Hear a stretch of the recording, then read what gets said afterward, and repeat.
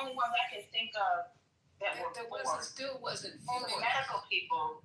Let's change the rhetoric. Let's change the. Ma'am, I think the only It's not forced. They gave you a choice. They did. The choice is what the people were. I think the only relevant comparison though with the pandemic is really just the shortage that you saw like in the stores and the breakdown in the supply chains. The fact that people were literally fighting, like there were people that literally threw bottles of whatever over people's head to steal their toilet paper at different grocery stores because there were so many shortages. Remember that one at a time, or you can only have one, and people were getting into fist fights or stealing it out of people's carts. It doesn't take very much to break the fabric of society, and this is sort of pushing it. However, a lot of states are stepping up. So I know, for example, Vermont is trying to at least ensure that people that qualify for benefits have food on their table for the next 2 weeks. And when you think about the air traffic controllers not getting paid, and the fact that Thanksgiving, one of the biggest travel times in the United States, is coming up, I don't think that this shutdown can last beyond that. If it were to last beyond that, we would see cancellations of flights, we would see complete chaos in the streets, and with already this SNAP benefits not getting covered. They don't care. They don't care. I think they do. They will care because it will be like their constituencies. It will be all of their constituents suffering. And not at all. They might care about it. They might care, but Trump is their fucking leader. They answer to him. She's not talking about Congress people in general. She's not talking about just Republicans. It only takes Congress. It only takes Congress to rousting from their districts. Almost all congressmen are shown to abide by that. And from time immemorial, if there's a critical mass of people in a district who really genuinely don't like something, Congress people tend to listen. Senators are a little harder on that. Yeah, but at the end of the day, what I've seen over this past year, which we're coming up on, I've seen Trump say, hey, listen, he'll call in. They play a little bit, and then Trump yeah, y'all better stop playing. Y'all remember when he came in, was like, y'all better pick a speaker. You don't remember when he came in, was like, y'all better get this thing closed by July 4th. Do y'all recall these different things? No. Yeah, if he wanted this done, he could call it in, and it'll be done. I don't think Trump wants it done. What I was referring to is it only takes Congress to pass a continuing resolution, at least to the holidays, to get people paid, to get people benefits. Yeah, but within Congress, essentially. And so it doesn't the president signing the bill. It just takes the continuing resolution, people agreeing on it. They can pass it even if the president were to deny it. They would have the votes at that point because they would see the chaos that they would see the chaos that it would create, and they can still overturn it if they have 3/4 majority. I think it takes a critical mass, which is what Outlook is referring to. Well, glistening is correct 100%. She's saying exactly what I can say. Is that you don't necessarily need, right, Marshall? You don't necessarily need, Marshall, you're going in and out, bro. Go ahead. You don't necessarily need, you don't need to have Trump come in and say, the senators, Chuck Schumer specifically, is we realize that this is having a deleterious effect on his midterm goals, as well as, any idea of Okay, I got time. I'm just gonna let you know I got time tonight. See, I don't play with you during the daytime because I'm at work, but I got time tonight. I'm not gonna allow you to do this. We're not doing this. We're not putting this on Chuck Schumer. We're not talking about the fact about him wanting to have this political game and this leverage bullshit tonight. We're not doing that because that's not it.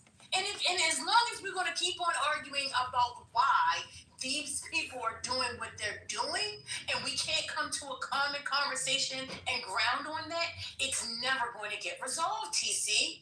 It's literally about the people not having their benefits. What's happening? Why can't you get that through your thick skull? It's also Shut up! I don't want to hear from you. I asked him a question.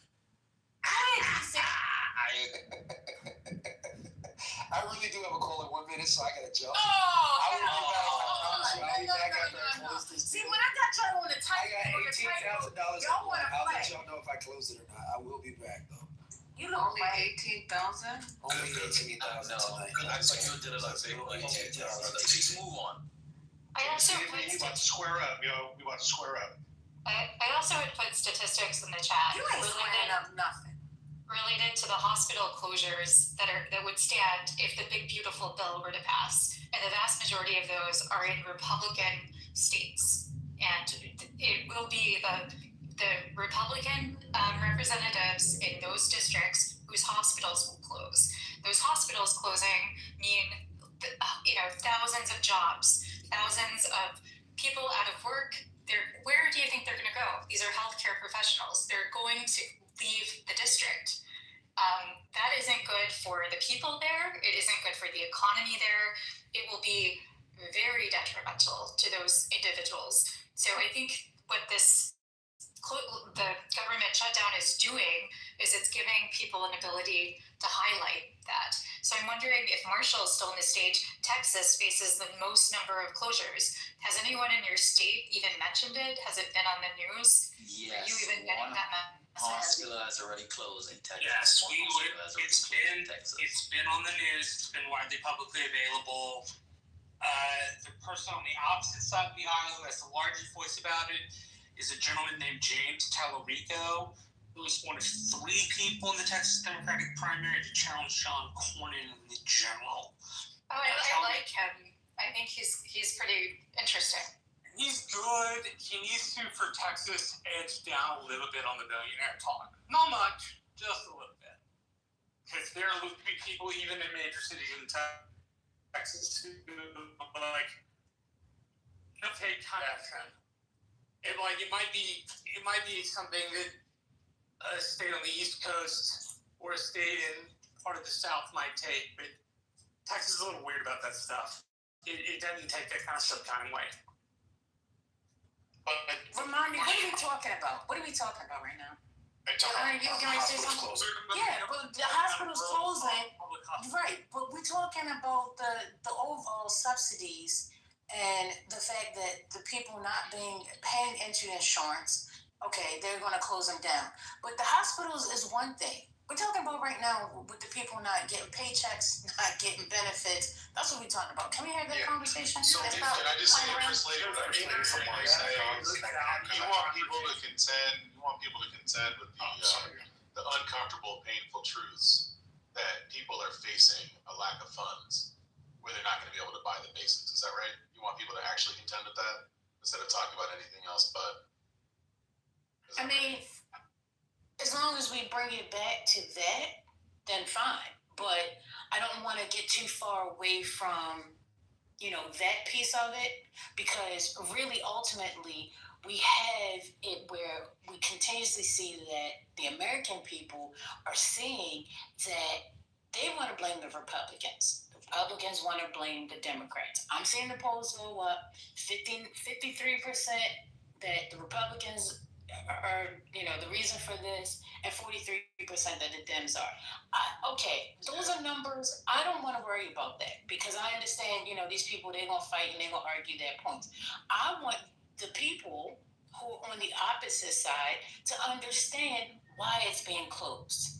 And so maybe you can start actually talking to your constituents, but the more that you can continues to keep saying that this is about leverage and people trying to win their next seat and so on and what have you, that's not the primary reason. It's not. And I don't understand for the life of me why people cannot focus on the fact that people are losing their health insurance. Maybe you don't care about the health insurance. Maybe you don't care whether people get their medicine and their medication or being able to go to the doctor's office. I don't know. Maybe that's it. So if that's it, then let's have that conversation. So first lady, It's all actually related. So the health insurance, like not people not getting Medicaid is what is leading. It will directly lead to the hospital closures, and in those areas, that's also employment, like gainful employment. It is in some districts, it is the primary employer, and so all of the small businesses that exist, they only coexist in a world in which there's gainful employment. So it has a domino effect in those districts. so first lady, I think what you don't have is you don't have enough people angry on the Republican side yet, and it's because what they're not seeing the things that you're like, they don't see that pain, that pain point that you're talking about. They don't feel it or see it at the moment, right? And so if people are not seeing it or feeling it, and they're not going and calling their particular congressman, at least in high numbers, then you're not going to have people, like you mentioned, polls. Well, the new AP poll that came on in October had 67 said Republicans and 63 say Democrat. The numbers are still small. Put it back, right? Put it back. That's 45, 39, right?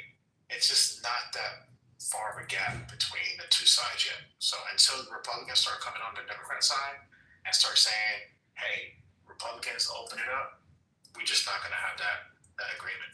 So, Omari, why can't we just do this? Instead of saying, come on this side or that side, just doing what's right for the people and understanding mentally that, okay, this particular administration has a new thought and process. They have a new vision how they want to run the government. I can understand that. All I'm asking is the fact that you give the people time to catch up with your vision. The vision that they have is going to cause destitution. That's what I'm talking about. And until we have that conversation, all the rest of the other stuff is bullcrap. That's what I'm trying to say, because I see where they're going. I understand where they want to be. You know, they tired of people, asking for a handout. This is how they think. Okay, fine. But at least give a process so that people can prepare themselves for it. This is not how you do things. That's what I'm talking about. Does that make sense? It does. If we call it project management, you don't want to boil the ocean, right? So when we're doing like any type of process improvement, you want to just try to figure out where's the low effort, high impact areas where you can find some improvements. Definitely. I can agree with that. You put it that way makes sense. So that's what I'm talking about. That's why I'm saying we need to have these conversations, because this has to be flushed out. I don't want it where the people have it all one way on one side or all one way on the other side. No, I understand there has to be some changes because, things are being revealed. I get it. Let's do that. But let's find a pathway forward. When they created this big, beautiful bill, I think that they just went for the gusto and was like, listen, we cutting that shit. We got the time. We can do this right now, but let's just do it. And it's like, yo, like, really? Like, these people, like, you know what I'm saying? And I don't want to say these people, but I'm just saying we the people. Because I don't want to separate myself, because at any given time, you could be high on a hug and then tomorrow something might happen. So I'm going to always stay humble. Ain't that the truth? You can be doing real well one moment and be in the gutter the next. Ain't that the truth, Lisa? But I mean, budgets are priorities, right? And like, these people just passed a budget, right? Or they've passed bills that demonstrate what their priorities are that are part of a budget. And we know who they are. They do not care about hunger. They don't care.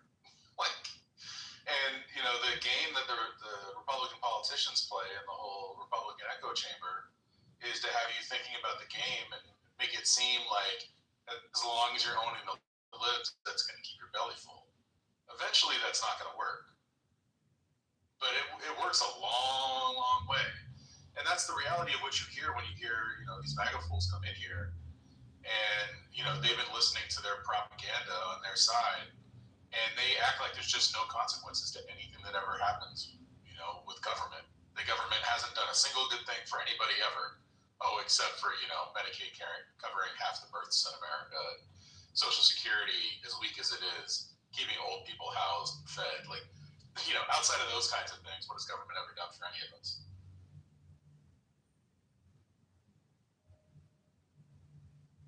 I have a question. There seems to be a real lack of trust between the two sides, and I'm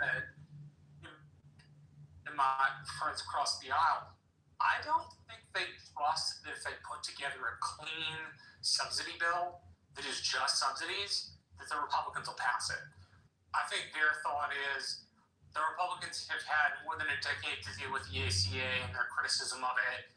They continually come to the table with nothing. Why would we believe that they're gonna abide by this argument on subsidies? Now, somebody correct me, is more economically astute than I am. But don't subsidies have to keep pace with the economy? I'm not trying to make a partisan point. I'm just generally curious as I understand them. Subsidies have to keep rate with market value, which means it goes up or down depending on the economy, at least as I understand. If I'm wrong, please someone correct me. But if I have to give it to my friends across the aisle, they don't trust that we're going to be honest about subsidies and the need to put government money into that. They think we're going to make a debt argument, which on our side is bankrupt, because our president, during both of his administrations, spent like a drunken sailor. He hasn't spent a balanced budget. He's talked a balanced budget, but he hasn't actually spent one. But Marshall, you're acting like they only need to look forward when they just passed the bill that didn't include the extension of the subsidies in it. They just said they don't care. Just the other day. It's like if you're dating someone and they say, I don't love you, and you break up, you don't come back to them thinking, oh, they love me now. They told you they don't love you. They don't love healthcare subsidies that address these people who are in this basically donut hole in the exchange. So then they don't like those people. So then I should revise what I said. I should revise what I said to say the Republicans don't care for healthcare subsidies. And I think that's where the sticking point is. Democrats think they're a good idea, and as somebody who would be affected by them, I think they're a good idea.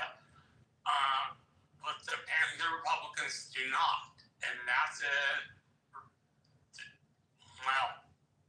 bad place to be for the country in general, but it's also a bad place for my party to be. The section is unwilling to have a discussion about continuing subsidies, despite the fact that the prices may rise. I think as a compromise, we would just genuinely need to be willing to make that compromise with the other side. It doesn't seem like we're willing to do it. But Marshall, not even no Republicans, this is not even a Trump Republican thing. The Republicans are not for what you're seeing.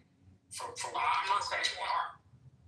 That's what I'm saying. How do you? I'm not going to say it was a MAGA thing, but this is a Republican. They don't even. I'm saying I think that particular place has a deleterious effect on the public. Most of the public, regardless of what we like, think that the ACA is a decent thing. Agree with subsidies. Do they always make financial sense? No. But as the House is the body that allocates money and is the body that's proportional, it's the body that should reflect the will of the public. The Senate is entitled to be more partisan or in nature because of the way it's been set up. But the House should genuinely be reflective of the sentiment of the public. And while I think there's a significant sentiment of the public that does not believe subsidies are there I think is a larger portion of the public that genuinely believes that those kinds of stuff matter. And I think that means that the Republicans are going to have to compromise on what they believe is financial well management. But here's the other part about this, Omari.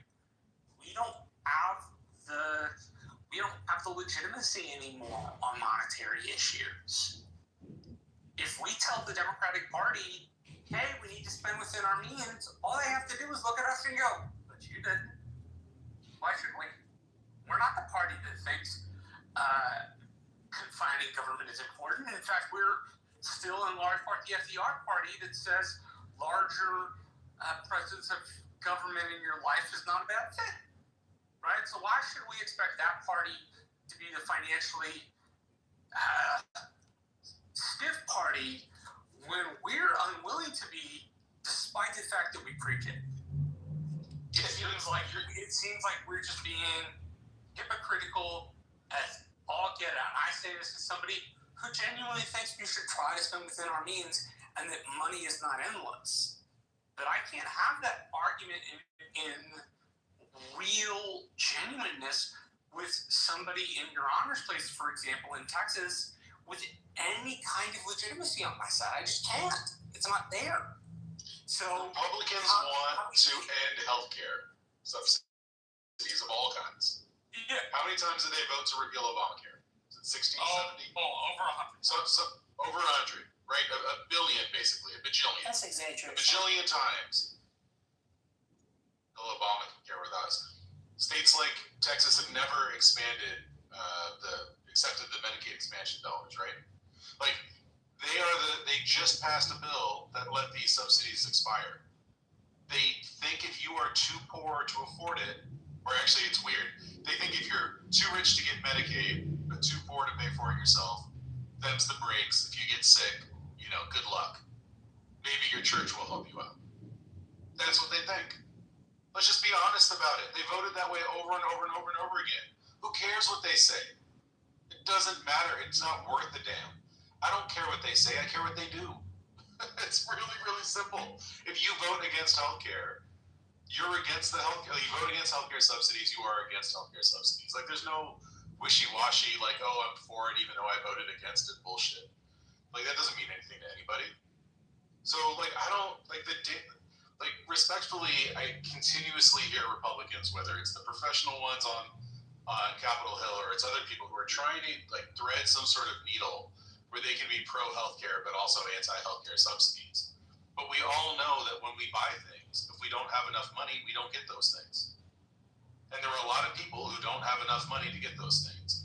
In part because the one part of healthcare that Republicans seem to like is setting up structures where insurance companies can make a shit ton of money off of us, basically using our sickness as a profit, making vessel.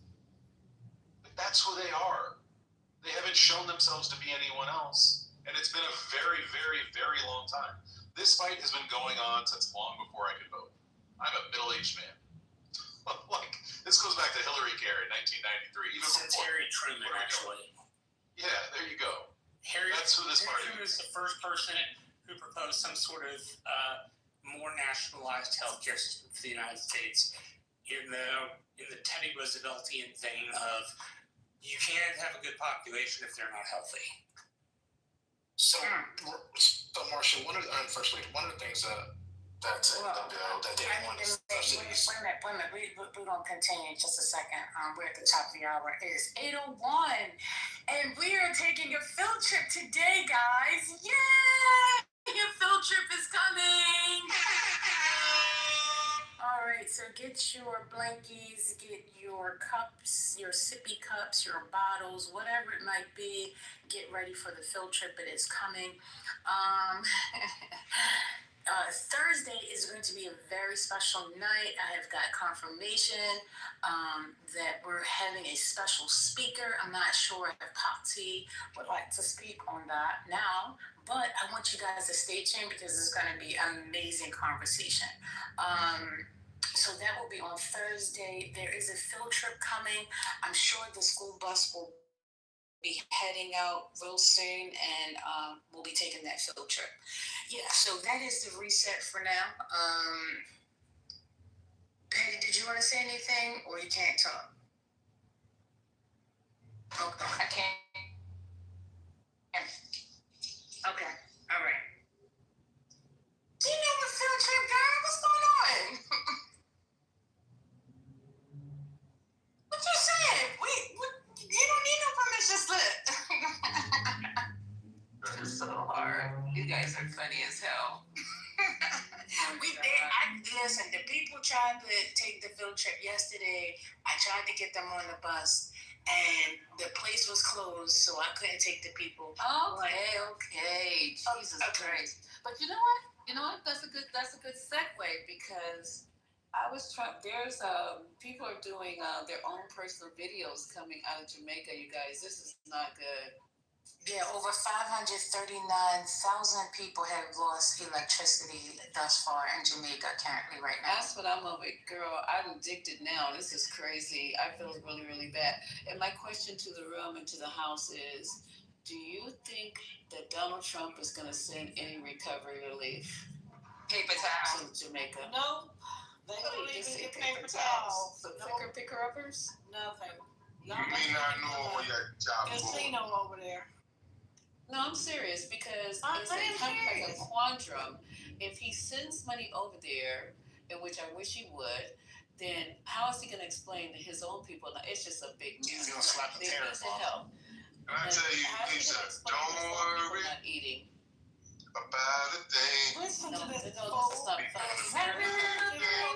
It's gonna be alright. I'm about to have tears. I don't see these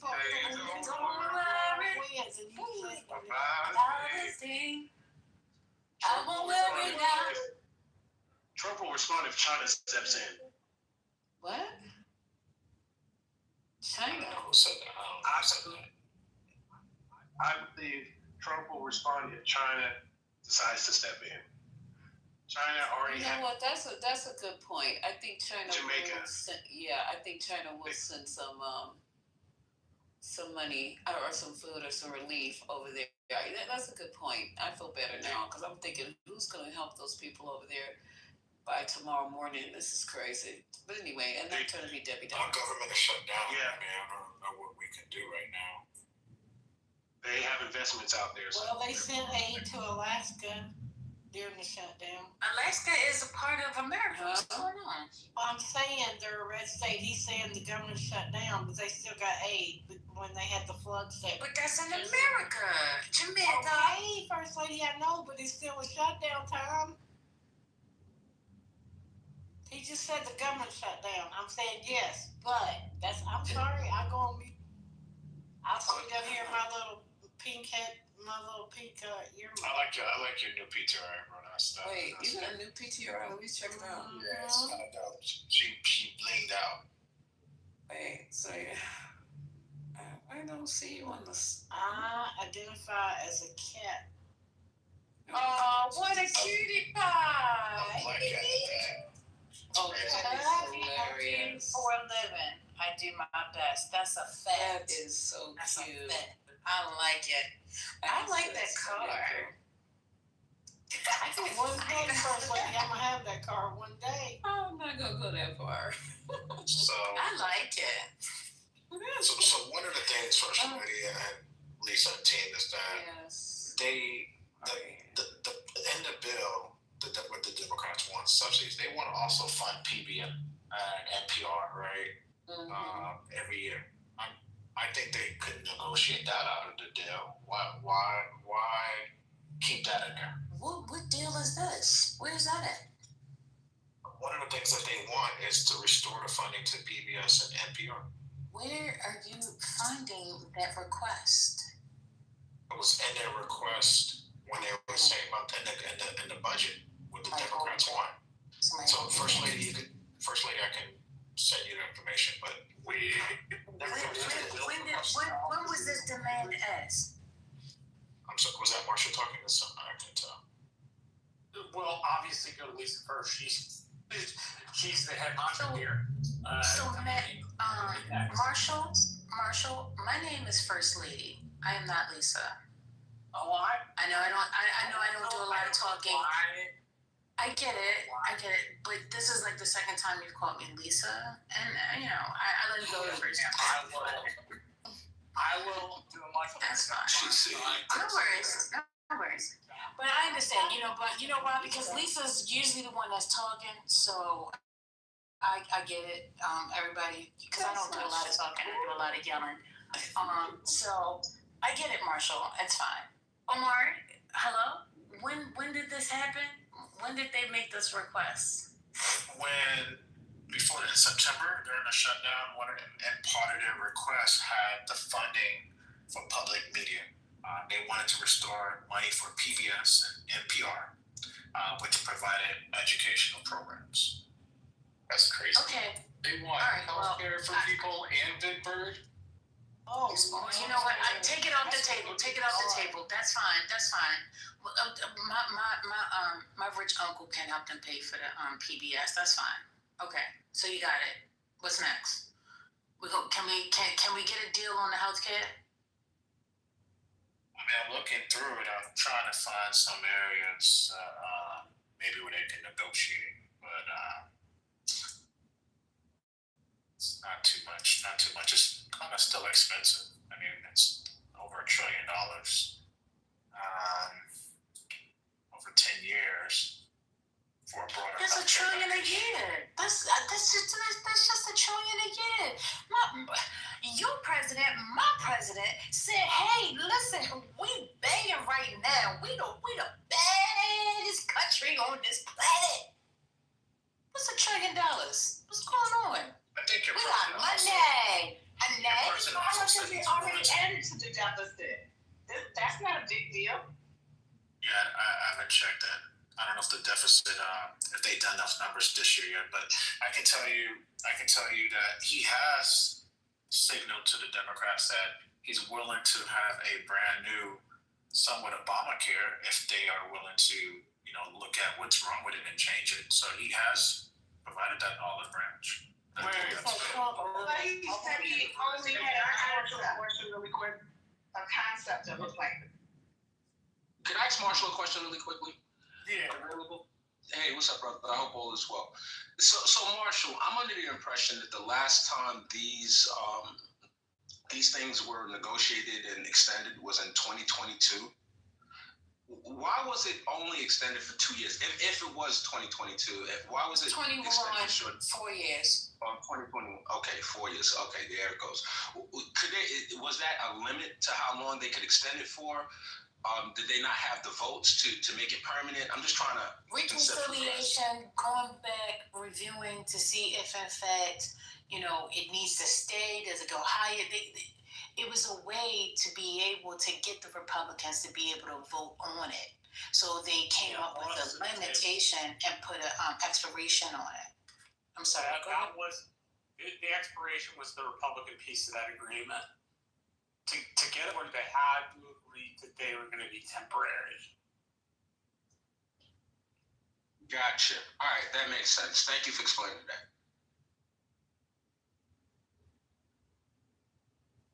Thank you, First Lady. I appreciate it. No worries, brother.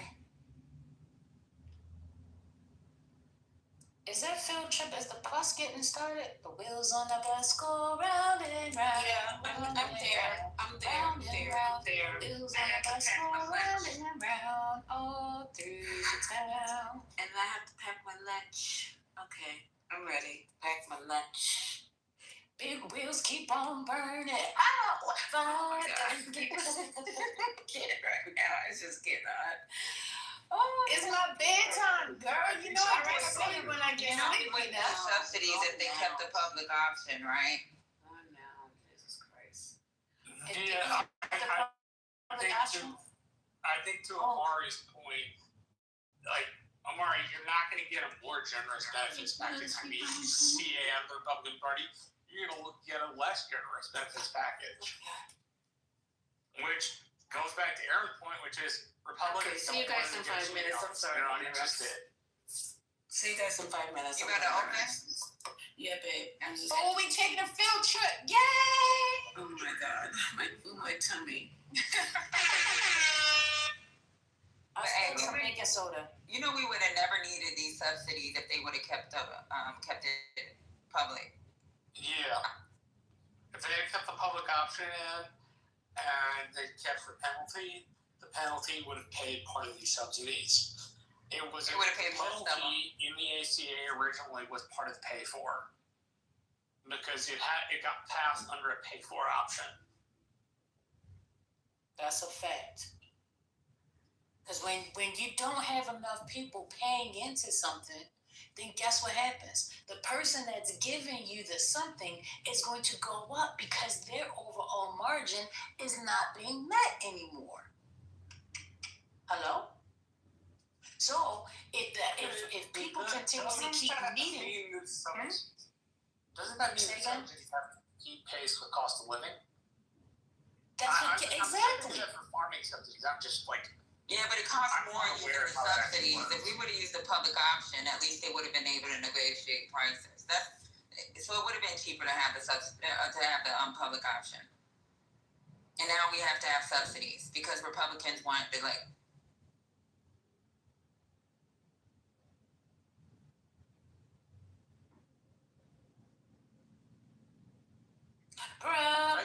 Keep on. That just kind of sounds like a sneaky way to like undermine the ACA in the first place.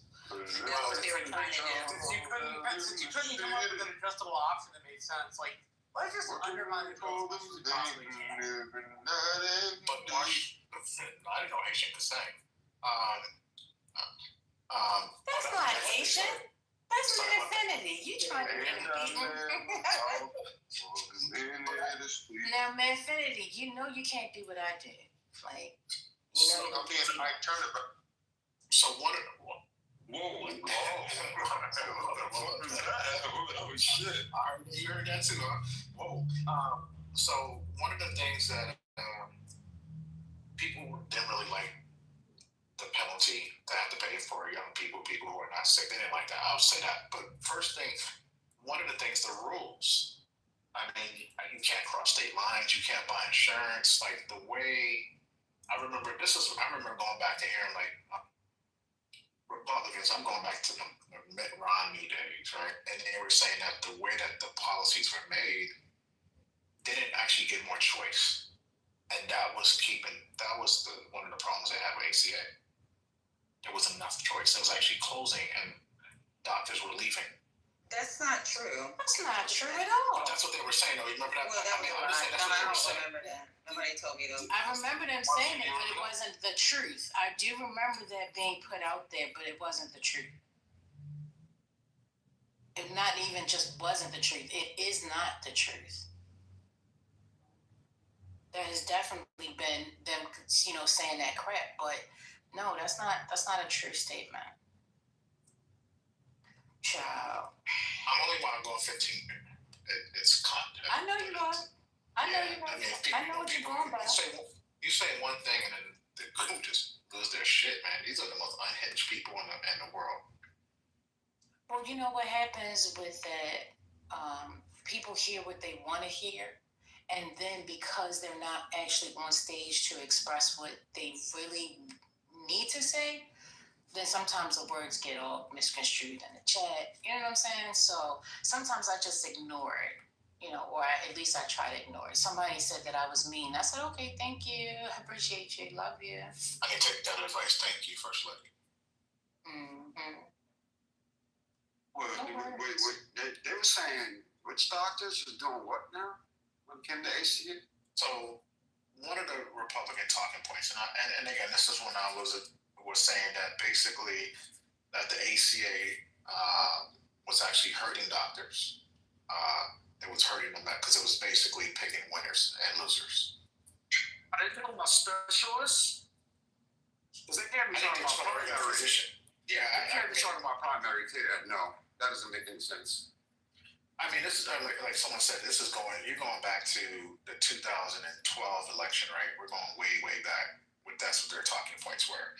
I remember listening to who's the guy that died with cancer, the radio host. Was it no, the white guy who died. Fat Boy. Rush Limbaugh. Like him and Sean Hannity would just rail on Obamacare round the clock. I don't know if y'all remember that. That was their talking points. It used to piss me off. I used to get so triggered by those two.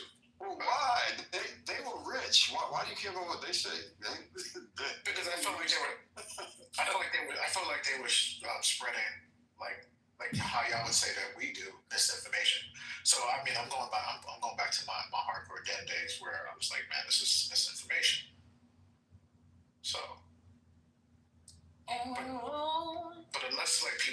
different media sources, then you probably wouldn't. You know, like I used to listen to all of them. Larry Elder, but like, because when I drive home from work, you know, they'd be on the radio, and then you turn to the other networks to see what other people are talking about. Why you put all that negativity in your life? Yeah. Because if you don't hear what the other side is saying, then you just hear one flow of media, and it's never good. It's called programming at that point. Good for your soul. I mean, the reason I know is the people who watch, he's on the stage. People like Matt, he listens to both sides. He's able to counter a lot of Republican talking points because he knows what they say. People who don't watch Republican talking points don't have an ability to debate them because they don't know what the other person says. They just only know what maybe come on the stuff like that, like urban radio or something, or whatever other news channel. Like that Stephanie lady comes on somewhere. She's her dad's in politics. Stephanie Mills. All right, I got the ticket, y'all. I got the ticket tonight. Look above my head. Yes. Well, what song you want to hear? Oh, you got your equipment hooked up today? Click the link at the top. No, I'm in the street. Sorry. Click the link at the top. Click the link at the top. Click the link at the top. Click the link. Hey, Quinn. We are moving. Get on up. Hey, She-Wolf. Good to see you.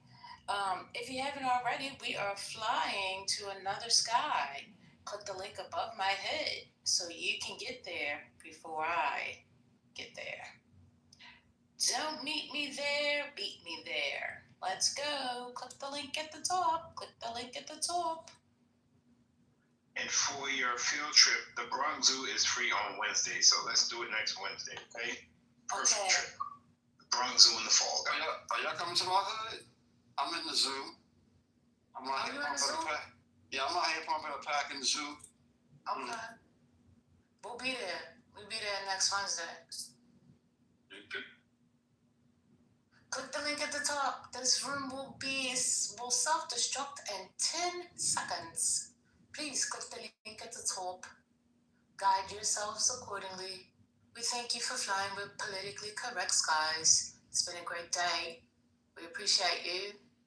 Please click the link at the top. Click the link at the top. Reform is sleep. Click the link at the top. Click the link, click the link, click the link. Link. Are y'all asleep? What's going on? All right. And 10, 9, 8, 7, 6, 5, 4, 3, 2, and 1. Blast off!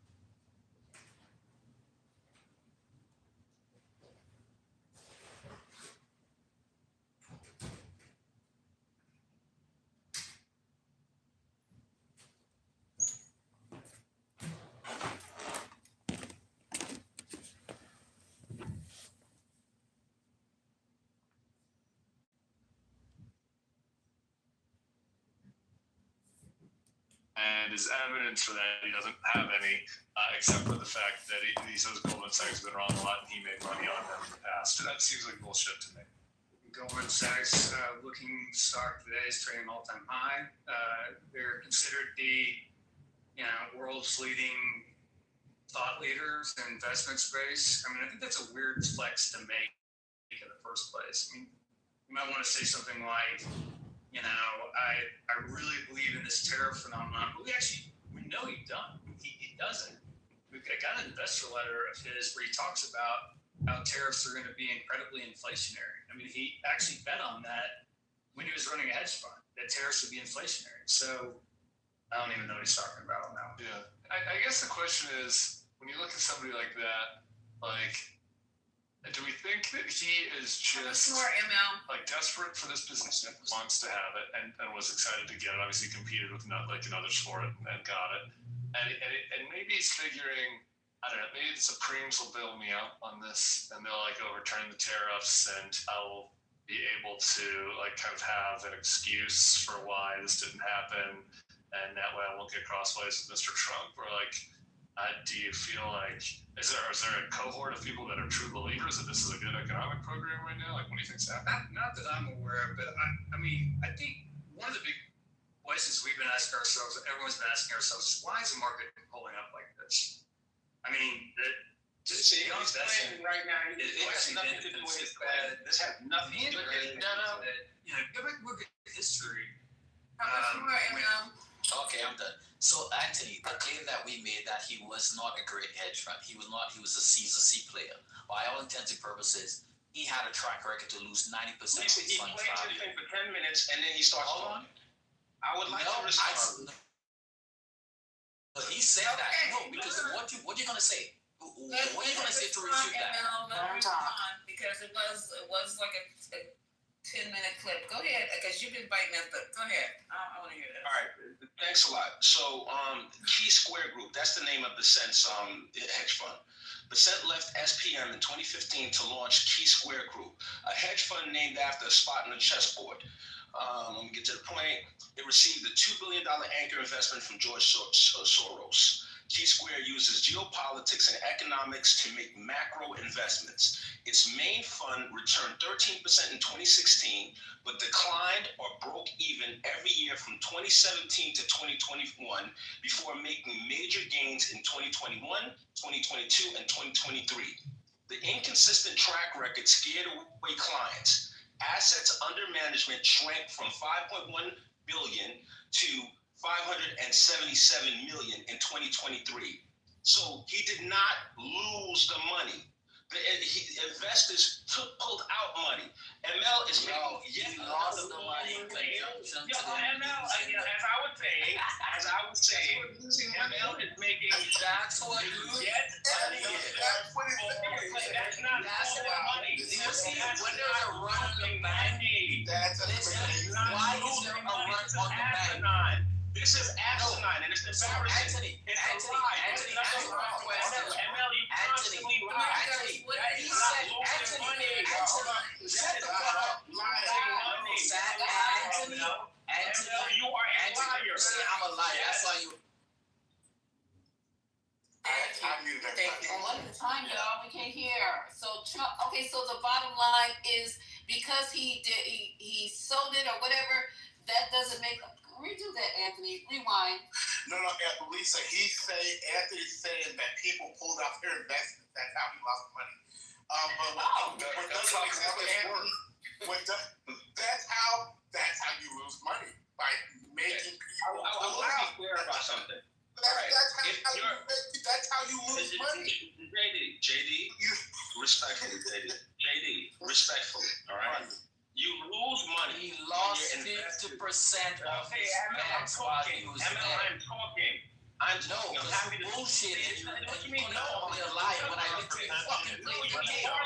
Was that me talking or fucking professional talking? What are you talking about? No, I played the fucking tape. You really from a professional talking about it. Let Anthony talk his bullshit for a minute and it's on you. Go ahead, Anthony. Go ahead. Okay, cool. I'll talk my bullshit. Thank you. All right. So when ML says that the hedge fund lost money, all right, he's saying that through bad investments, the money went away. It's not, if a hedge fund, if the investors decide to pull out their money, that's not a hedge fund losing money. If he suggests otherwise, as I said, he's a fucking liar or he's ignorant. It's one of the two. Hold on. If investors pull out, Y'all just back up. if investors pull out, right, of your hedge fund, that's literally losing the money. The point is, they don't feel like they trust your investments anymore, which is why they pull the fucking money. That's how you lose money. So hold on. So Anthony, who do you have to corroborate what you say? I literally played a professional analyst who runs another hedge fund, who talks about Besson's performance. Those words came out of his motherfucking mouth. So you trying to call me a liar like somehow, why the fuck do you do that? When I literally played what the fucking man said. You want to fucking call me a liar, and I literally played what a man said. You fucking don't care. You a fat motherfucker. What I said. How the time? You lied to me. What? Motherfucker. Post the picture, ML. Post the picture. Post the picture. Post the picture, ML. Yo, this guy can't even fucking. You gotta fucking. I'm gonna have to get on stage. Y'all chill out. Come on, let's go. One at a time. Yo, look, can I finally? Okay, so I'm gonna squeeze in here while these guys are fighting. So here's the thing, right? Like, when you look at his record, right? The first time at the Soros Fund over his first 4 years, right? He averaged 13%, which is actually quite solid, right? When he left and started his own enterprise, right, where he was doing this thing, Anthony is partially correct, right? The average return is about 3 to 4%, which is extremely weak. But it's considered. That is fucking horrible. You relax. Take a breath. Take a breath. This 10%, bro. You do not need to be screeching every time someone says something. Like, take a breath in and breathe out and relax. This is literally not that serious. The second thing I was gonna say, right? I don't know why you're in your fucking vagina today, screeching. Relax. So fuck, I forgot what I was gonna say. Shit. You said something about 3%. He averaged like 3% over the second half of the period, right? You have the instability with COVID-19, the market being all over the place during COVID-19, COVID-20, and on top of that, his last year with his own private investment, he had like a 27% return. So investors got spooked and pulled out money halfway through, and they're not playing the long game. That's on them. Like, I do think Anthony is partially right, but I also don't think he's the best investor either, or the best leader of a PE fund. That's why I called him average in my initial statement, right? That is literally. I'm done. Marshall, and I know you don't like me, so you're gonna say this bullshit. But the fact is, 3%. If any fucking fund that I invest in, any ETF or any index fund that I invest in, is bringing back 3%, that's not even fucking matching annual inflation of 4% per annum. What the fuck are you talking about? He's not a good fucking investor. He's absolutely fucking horrible by every standard on fucking Wall Street. I fucking beat that listen, I'm not even a fucking professional, and I beat that every fucking year. And you tell me he's a professional and he gets to lose money at 3%? That's losing money. So, what the fuck are you guys talking about? Stay in your fucking lane, because you'll have no fucking idea what you're talking about. He lost 50% of the value of his bets. He lost 50%, and then the funding tool got 90% of the initial capital in a couple of years. It went from 5 billion down to 5. But he also lost, the guy said he lost 50% of the plays that he made during that time. So he lost people money. That's why they pull their money. And you saying he's returning 3%, and you said Anthony's right? How the fuck is he right when my initial premise was that he's a mediocre investor, he's a C player? That's all I said. And I said, hence the reason why he is. And I've been able to corroborate and provide the evidence, yes, from another fucking professional on Wall Street who assessed his performance. And they said it was fucking mediocre. So So, in yes, all your he is a screeching, player, you and I rest. forget the 5 years when he averaged 13% because it doesn't fit We're your looking narrative, at right? the entirety of You his decide to investment. What the omit fuck are that we talking because it's about? an inconvenient piece of information that doesn't align with what you want to say, right? You're not No, being an I was unfair and talking about objective his observer fun here. You want to performance. omit the You information wanna that you doesn't wanna cherry align pick with what certain you want. years. You Because do it's that, but I was very specific. I was talking about the fun that he ran. I don't know why you're preaching again and having fucking in your panties. But this is I'm one of my panties, I don't know bitch. what's wrong I'm with you not. today, right? No, That I'm not. You're a 60-year-old man screeching every precinct because someone No. has a different point of view than you. Hey, Marshall, Calm down. I am It's not, that and I'm serious. not gonna Take keep a my breath. crap We're gonna to do you. yoga I'll here. fucking spare Breathe you. in. I'll spare you tonight. Breathe It's out. my beef is with Anthony. Breathe in. So you could shut the Breathe fuck up. out. No, I am fine, Marshall. Alright, breathe in. I am fine. Alright, class, let's go into angry dog or Alright, mother, we're gonna move on. Yeah, I'm not constantly screeching over anyone who would have Can we different move on? You're just triggering No, and pressing the button. y'all are mad because Emma literally interrupted me. Now you want to move on. Why can't I finish my statement? Emma was on mute. Why can't I fucking finish what I was saying? Wait, no, wait. First of all, you weren't making us Okay. mad. You were spending all the time trying to tell him to whatever. Breathe in. Yeah, well, he was still screeching over All right, me. so make your You statement. didn't mute it. You didn't Make your Why did you mute statement. it? We make your You guys statement so make- we can move on. Let's Yeah, go. Go yeah, on. Mark, You should be chat. what did we start here, JD? I don't even know how we got here and the significance of it. The dilapidated ballroom, and it went crazy. What's the significance of the arguing back and forth anyway? That's what I'm trying to understand. Yeah, he did. From both of y'all. It's history. All right, y'all. It We gave Mother an opportunity. He muted. So let's. No, I got muted because one of your fucking mods fucking hates me. I keep getting muted every time I try to talk. Okay, so let Mother finish his thought. Yeah, and then my we can, initial we can position, go right? from there. My initial statement was that he was average, right? I don't think he's the best in the world. But if you look at his entire track record, it is unfair to omit the portion of his record that you don't agree with when he averaged 13% and just ignore that over like those 5 years didn't happen when you mix it. That is my entire point. I'm not saying he's the best fucking investor, but what I'm saying is that sometimes you people are so fucking biased, you ignore pieces of information that doesn't align with what you want. So Marshall, Anybody Mother. want to do So- anybody want to do a 30-minute? Come on, we're not gonna do this. Please don't do this. So the point, no, I'm just gonna make one point of clarification. That's it, yeah. So the point here, when we're talking about it, I looked at the last because you judge by your last year on Wall Street. You're not judged by the previous 10, 15 years. Those are bygone years. You're judged by now. What have you done now? I went to the latest period in his life where he ran a fund. I'm not talking about when he was part of a team. He was a program manager, a PM, as part of a team working for Soros, because you get to make decisions as a group there, and you get input from your different bosses. This was where he ran the fund. I am talking about a specific period in time where he ran a fund and ran it into the ground. That was my point. Why he's viewed on Wall Street as a fucking C player, as a horrible investor. That's the performance.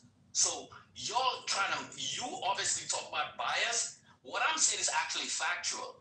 I'm not cherry picking from like his whole career. I'm saying the period in time where he's failed.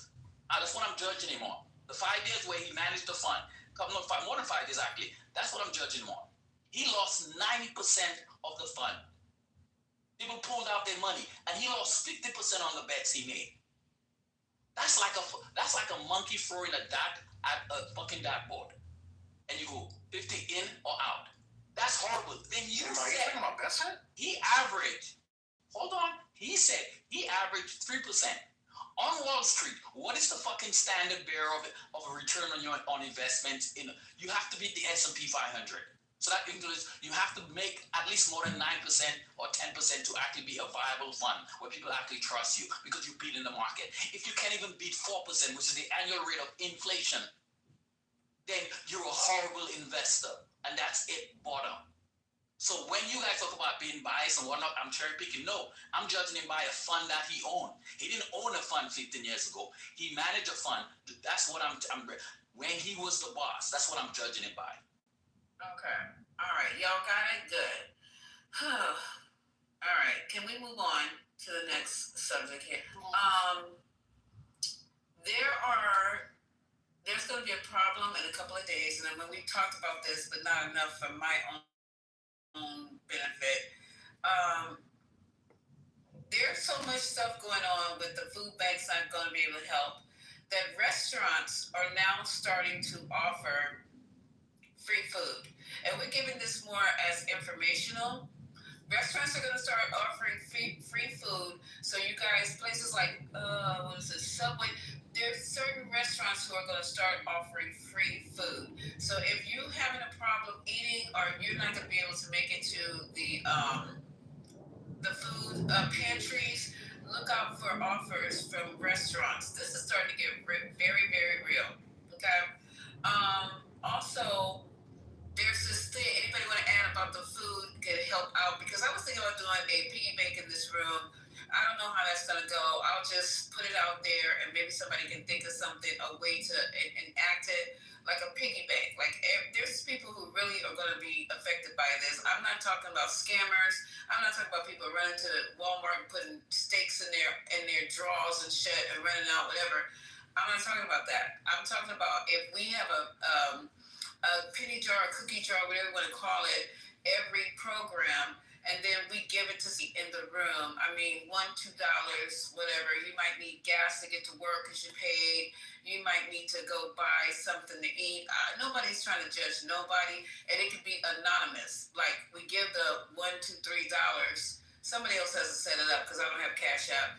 And then at the end, anonymously, that whatever amount we have in a cookie jar could be given to somebody who really needs.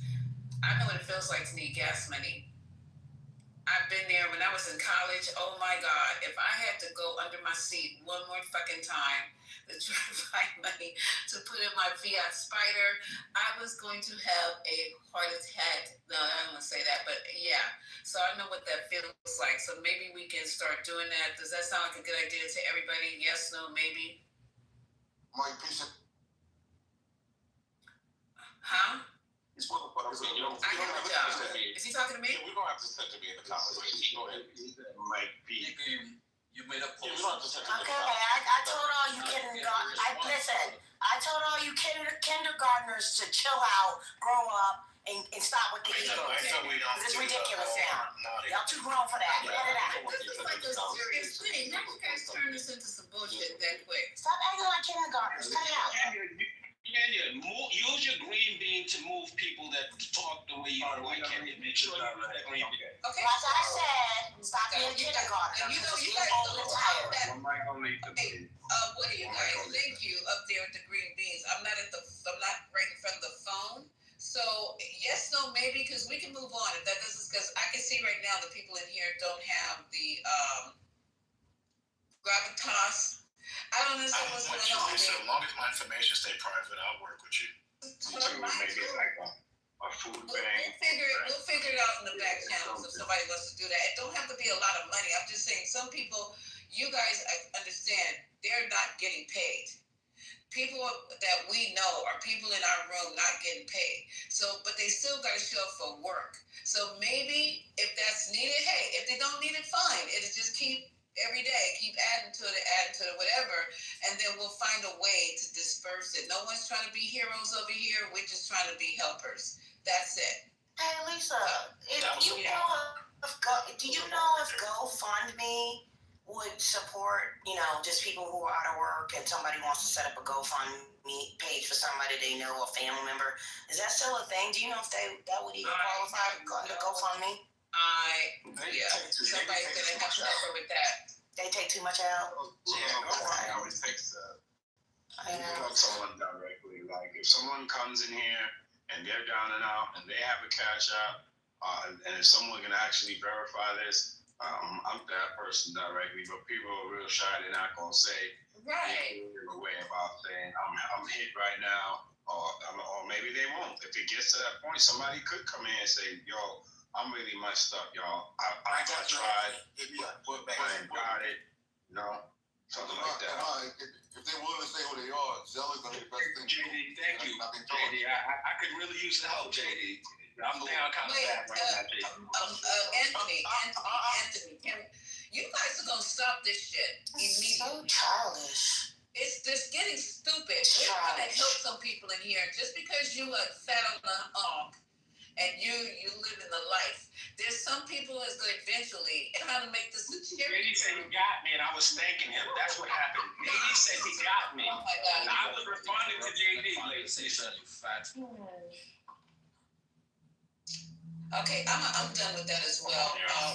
Yeah, this is just like playing with monkeys in the zoo. I'm just good with that. So let's move on to something else. What? That sounded like a little bit of a racial epithet, but it's all good. At least you got it. Are you a monkey? Man, it doesn't matter if I hit my damn it, yeah. Am I a monkey? Why do we have to put? Am I a monkey? Am I a monkey? I didn't say you were, man, but why do you? Okay, so then Would zebra have been better? People like would you stop talking? He does that on purpose. Wow.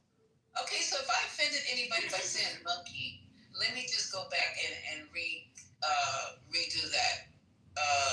I can't use the word gorilla. Lions in the zoo? Zebras? How about zebras? How about zebras? Tigers or bears or lions? At this point, No. we're good. Okay. So, other breaking news. There is a major right now hurricane, and people are sending over, I guess this is on WhatsApp, what's going on in Jamaica. This is supposed to be the biggest hurricane ever in the Pacific. Is that true? In the Pacific Ocean? Yeah. Wow. The winds were That just me saying it is scaring me. The winds are 185 miles an hour. Whoa. 500 millibars, that's really bad. Whoa. I guess morning we're going to see the aftermath of that. And all I can say is we have to pray for those people. There's no way that, I don't know what else to say.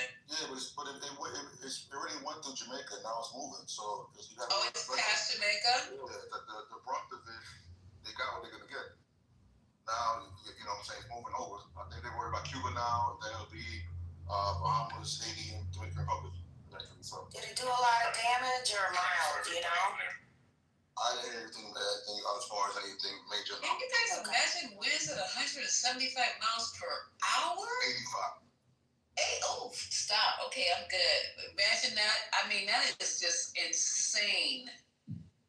Wow. Okay, and the houses are not really that,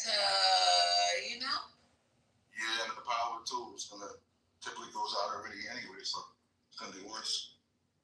And isn't this the time where usually it's tourist season, right? Around now in Jamaica and places, right? Right now, it's not tourist season. It's not? Oh, okay, yeah, August is hurricane. Yeah, usually it's around December, right? Yeah. But it's hurricane season. That's why the cruises and everything are cheaper. Because it's that type of season, and you can go for a little or nothing. Listen, my manager is actually going on a cruise to Jamaica next week. So I bet you they're not. Well, I hope it's calm by then. Like it doesn't take a week to pass. What's left, ma'am? If you Jamaica island that 185. It's gonna be some damage. It's gonna be right, or she won't get off the boat. I don't know. Her choice. That's the thing. Man, you ever see those boats that when they be hurricanes, they be swinging? That shit is crazy. The water is very rude. Yeah, you don't want to be even close to a hurricane, even on a boat. I have been through countless hurricanes. This one, as we know, is catastrophic. I have people that live in Jamaica that actually lived there for 3 months at a time throughout my life. And the place that hit, one of my friends, his mother, they just finished a house, and it's just a complete wash. She lives right off, if you are familiar, it's like near Treasure Beach. And what Sai was saying is true. You can get there to next to nothing if you live in Florida with a cruise. And it is a time that a lot of people still go there, but we're in trouble for quite a while. And so, I don't like the, pray and whatever. There needs to be action behind it. Yeah, but I say do pray, but take action as well, because this is real. And I was on the phone all through the night. He's just trying to get his mom home. He lives in LA, and he's just trying to get his mom home at this point. After 5 years of building a house, and it's just out in one night. And that's yeah, sad right there. Yeah, I mean, I can hardly talk about it. He was just in tears all night. So yeah. But as far as the damage that's done there, I mean, there's damage all across. But from what I've been able to understand, Kingston looks rather, because there's cameras that you can look at.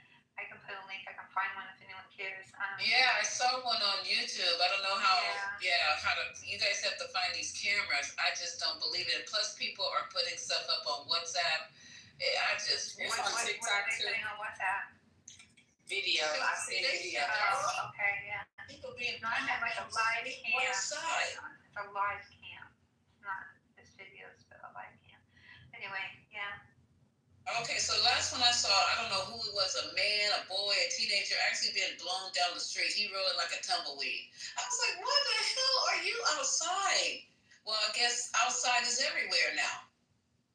It really is, and when you're going through a hurricane like that, and if you don't have transportation, and say that you're just trying to get some food or you're trying to check on a family member, I mean, that's what happens. I mean, and it's true until you've been through a hurricane. I'm from Indiana, and I went through major tornadoes, but until you've been through a hurricane, there's no way of understanding it. Yeah.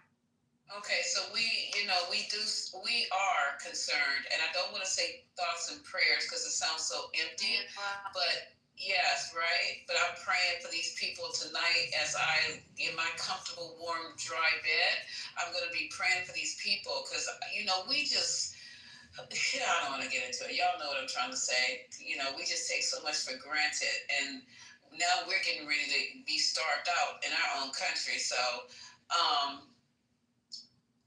one more thing. Anybody want to keep commenting about Jamaica while we go through the breaking news and stuff that's going on?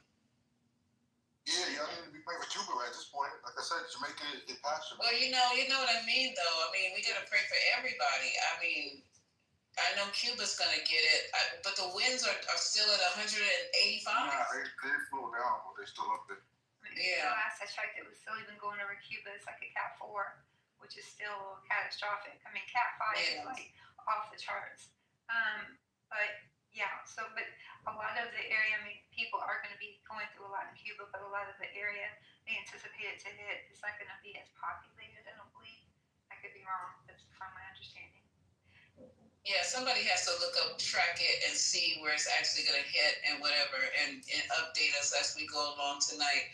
But hopefully we won't be here till sunrise, and people are, I just don't want to get any more heartache in my heart. But not saying, but anyway. So they're bombing in Gaza again today, you guys. And then Hesef came out and said, the ceasefire is holding. He literally can't, they're bombing over there. What's left to bomb? I don't know. You said that, right? Who did I say? You said the Secretary of War. Oh, okay, no. It was actually J.D. Vance. He said the ceasefire is holding, and they're literally over there dropping bombs again. I don't know what else, all our money is just going down the fucking toilet everywhere. Okay. And people will think JD's the best thing since mascara was invented and will vote for his stupid ass if he runs. That's what's crazy. Oh, yeah. Let's talk about that before we get too far off of it. So, they're starting to talk about a lot now. A lot is Trump's third term. So, I have to talk to, was it you, Omari, who came in and told us how it was going to be done? And I was like, no, it's not me. It's Manfinity. And May it was Manfinity? Yeah, I don't believe there will be a third term. That's not something I think about. Well, Omari, you and I were talking, it was me and you talking this morning. I don't know if that's what you're referring to. Yeah, but I got it from somebody. Manfinity has his whole plan on how he was arguing that, and they was trying to tell him the 22nd Amendment. It was like they've been going back and forth on this in this space for some time now. And, I think it's pretty clear, like the 22nd Amendment does not prevent the Vance Rubio ticket running on a platform that they will nominate Trump as the Speaker of the House, right, which is a nominated position, that is the third. Go ahead, Vince. I didn't mean to interrupt you. Go ahead. That was all I was saying. Yeah, that's wrong because even if he became Speaker of the House, in a issue where he would need to be a successor, they would skip him. So it would literally it would let you go to the vice president. They would skip the Speaker of the House and go whoever else is in line. If the Speaker of the House is not qualified to be president. I don't think Trump is in good shape. I mean, I know this is it's good talking, it's good entertainment. No. This is not. Listen, we're not doing this for entertainment. The reason I brought it up is because Steve Bannon. Okay, let's get this together. Let's tighten this up. So Trump himself is talking about it. Somebody asked him on the plane to Asia, well, did he have any blah, blah, blah? And he goes, well, I'm thinking about it. And then he said, let me see if I can get the exact quote. He said, I have to paraphrase it. Okay, he said, I would love to do it when they were asking him on the plane. So then who follows that up is White House Chief Strategist Steve Bannon. So this is not for entertainment. So you got Trump saying it on the way to Asia. Steve Bannon comes in and says he told The Economist that there is a plan. Quote, there is a plan to get Trump a third term. So people are saying, don't dismiss this as trolling or attempt to shake off the lame duck label. What it is, if Trump can figure out a way to do it, then he will. Then this guy is saying in The Guardian, even though I think it's truly extremely unlikely that there is a path to Trump 3.0, here's a very simplified version. All right, so what they're going to do, step one, obviously, is to figure out a possible legal basis for the third term, repealing the 22nd Amendment ratified in 1951. The next is step two, Trump to declare a state of emergency and postpone the 2028 election. Trump loves a good fake emergency. He's already used it, at least 10 emergency declarations to justify his tariffs. And then the last one here, hold on, y'all. Finally, you got to neutralize your opposition. Unlike the previous two steps, this is easy since there's no opposition. The Democrats are still floundering around trying to figure out what they stand for. Meanwhile, Kamala Harris, who appears to surround herself exclusively with sycophants, is threatening to run again. And the last one is Manfinides. Manfinides said that, I'm just shocked I'm even using this as an example, but I've heard this part too. That Trump is going to run, J.D. Vance is going to run, Trump is going to be the VP, right, on the ticket, and then once they know he's going to win, J.D. Vance is going to win, so once he is inaugurated, he's going to step down, and guess what? Trump's back again. Bad. I got to say, this is bad form tonight. I mean, BCU, I love listening. I just read from your fat ass, what's his name? The one who does his name. So don't start putting all this shit on me tonight. Hey, Lisa Trump, hold on. Don't start putting this shit on me.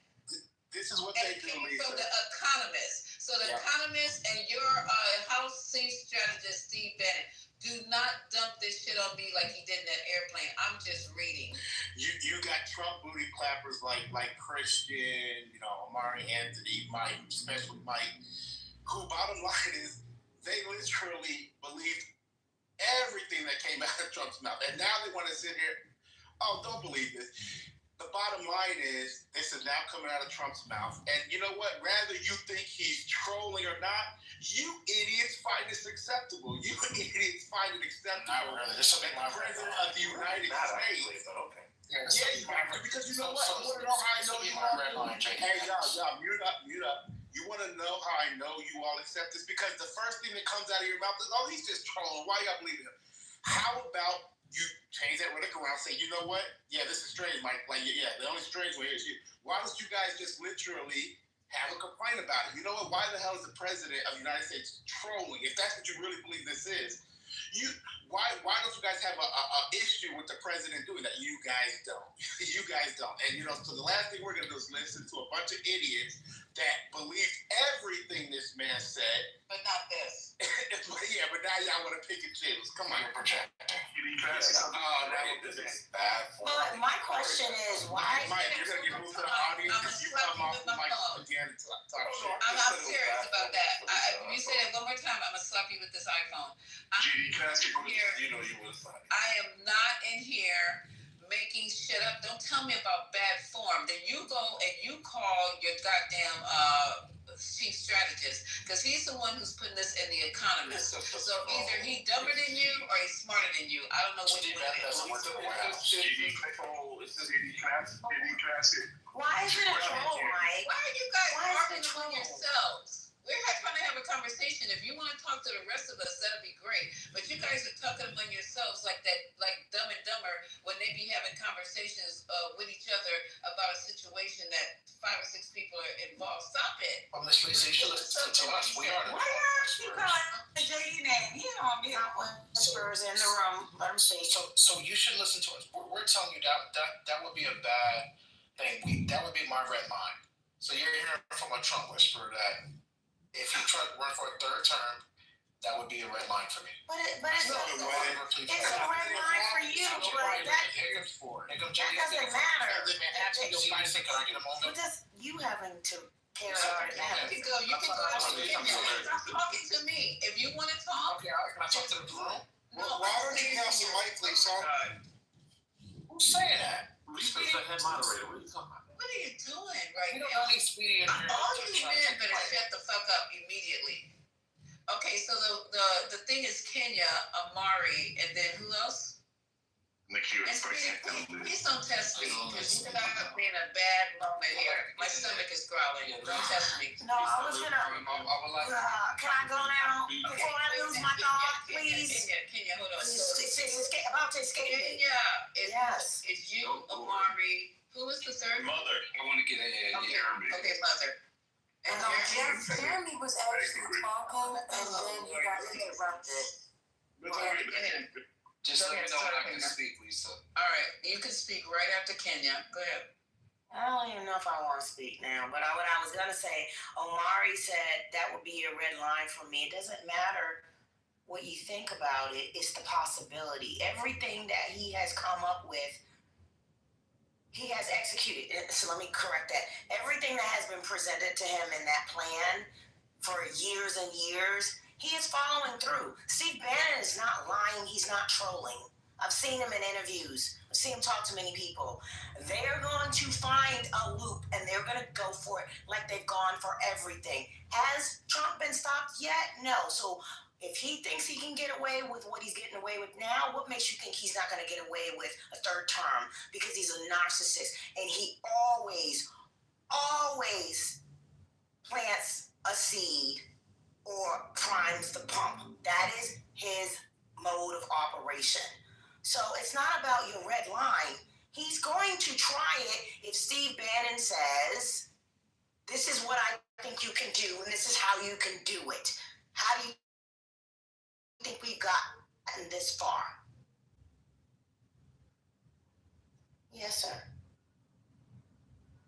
In the chat from Steve Bannon's his comments on regarding the 3rd term. Please take a look at that link. It's his words, so I'm not even going to repeat what he said. You guys can go and listen for yourself. Also, I've noticed on the news today, yes, Mr. Trump has echoed a desire for a 3rd term, jokingly, and there's this thing where they're saying, well, there might be some possible conditions where that might happen, or it might be possible. This is the language coming from his cohort. So yeah, they actually, I believe people. Mr. Trump and MAGA has shown us who they are. I personally believe them. I don't think it's funny. I don't joke around with it. I don't have a red line. Even joking around it and talking about it to me is a red line, right? And so it is underway. And I forgot where I was going to go, but breaking news, White House fires agency advising Trump on construction projects. So the group that's responsible for construction and changes to the White House, I think there's 6 individuals. He just fired them all. And so the behavior that has been demonstrated indicates that, you just can't trust these folks. They're going to do whatever they want to do, try to figure out any loophole, any gray area, and exploit the fuck out of it. That has basically been their modus operandi. So, real quick, I was going to say, I actually mostly agree with Robert. Wait, it was my turn, right? Did I skip? Okay. Well, real quick, right? I do think that, everyone knows inflation is up. The economy's not doing super well. We just gave $20 billion to Argentina. We're about to go to war with Venezuela. Like this whole making the entire news story focus on Trump's third term conveniently when everything is going poorly, really, for Republicans. I just think where people are getting played. This is a major distraction, but it's everywhere now. People are no longer even talking about the economy. They're talking about Trump running for a third term, and that's on every news channel, right? So I think he's smarter than you might give him credit for, because now this is all the focus. This is the entire focus of politics today. Lots of distractions. They work on people who are easily distracted. Let me just make one other point. Oh, no, Omari, no. Omari, go. Oh, wow. Hold on, y'all. Please, let's bring it down a notch, okay? Wait, go ahead. Whoever's next, go ahead. So, Martha pretty much, said what I was going to say. I think this is a distraction. You're right. I'm hearing everybody talk about it, and it's just kind of weird. Again, it would be my red line. People don't believe it's a red line, but I think a lot of people don't want to see a third term. He's already looking old as old. I don't know if I want to see him hobble on, 4 more years, even if he did a great job. I want him to pass the torch to whoever is next in line, if that can be whoever it is, whoever wins the election in 2028, and whoever wins. This is a republic, right? People will go out and vote in November. And that person in 2028, and that person's going to be the next president on January 20th, 2029. Let's not do this, folks. I get it. Remember that's what your daddy said? Don't say let's not do this, folks. This is your people talking. I'm talking to everybody else. This is your people talking. This is not no conspiracy room. This is your people speaking on it. And now that the replay has been turned off, I just want to say, Lisa, that this is the same thing that they said about Project 2025. Go ahead. The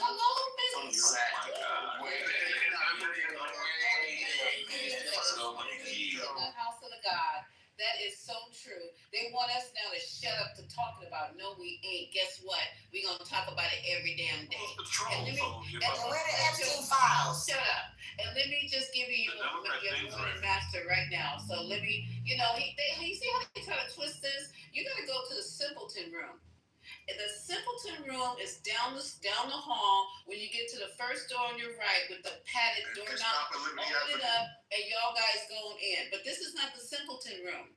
So your people are talking about it. It is nobody on the left talking about it. It is the fucking strategist. So let me let you guys hear it for yourself one more time. So Trump 28, Trump is going to be president 28, and people just ought to get accommodated with that. So what about the 22nd Amendment? There's many different alternatives. At the appropriate time, we'll lay out what the plan is. But Sorry, I accidentally hit my thing. So are you. You've never heard any. No. I want this to play out. Because looks like he needs a bath, but I'm going to go ahead and I just cleanse my... shut up, you go look at it. He looks like he needs a bath. He looks like he's about to explode. So Trump 28, Trump is going to be president 28, and people just ought to get accommodated with that. So what about the 22nd Amendment? There's many different alternatives. At the appropriate time, we'll lay out what the plan is, but there's a plan. We had longer odds in 16 and longer odds in 24 than we got in 28. And President Trump will be the president of the United States, and the country needs him to be president of the United States. We have to finish what we started. Trump is a vehicle. I know this will drive you guys crazy, but he's a vehicle of divine providence. He's an instrument. He's very imperfect. He's not churchy, not particularly religious, but he's an instrument of divine will. And you can tell this of how he's pulled this off. We need him for at least one more term, right? And he'll get that in 28. You're not driving me crazy. I'm trying to understand the coherence of the things you've just told me. On the one hand, you've said the Constitution is fit for purpose. Secondly, you've said that President Trump needs another term, even though the 22nd Amendment makes pretty clear that he cannot have a second term. Why does it make that clear? Because he's on his second term already. At some point in time, we will make sure we go through Zanny and define all those terms. But you will be undermining the spirit of that amendment, even if you find some way around it. If the American people, with the mechanisms we have, put Trump back in office, are the American people tearing up the Constitution? Would that be tearing up? Would the American people be going against the spirit of the Constitution now? I think yes, actually, because I think what you will end up with is a populist justification for a quasi-dictatorship. That's not true at all. Trump is Trump is a dictatorship. Did you just see the compromises he had to make in the big beautiful bill? You see the compromises he has to do on everything, on accommodating Zelensky, on what President Trump. President Trump is nothing but a series of negotiations to kind of keep this thing rolling forward, where he's having trade-offs all the time. You spent the last 20 minutes telling me we have to smash the other side. There's no room for debate. There's no room for compromise. We must smash them. And now you're telling me this is a negotiation. And that's no. I guess that's why it seems to me some kind of picture. The only way President Trump wins in 2028 and continues to stay in office is by the will of the American people. Okay? And the will of the American people is what the Constitution embodies. So I think we're going to be in good hands there. We need to finish what we started. What is that? Okay, that's some scary sugar honey ice tea. That's Steve Bannon. That's scary. What do they need him for? What do they need him for? We need him at least this one more term to do what? He is the vessel for what? What is the end result? We need him. It's divine providence. That's exactly what he said. That's why we need him. Oh, and you need 3 years to do that? You crazy person. It's a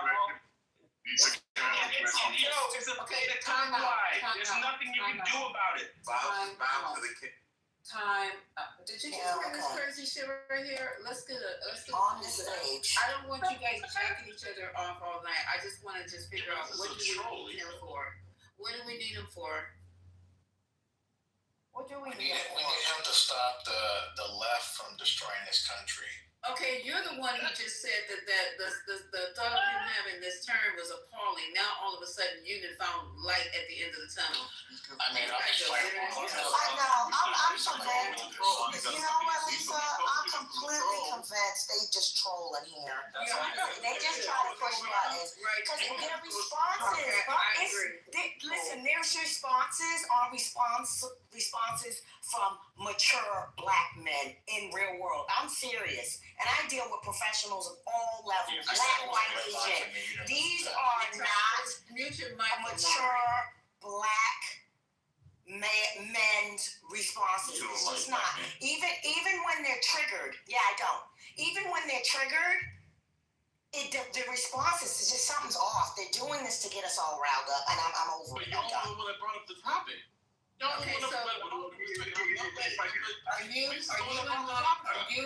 are you speak? Wait, you guys hold on. What do we do? Kenya's done with. Okay, point exactly. JD, if they keep coming off the mic, I'm not playing anymore. You guys acting like free range chickens. This is not your fucking chicken ranch, and you're just walking around free ranging. There's gonna be some order in here, or not at all. So nobody's bringing up anything. It's on the news everywhere. What the problem is you guys don't want us to talk about it. So who wants to be in the queue first? There for a while. My friend Jeremy. Go ahead, Jeremy. Thank you. I appreciate it. And by the way, I'm blown away that Amaria is here talking about the red line being if that man decides to run for a third term, and not the fact that a sitting president is wearing a Trump 2028 hat in the Oval Office. Right? That's horrific. Right, to JD's point, and this is actually a question more than a statement. JD, my understanding is in the U.S. that the Constitution prevents any vice president from being a candidate if he cannot be eligible to be president, which would deny Trump the ability to be elected as a vice president or a vice president or candidate. Right. But when you say that, like, they would skip over the Speaker of the House in a scenario where Trump was Speaker of the House, is that called out in the Constitution or in an amendment, or is there I'll look it up for you. It is in the succession plan, so he can become Speaker of the House, but in like a type of succession, they would literally have to skip him because he does not qualify to be president. But I'll look it up. Let me. Well, yeah, that part that I'm missing, that's the part that didn't make sense. And I think, and I'll land with this, is that I think Lisa and First Ladies are right. Like, this is like Project 2025. But think about that, Jeremy. And I didn't mean to cut you off. If that were a thing, if what yours wasn't a thing, like that, what I'm mentioning, then how easy would it be? Why wouldn't Bannon and Trump and all them trolling or not? Why wouldn't they just simply say that? Well, we can make him Speaker of the House, and he can be succeeded. They're not saying that because that's not a thing. And I think it's exactly the question. I'm glad you said it. It's exactly the question. Hold on, I'll land with this. I think that's exactly the question I was saying. If you listen to what Lisa played, Bannon said there'll be a time for that, and we'll walk everybody through it and explain how it can happen when it's the time. Exactly, Lisa. Yeah. And so they don't want to drop it now because that's going to give the Democrats time to start defending and preparing against it. That's why they're going to drop it last minute. But that's also why the left has to start running through these scenarios in their heads. We got to figure out how to block this and how they're going to try and do it. And Jeremy, I think we kind of mentioned this in the other room a couple of days ago. What they're going to try to do is question pretty much the length of the Constitution and probably have the Supreme Court interpret it a certain type of way. Maybe that's something like the route they would go. But I like I said, let me look up that succession thing because I'm 100% positive. Speaker of the House, even though he can become Speaker of the House, he cannot. It would have to skip him if it ever got. I think it's the Secretary of State. I think it's the President, the Vice President, and then I gotta look it up. I believe the Secretary of State. No, Speaker of the House. Speaker of the House is third. Speaker of the House is third. Secretary is fourth. I forgot. Omar, you can get Johnson. Go ahead. So, but this notion, someone just said, why wouldn't they just say it? Like, really? And you think they're gonna just tell you that? Like, the reason I said that, Robert, is because it's simple.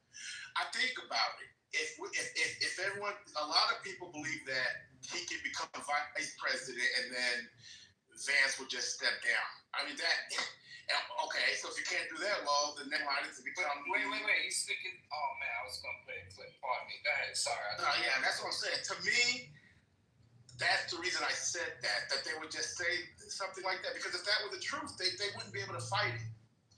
That's what I'm saying. If someone can simply become the Speaker of the House and then become a successor, you're saying what kind of strategy would it be not to say it? Because if that's the way the law allows it, then what can anyone do to stop it at this point, right? They control the House, they control the Senate.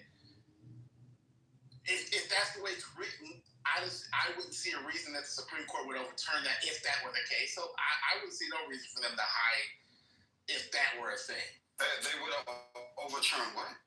Because you remember, there's an amendment. You can't overturn anything. No. Roy, you're missing. So I said if it were fact that Trump could become Speaker of the House and then become president again through succession, he can't. Right? Okay, that's why y'all listen. I said he can't. I understand that. And I was explaining that to Jim, that is not a thing. And then I said, if it were a thing, and this is what I was explaining to Jeremy, this would be something that they would just simply say because it's simple. If it were a thing, it wouldn't be able to be something that could be overturned. So they would have no issue. It would be no reason for them to hide that as a strategy because it wouldn't be able to be overturned. But, Roy, I got it. It's not a thing. That's my point in the beginning. Okay, so I have to. So timing-wise. Hold on. Wait. Go ahead. Go ahead. Thank you. So the current order of presidential succession is as follows: Vice President. Hold on. Wait. Vice President, the first in line and only person who could become president outright through succession. And 2, Speaker of the House of Representatives, the highest ranking member. 3, President pro tempore of the Senate, a high-ranking senator. 4, and this is what I said earlier, 4, Secretary of the State, the first cabinet member in line of succession. Then it's the Treasury. Then number 6 is Defense. 7 is Attorney General. 8 is the Secretary of Interior. Then there's Agriculture, Commerce, Labor, Human Resources. So they're like, yeah, it's laid out. It goes like 18 levels down. And the last person on this list would be the Secretary of Homeland Security.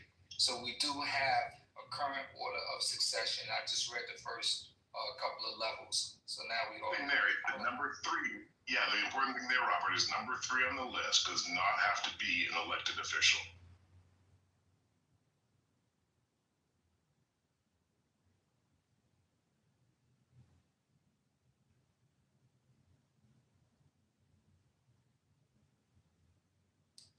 Lord. Y'all okay? Yeah, I just spit up my drink. It's crazy. It's crazy, man. Yeah, this is crazy. Bad form tonight. There's literally a Robert Dupree test, y'all. If you agree with Robert Dupree, you guys need to check your position. Like I said, that is not true. Robert, I'm gonna hope for the best, but prepare for the worst. Because with Trump, Abe is telling us before this nutcase got into this office that we were hallucinating. What were you calling us guys? Oh, can you be quiet while I'm talking? The least you can do is respect me. I respect you, man. All right, you're going to go. Like, all right, Mike, you can go. I got it before you, JD. Okay, so. So the thing is here, you guys remember they told us we were fear-mongering for 2 years? I don't know how many Anthonys and Omaris and all these people that came in. Half of them I can't find anymore. I got my Trump list over here, and it's down to like 4 or 5 people. But remember, we fear-mongering? We don't know what he's talking about. He's not going to be doing that. And everything, haven't they finished like 60 or 70% of the 2025 doctrine? So I don't give a damn what you guys say. I'm gonna do like this journalist says. I'm going to hope for the best, but prepare for the worst, because these people are they're running roughshod over this country. You guys haven't done anything but create havoc since he's been in office. There's nothing positive, and if you say the border one more time, I'm going to take your ass down to the border and chain you to it and coat you with fucking syrup, Omari. So the border, and then what? There was a lot on top of that. There was a lot made earlier. There was a false statement. Someone said it doesn't. The third level, again, just to be sure, the third level, President pro tempore of the Senate, a high-ranking senator. So they have to be senators. I was talking about the speaker, Robert, I was talking about the Speaker of the House. The Speaker of the House, if the President disappears, if the Vice President disappears, and the Speaker of the House, and the Speaker of the House can be nominated, it does not have to be an elected official. And so, and I know GD was going to get the article that says. What it says is the highest ranking member as far as the House of Representatives. It says the highest ranking member of the legislative Speaker of the House doesn't have to be elected from the House. Okay, Warner's going to be a speaker. We're going to nominate Warner. Yeah, the Speaker of the House is elected official. The Speaker of the House is an elected official. No, they're not. Robert, you're missing the point. Wait, Robert, let's break it down. Listen. Okay, help me out. Listen.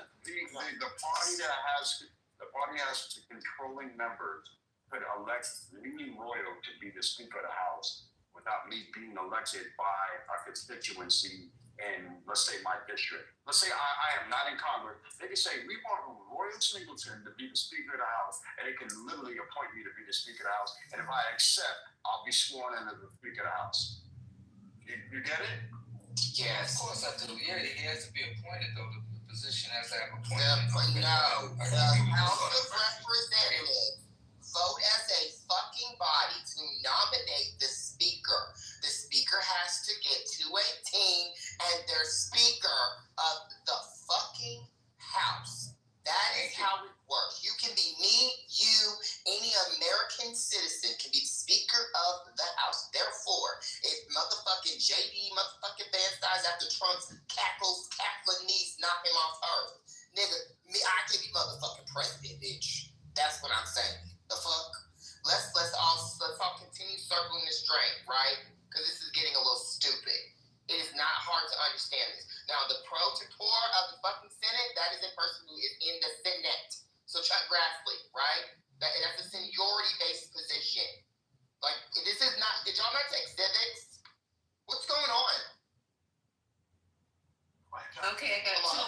2 more things to talk about on this thing. And thank you so much for that, Matt. But let me tell you, Steve Bannon, your strategist, says the third term is already planned out. I'm going to listen to this before I bring it to the room. But let me let you listen to your President Donald Trump first, because y'all aren't paying me no attention.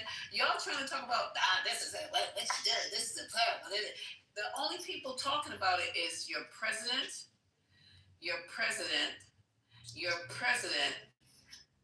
Steve Bannon, and your president. So y'all need to go and start sending emails off to them and stop talking to me, because I'm bringing you what they're talking about. You understand? So here it goes one more time. And then I got a breaking news about your president after this. Hold on, let me play this. I want to talk about a third term now, because no matter how you look at it, got a long time to go. But despite that, so many people are saying you've got to run again. Can President Trump actually run? The Constitution is pretty clear. Under the 22nd Amendment, no one can be elected president twice. Some have speculated about loopholes. The amendment only bans a president from being elected more than twice, but doesn't explicitly prevent them from becoming vice president and then assuming the presidency. That's the plan. Congress could also change the rules, but that's a long shot. A Republican proposal was introduced in January that would allow non-consecutive third terms, but without getting Democratic support in the Senate, it's unlikely to go anywhere. But what if somehow Trump did get a chance to run for a third term? That may open the door for other past presidents to return, including Barack Obama. Yeah. When asked about the possibility of facing off against Obama, Trump didn't hesitate. That would be a good one. I'd like that. And you included. Okay, so that's the only good to me. The only lining in this crazy thing of shit is that Obama could come back, and Lord knows we need Obama back. So you are for third? So you are? Okay, my bad. If it has to do with Obama, yeah. Oh right. Obama needs to stay retired. Crazy. Hell no. You can ask me that. Hell no. You can ask me. Look, Puddington. Ask me that question again. It's gonna be the same. All right. So I don't know what you think you're trying to prove right now and gain any brownie points by acting like a feminist. Just go ahead. I got another breaking news. Y'all want to keep talking about this, or you want the breaking news? I just want to make one statement real quick. So here's the crazy thing. Even if you're going to try to run, remember, you got all of these states, right, who are ran by Democratic governors and houses. They are not going to certify who's elected. So how's that going to work? But so when we're talking about the vice president part, if JD Vance or whoever runs and he's on the ticket, he's going to the person who won the presidency. Why wouldn't they be? They're not gonna put him on the election ballot at all. Why not? Because it's against the Senate. Is it? No, that's not true. It is true. It wasn't true. Okay, so you put all that information for us so we can research it. And I'll do more research it myself, but this is what's happening in the world of news tonight. I'm not making the news, I'm bringing it to you. Let's get it all together, y'all. Trolls, low-key, Lisa. Come on. Yeah. Who's the troll, Ben? They're trolling you guys, and you guys are falling for it. Y'all got bigger fish to fry. You got bigger fish to fry. You should know. A troll should know a troll. It says I'm not a troll. You said you can take shots, but again, Democrats. No, it's not taking shots. This is the way I communicate. Yeah, but you guys have bigger things. No, but that's fine. You have bigger things to worry about than to worry about. Right, and one of them is you. Oh, okay, I got you. Okay, it just doesn't make any sense at this point. Well, then you need to call Steve Bannon and Donald. Why are you talking to me about it? They're the ones talking about it, sir. So call Donald J. and Greasy Bannon, and you have that conversation with them. I don't make this up. So it's all over the place. And if they're trolling, was he trolling when he was talking about denying people their civil liberties? Was he trolling then? Hello? What civil liberty have you been denying? I'm talking about people who are deported without having due process. You mean the illegals? Illegal asshole. No, that's very few that are illegal. Wait, Obama did the same thing, and it was way more. But okay, first of all, it's classroom. Hold that classroom. What Obama does it. If you don't let him land Kenya, it will continue. It's not about anything. And then the truth is the truth. No, it's not. Obama supported more. No. Obama. That's not the point. Ma'am, it is. It's not It true. is, sir. It's not true. Obama It's supported not. more No. illegals than Donald Trump. No, That is a fact. Obama was. I know it hurts, but it is a fact. He did it with Mike B. Tell me if anybody So if you really believe that you feel good about it, okay. These people move the goalposts every single time. Okay, tell me if you saw. You guys are going to talk one at a time. With someone else's voices, you hear it. Please, who is keep flicking their lighter or something? No. Don't blow yourself up over there. Go ahead. Yeah, I was going to say, you have not seen one video, one accused of ICE agents during the Obama administration beating up people in the streets, just picking up random people, asking if they're, legal or not. None of that happened under Barack Obama. Barack Obama did not separate families, right? He did. One cell. No, we didn't push kids. Oh my God. I'm so sure. This is horrible. Oh, this is horrible. He did not. Yeah, he definitely didn't do that. Okay, you didn't get any of that when he was the president. So families were separated under Obama. So that's what you're saying. That they weren't separated. The legals that were supported. Okay, so Come on, man. This is bad form. can he land though? Goodness gracious. So what I'm saying is, you did not have Barack Obama put kids in one cage while putting their parents in other cages, and perform medical procedures on mothers or non-mothers, right? So random women that will not allow them to have children anymore. That did not happen in the Barack Obama. Okay, so what are we talking about here? They went through legal processes. They went through due process before the people were deported. We all know this. And it's not like they didn't get called out for it. He did get called out for it, but he still did it with due process. Why are you pretending as if what Barack Obama did resembles anything that Trump did when it came to immigrants? Stop this.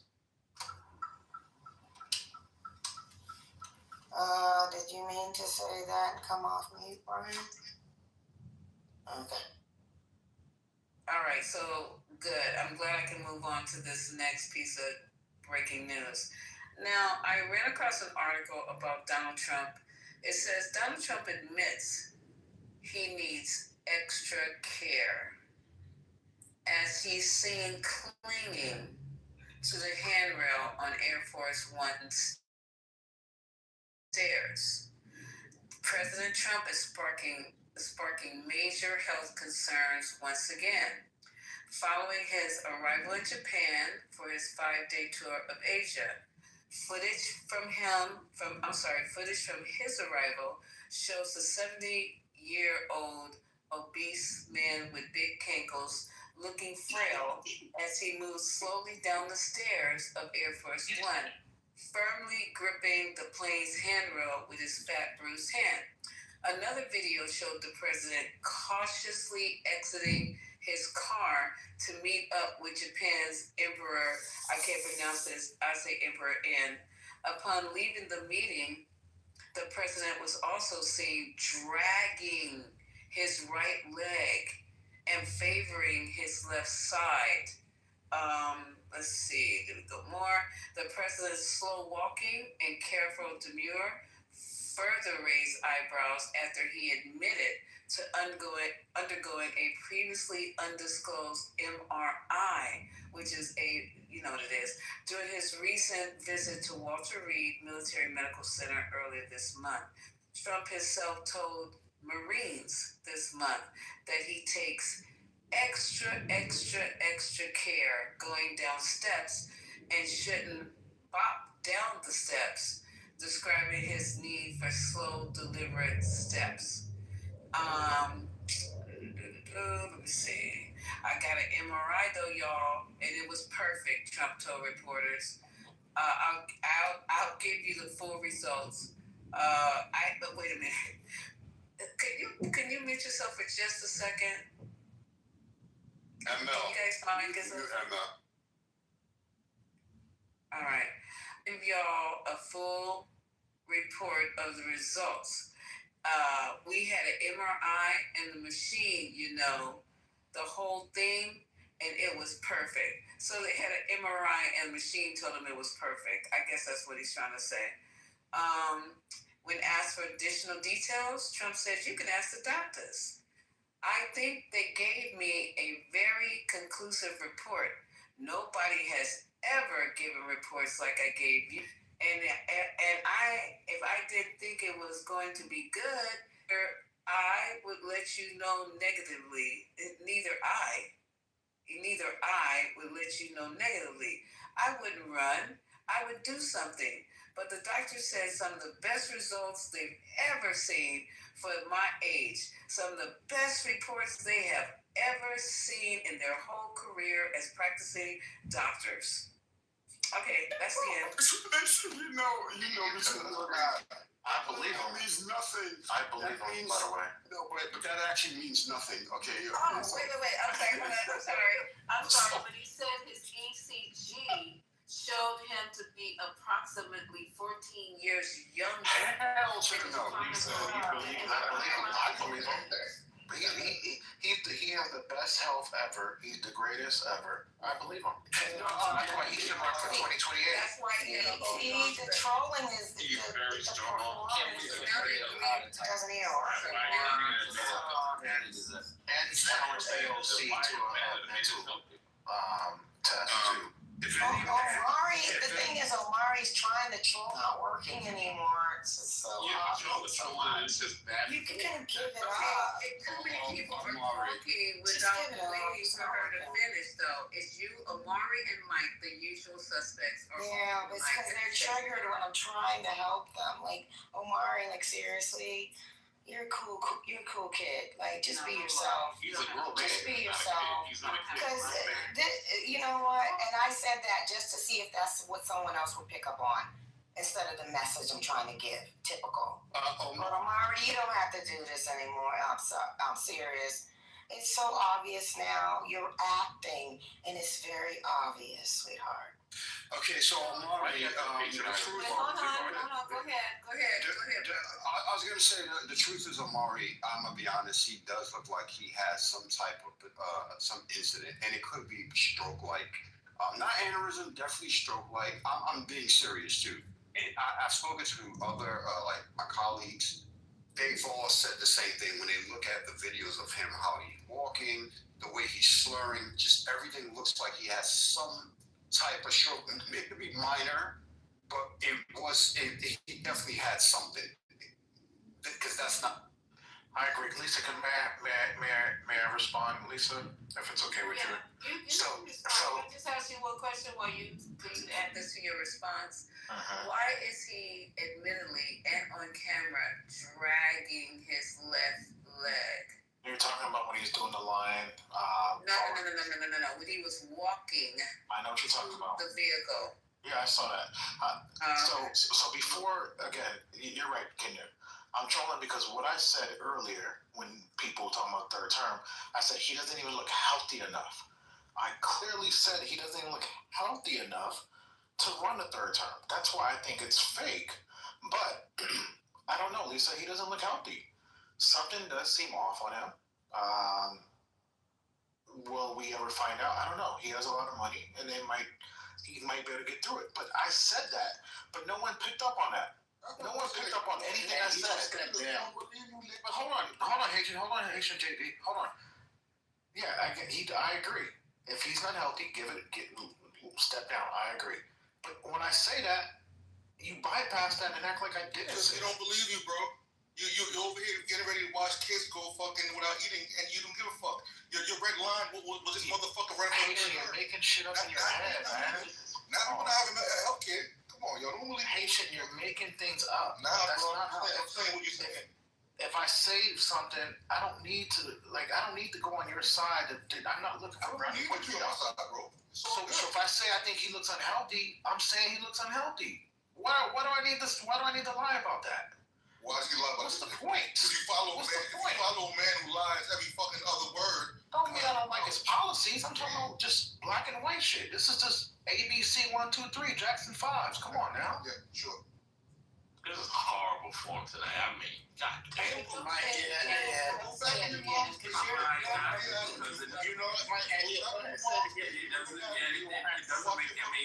doesn't make any sense because again, in one hand, we're saying that the man doesn't look good.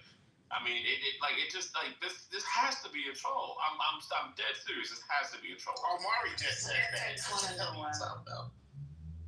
Right. Your butt just said. Okay, so I'm gonna change my PTR. That's on your mind. I know that's on y'all's mind. The game is. All right, one mic on Lisa.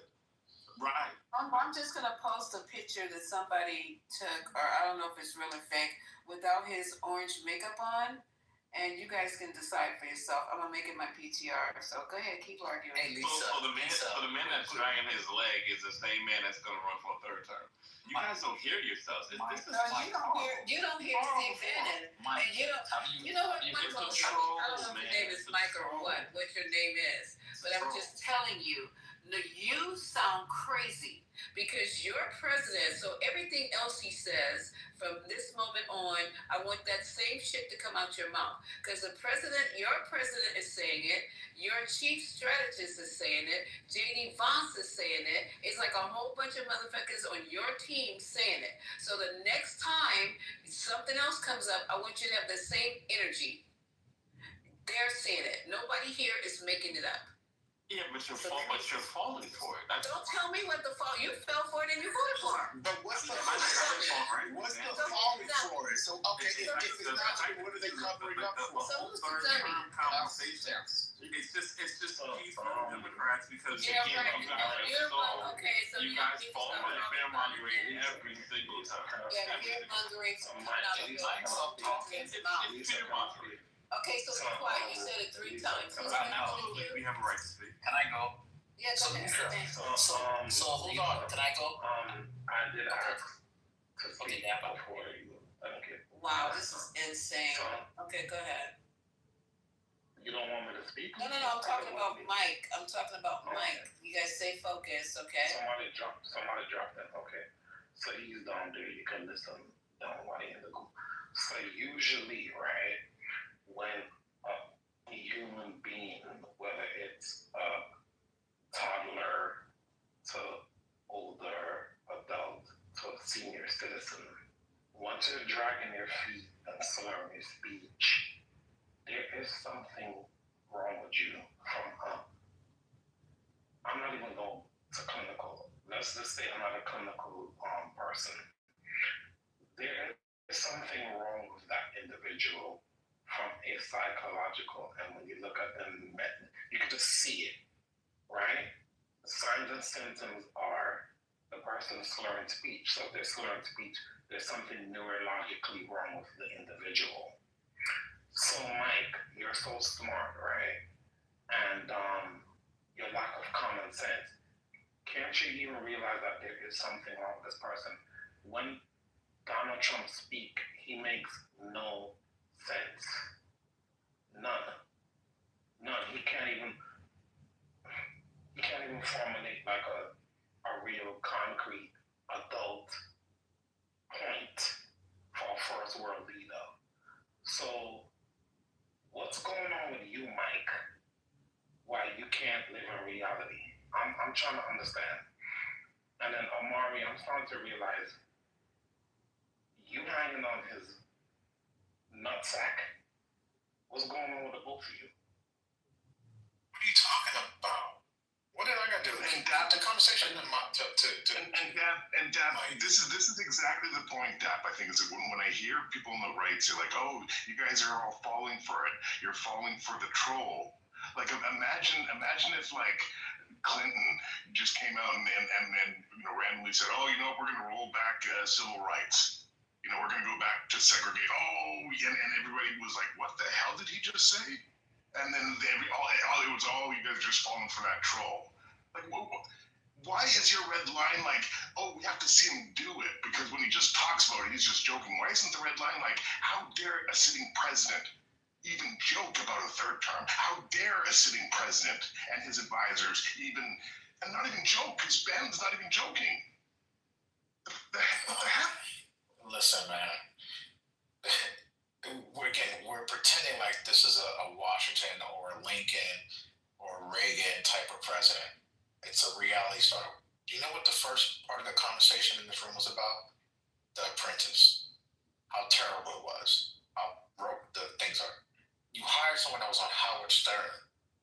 You know, you're in Canada, right? I mean, Justin Trudeau was horrible. Let's not talk about that. But we'll leave that for another day. But we hired someone because other presidents caused a Trump. They did such a shitty job, nobody liked them, that people wanted Trump. And then when they got him out of office, they said, damn, Biden is a fucking piece of shit. We gotta get Trump back. There's plenty of videos of people like, hey, who you gonna vote for? Vote for Trump. It's not a loss of Lincoln's getting their hate. When I say that, it's not about winning or losing. We'll just say that people failed, and you're the reason why, because this kind of like snobby type of, vibes that you give the American people, you're going to continue to lose. And I land. One time. So hold on. Yeah. So the point that I was trying to make is that you guys were on your high horse about Biden, how he was, just being run down before us. We knew that he was his diminished capacity, mental and physical. He was just old and frail. And you guys, he was suffering from dementia, blah, blah, blah. But every time Trump does some crazy shit, he's incoherent. In Japan, he gave a speech at a Navy base in Japan, and it literally made no fucking sense. But yet, I don't see you guys hammering and say, hey, he's not cognitively there. We need to get him out of office. He's a danger to us. He was walking with the Japanese prime minister. He was totally lost in the sauce. He had no idea where he was at. He literally crossed. He was walking to her right. He literally walked in front of her and crossed over to her left in front of her. Then crossed back and was just dazed and confused. He had no idea where he was at. But he's the leader of the free world? Make that make sense. Y'all have nothing to say about that. But if it was Biden, all of y'all motherfuckers would be just beating that drum right now. But when reality hits you guys stay on mute. That's some fucking shit, y'all. We could play the clip of the Japanese, the one when he's speaking to the troops. I mean, you could play it. I already did. You played it from end to end? For the room? Because what you did, yes. Okay, I must have missed that because he didn't sound bad to me. We played it yesterday. There are the good parts, obviously, and the parts where his brain freezes like any other person who suffers from gas. But wait. I'm sorry. People, hold on. People get so distracted and don't even focus on the freaking dot. The dot was that, Omari, did you hear the whole story and the theme and who this person is being right now? They're not well. But yet, when it was Biden, he's talking about hypocrisy, if I have to give you the answer.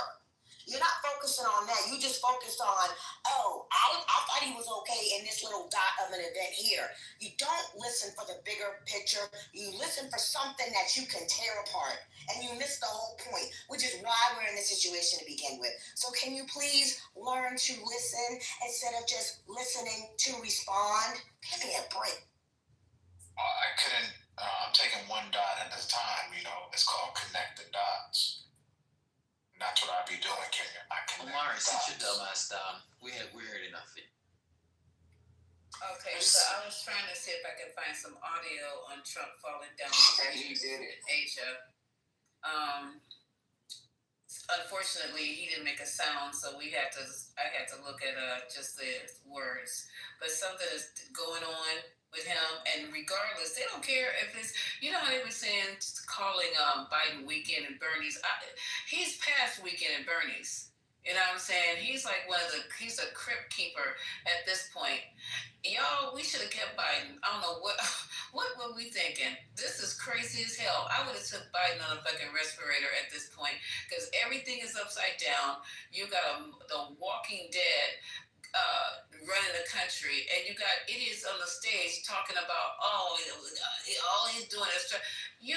Say that every damn time, okay? I don't want to just hear it for this. If he's trolling on this, he's trolling on everything. That's what I said. You know what I'm saying? Once somebody does you, they'll do you again. So that means everything is suspect at this time, right? Or no? Or we just we can choose what we believe from you guys? Here's the scary thing, Lisa. Like everyone's saying, oh, he's dragging his leg. He's 80. The oldest leader of the world just, some people say stole an election in Cameroon, 92 years old. 92, exactly, Haitian. And that guy's going to be in there at least until 100. So don't sit here and tell me he's got the diaper change and make it old. That's it. Just because he's got cankles and he's dragging his leg, don't think he can't do horrible things at 85 or 87 in his third term. You know what I mean? Like, do you exactly? Do you know how the elderly get? In Kenya, do you guys know what's going on in the nursing home after the lights go out? Oh yeah. So I don't know what the hell you guys talking about. That's a fact, Lisa. I used to work in a nursing home. Sexual assault, STDs on the ass. Yep. So they just this is the crazy part with me with them. They want us to believe, and they want us to dictate how we, on our side, who we should vote for, who we should nominate, who we should do this, who we should do that. They're constantly trying to tell us what to do. Y'all won. Sit down and shut up. It's up to us to critique now. Sit down and be quiet and watch the world burn. That's all you got to do right now. Ooh, go, Lisa. Don't look up. Don't look up, though. And don't look up. No, look up. That's a good movie. The plane might be coming over with a what do they call that place underneath the bottom of the plane? Full of diarrhea. Courtesy your president. What president would do anything like that, even in jest? Not a sane one. On contingency. Not a sane one, Lisa. Not a sane one. Crazy girl. That's almost like you having a business, a restaurant, and then you laugh at the people because you know you didn't put rat poison in their food. Oh, Lisa, hey, Lisa, I wasn't ready for that. That hurt. And you know, the first time he saw that video, he was like, "It's good." Yes. But can we do it? Can you do it with a crown on my head? So Lisa, that's exactly how it happened. So Lisa, Kenya and team, I just posted, quite a few videos. He's having a good time out here partying with the people. I don't see what you see. And I forgot and moved on. I don't even know what you're talking about anymore because I moved on. I don't know what you're talking about, Omari. That was like 10 minutes ago in my mind. I've forgotten about that already. You know, you can post all the videos you want. It was your president who said that his damn leg was dragging and he needed extra care. Why you keep going against your I can't even say it. Why you keep going against the omnipotent one? It don't make sense. It's coming out of his own mouth. He says he needs extra care. Was he talking about something else? Maybe something a little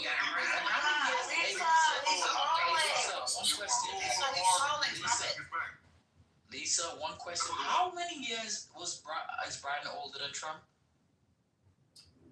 I don't know. Tell us. 4 years? 5 years? Two, I believe. 82 and 80, I think. No, Trump's 79. Yeah, Trump is 79. And yes, so he's deteriorating at a faster rate than Biden. Hey, that's what happens when you don't add the formula. Well, we talk shit. When you don't bump it right away. So I don't think, like I said, I don't think Trump is going to make it to the end of his first term. I think he's going to die in office. This is scary. Yeah. Okay, I'm okay, can we not? I don't want to go that far. Can we just respectfully? Right now, because I don't wish. We're not going to do that. I don't wish demise. And I like the. No, I'm not wishing demise. I'm just saying. You don't need to bring it up, sir. Please don't do that. For everybody, we can bring it whatever we want. I'm not insulting anybody. I'm just praising my opinion. If I respect your opinion. I appreciate you and your opinion. I just got to do the sign of the cross, and then I also because they got this no. If you don't stop it, child, is it past your bedtime? Oh God. So what I'm just saying is now they're calling people instead of dead, they're calling people expired. So I think that's what's going on here. The expiration date is come and gone. And we just need to add a little bit of embalming fluid. Maybe they're giving a little bit at a time every day just to keep the flesh fresh. I don't know what's going on, but I don't think if he runs for a third term, good. I want him to run for a third term. Y'all know? Can I ask you a question, Lisa? What happened in Texas, or JD or anyone, what happened in Texas with regards to the kind of redistricting that's going on and the California response? And what I've heard is now it's starting to happen, like every state is getting in there and kind of doing it. Virginia's next, exactly. Like, the right response, does every state have to go in and because ultimately every time it happens, I think it takes away the power of the individual vote in America a little bit. I didn't know. That's the point. That's the point. Because Lisa, everybody gets to pick their own voters versus the voters get to pick their representative, and that's what America's come to, the gerrymandering. You get to pick your own voters, and it's not like in the past when people gerrymandered, they gerrymandered. And it was not scientific. Now it's fucking down to the person. They literally have all the data points. They have all your metadata. They have all your shopping data, all your credit card transactions, who you donated money to. They have who you registered to vote as. They have everything about you. Even though you register as an independent, they could tell where you might lean on those particular personal factors. So when they're literally using, AI to determine how to draw those lines. So this is high technology time. So they get to choose their own voters. They get to carve districts in manners where they disenfranchise the geographical group, like we'd always keep as a cohesive unit. And then they get to slice and dice which sections of that geographical location they're going to partition over to other groups to dilute their vote.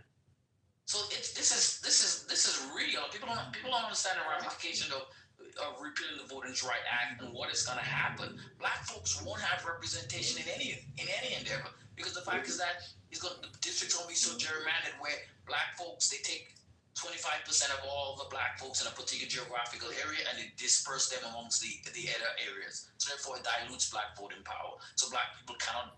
And also, even though they live in a geographically distinct area, they won't have representation. And that's what's going to happen. Hold on, you guys. Let me reset the room. Hi, April. Thanks for coming. Resetting the room, please. This is the 420, and tonight we're talking about Trump's 2028 run. The term has already been planned out per Bannon. I have one more 3-minute clip to play on that, and then we'll start talking about other stuff that's surrounding that. If you have a pink ticket, y'all, please just check it in. That's all I gotta say. Who's in the queue? I just want to say this. Can I get a real quick moment of silence on my born country, Jamaica?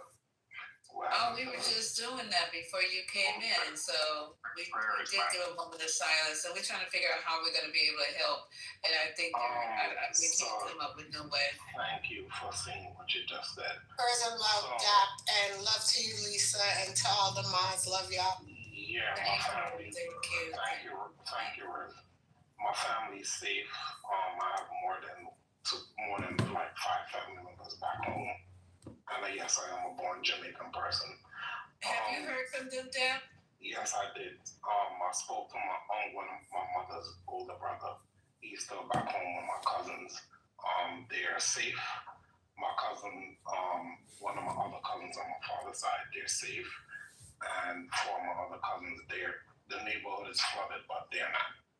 So the houses were able to withstand 180 degrees. Yes. So this is the thing. So it's more of when you're more close to the ocean, those are the communities that are being affected more than inland. Most of my family members, they're inland. So they're more like, I would say, like further in the mountainous areas. So there's more mudslides and those type of things going on in the inland. But on the outskirts, they're the ones that's more affected. And by the way, it's the strongest hurricane in history. That's what we were saying in history. Oh my God, that is unbelievable. God bless and God keep, because that's saying a lot. The strongest hurricane since they've been recording, right? And you know,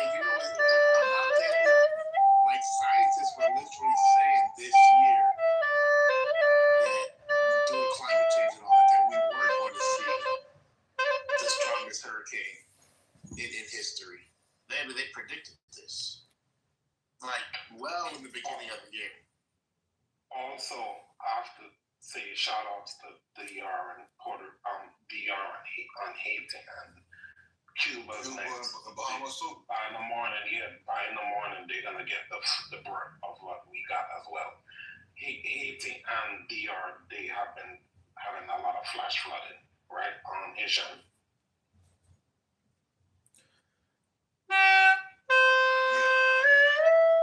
I'm scared to see the pictures in the morning. I'm really dreading seeing what the island's gonna look like in the morning. I'm dreading and I'm praying. You know what I mean? I really am. 7 fatalities. 7 fatalities so far. Wow, you guys. Okay, so when we have the room tomorrow, maybe at that point we can move forward and troubleshoot in our brains. The people who are serious in the room, the other ones, y'all can just stay on mute about how we can help and whatever way that is. I don't know what it is. I don't know what it looks like. When I get the information, I'll post it. Believe me, I will. Yeah. Okay. Those of us who are willing and those of us who can and those of us who knows the difference between empathy and sympathy. Because I was about to lose my mind today on that one, but I let it go. So tomorrow I will definitely speak up and we can do something.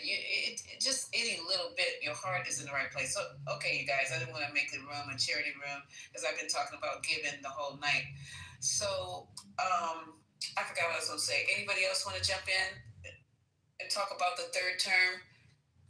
We talked about his medical condition, which is obviously there's something going on with him. And he said, what really made me know something was definitely wrong, because he said, if it was something wrong, I would tell you. I was like, okay, there you go. There you go. You're on your way out. Because you would not tell us nothing. He's like, I'm breaking. Wait a minute. That tells you that there is something wrong. If it's not good, well, he's still alive, so yeah, there's something definitely wrong with him. Concerns me that people on the street who are American He's on the plane when he spoke to reporters on the plane, and then all that stuff was going to tell him is when they asked him with regards to this VP strategy. That's too cute. Like the people wouldn't like it. And when he Bannon, who says, hey, we'll reveal our plan when the time is right. Can be this is what I'm saying in the chat. I think the time is after the midterms. And what he's really saying is, hey, if I were to come out and say my plan is this VP strategy before the midterms, they know that would kill them, the midterms. So I think after the midterms, when there's no repercussions, then his team goes and says, okay, this is our strategy. Let's go play it out in the Supreme Court and let's get the ruling to get ready for the election. Well, and I don't disagree with you. You know, a lot of people in here are saying he's trolling. Look, everything he said, he's done. I mean, in theory, I can take that at face value. Everything he said he was going to do, he's done. Now, all of a sudden, I'm supposed to understand that he's trolling. So that part. Insufficiency says otherwise. But you didn't hear the other part, April. He was dragging his left leg, when he was trying to get over. And then he said, I need extra care now, especially when I'm coming down the stairs, you know. So he's walking. He said, I'm walking like this down the stairs because I need extra care. Oh, that would be a sight. You know, it's Right, funny. them cankles, the big cankles is a lot. Clean up on aisle 4, please. Extra Lord has just spilled. Reese the super sucker. You know, it's funny how he didn't know about Project 2025, right? Remember this?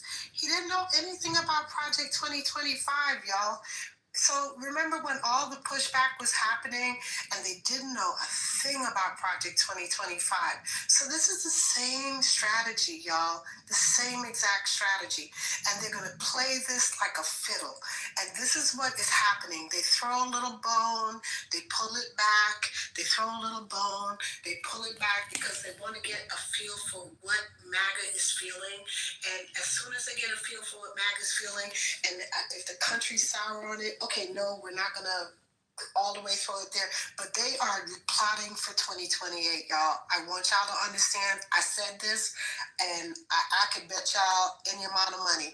They are plotting for him to stay in for 2028. I'm sorry. Rez, you're right. Wait. Let me go, Jerry. You know you're going to get in there. No, I agree, Rez. And ML, what you were saying earlier about the seats and the gerrymandering, I'm just going to be honest. Never in history have our Democratic, Republicans parties been this strategic. They're not that smart. I'm just going to say it. All that has happened up to this point was not like instant, as we've said. All of this is part of the plan because you can't set something up that fast. The Republicans, look at the true Republicans, they're floundering because they're waiting for what is the puppet masters under Trump to say what the next play is. That's why they need him for another term. Everything is strategic, and it's nothing that Trump is doing. It's everybody who is pulling his strings because he's the puppet. They're not that smart. What's going on, Bannon and all the others, Steve Miller. Listen, we shouldn't be surprised by anything. They're carrying this out. That part, Kenya, that part. The government is not that bright. Really? You think they're doing this on their own? It's all part of this plan. And Kenya, it's gonna. I'm sorry, and they're going to. I'm sorry, Jared. And they're going to fight against it because we all know this man wanted to be a dictator. We all know this man was a fascist, the whole authoritarianism. But somehow they want us, this part's a troll. I'm like, you're not going to change our minds by even coming up here talking about, don't listen to the troll. We've already made our minds up on what type of man this is. It's clear as day what type of man and what type of people are backing him. And so for you guys to come up here, so even if somehow the Supreme Court decides not to interpret it, it doesn't matter. It's the fact that they tried.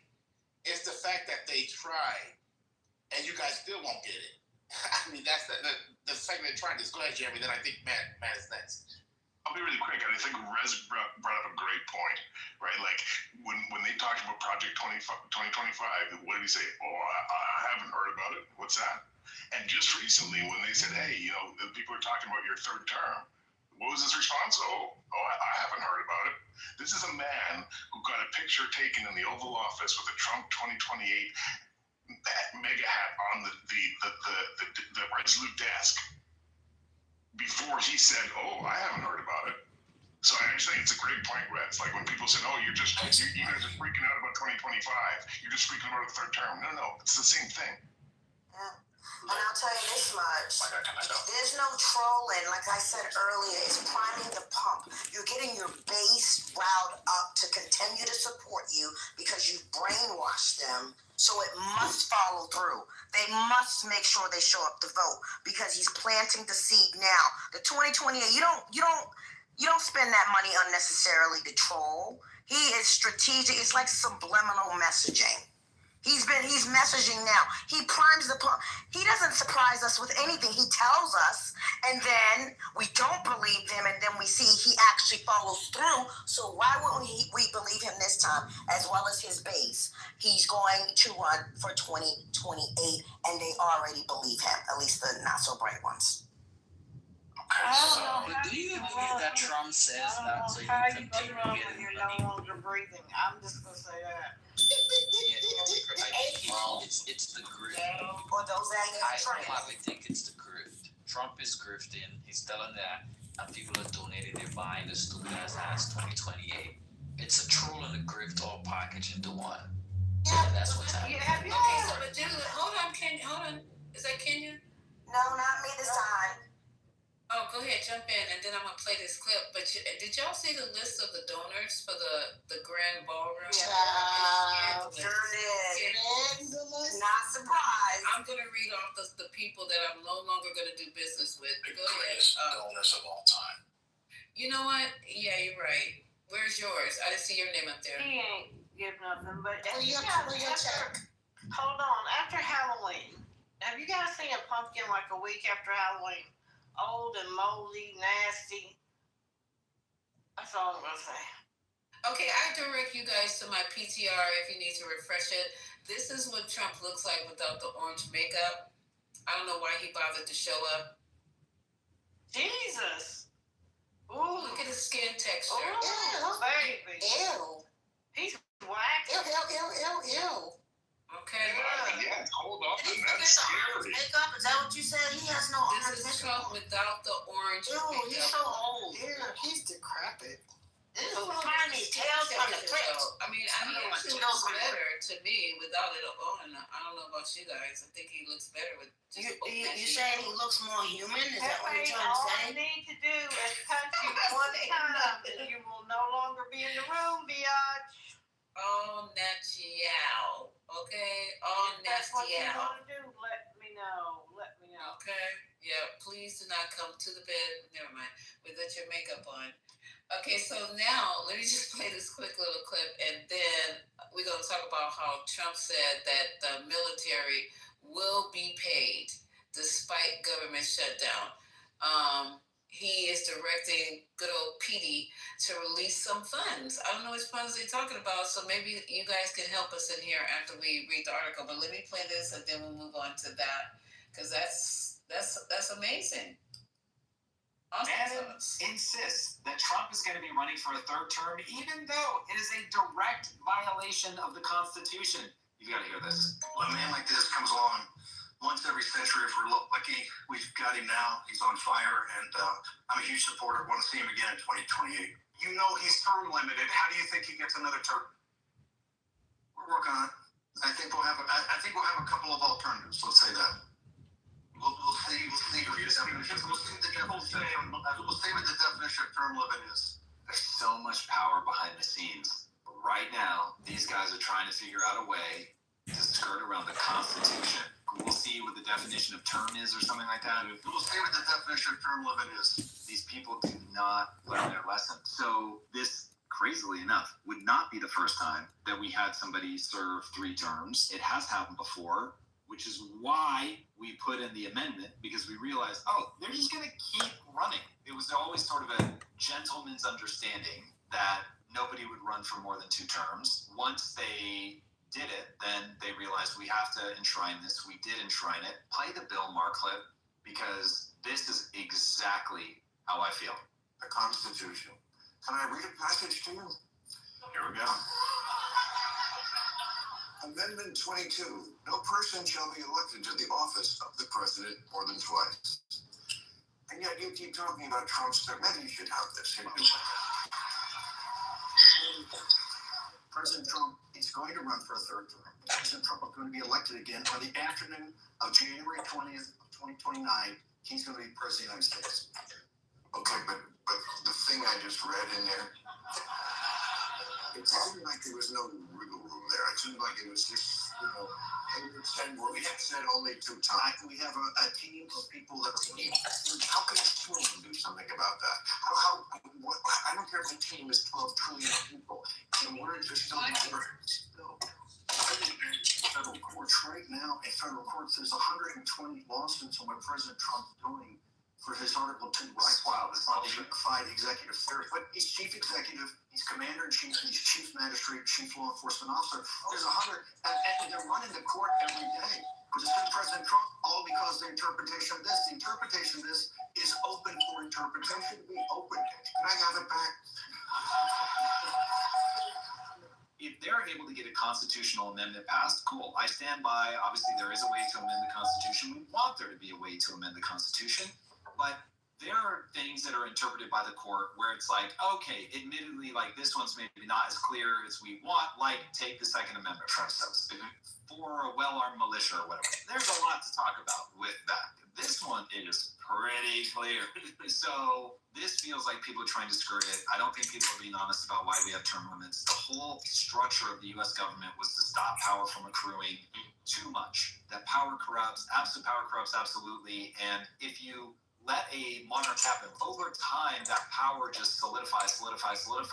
This is why I think deep state is the right one. And that's what I think they're trying to do. To get absolute power. And to keep that shit. If he doesn't, somebody mute his mic. Y'all hear that? Yeah, what is that? Life on the water now. And dogs and seatbelts. The dogs and the cats. You know what I find interesting, and okay, my brain is going crazy. I'm just gonna let it go. But language is important because when Bill, I'm assuming that was Bill Maher or whatever.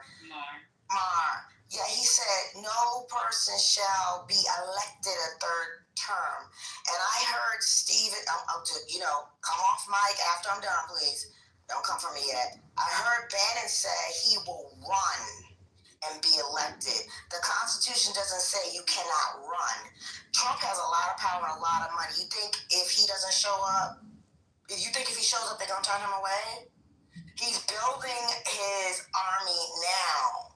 That says elected, which is an outcome, but who says he wouldn't still try to run? That's just like he didn't want to leave the White House. He should have, but he didn't go gracefully, and now he's tearing up part of the White House. Somebody who does that does not plan to leave. He'd rather die in that White House. So all I'm saying is a matter of interpretation. You said can't be elected, but didn't say I couldn't run. And then once I run, then I can do what I need to do. So listen, Trump is stupid, but Russell Vought, Steve Bannon, Steve Miller, they're not stupid. I'm just saying. I'm going on mute. I just want to say this, right? The first time around, he didn't have the cronies that he needed, right? The Bill Barrs, the General Millies, the people in the world, they were willing to go far, but they weren't willing to go the bridge so far. They weren't willing to break the law. They weren't willing to take it to the limit. That's the difference. This time around, the people that he has are loyalists. They are willing to go the bridge above. They are willing to not just test the Constitution, but to break the Constitution at any given moment. If they are blowing up boats in the middle of the ocean and are willing to break international laws, right? They don't give a crap about breaking the United States laws. I want y'all to understand this. It is not even about running.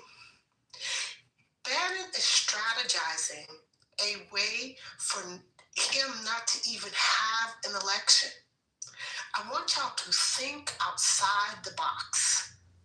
If a country puts themselves in a position to declare a war where there is not a way for an election to happen, he could be a sitting president without an election to happen in this country and create an authoritarian situation. They are strategizing to that point. It is insane, but I want y'all to understand how deep this shit goes. I'm going on mute. Wait, Rez, isn't that what Benjamin Netanyahu? You can't talk after every speaker, can you please? Just one second. Oh, I'm sorry. I didn't know you had anything to say. I was just clicking down on what she said before it got changed. Cool story. Hey, April, I just want to commend you, April. Thank you for being the voice of reason tonight. Well, it's just so, we go from a story about him running for a third term to a story about how sick he looks. And then Dap comes off his mic and says, whatever Dap said, talking like people are sycophants or whatever, not understanding. Maybe he just got to room. He didn't understand the context of how odd this is. I was heard every single. Dap, I don't know. The key words being, I don't know. You're my guy, Dap. Go ahead. You my guy. And Dap, man, anything I can do to support Jamaica, I'm there for you, brother. Yeah, so, just put that out there. All right, we can't chat. No doubt, brother. Anytime, man. 100%, I got you. So, but it's like, it's not about like the sycophant stuff. It's just that when I spoke to Lisa this morning, Lisa has a little small room in the morning and she played the clip. And my whole thing is, I don't even see this man making it through these, 4 years. I don't see it happening. And I couldn't, April and I don't agree on shit. But this is something I can crystal clearly see. Like, it doesn't make sense. They can do whatever they want to do. Unless they can resurrect the dead, there's no way this man is getting another 4 years in office. It's just not possible. And the amount of time, energy, brain cells that we've killed discussing this, it's a travesty. But God bless you guys. It's all good. Well, Mike, tell your president to stop talking about it then. Stop making national news. Tell your chief strategist to stop talking about it, making national news. That's what I think you should do, really. Thank you, Anthony. And we'll say Bannon doesn't work for the White House, by the way. No, I'm just saying, so you guys are in here perpetrating and trying to make it seem like all this stuff is something that we made up. Like we got the tin hats on and we're sitting up here. That's y'all's job. I can borrow your tin hat tonight. I'll be fine because it's a little chilly over here. But I'm going to tell you one thing. None of us here is making any of this up. They're the ones putting it out there. So have you got on your 5 calls app? Have you and contacted your Congress people, your representative, to tell them to get word to your president that you voted for to stop this propaganda bullshit? Have you guys emailed him? Have you went on True Social? Have you started an account on X? And with all the gall of it all, did you start that account? Can you tag me in? Did you go on Blue Sky? Have you made a room on Club Hate? Have you done any of that? Yes. And I spoke to Bannon's CFO. I know Bannon's CFO. Are the replays on? I personally know Bannon's CFO. Are the replays on?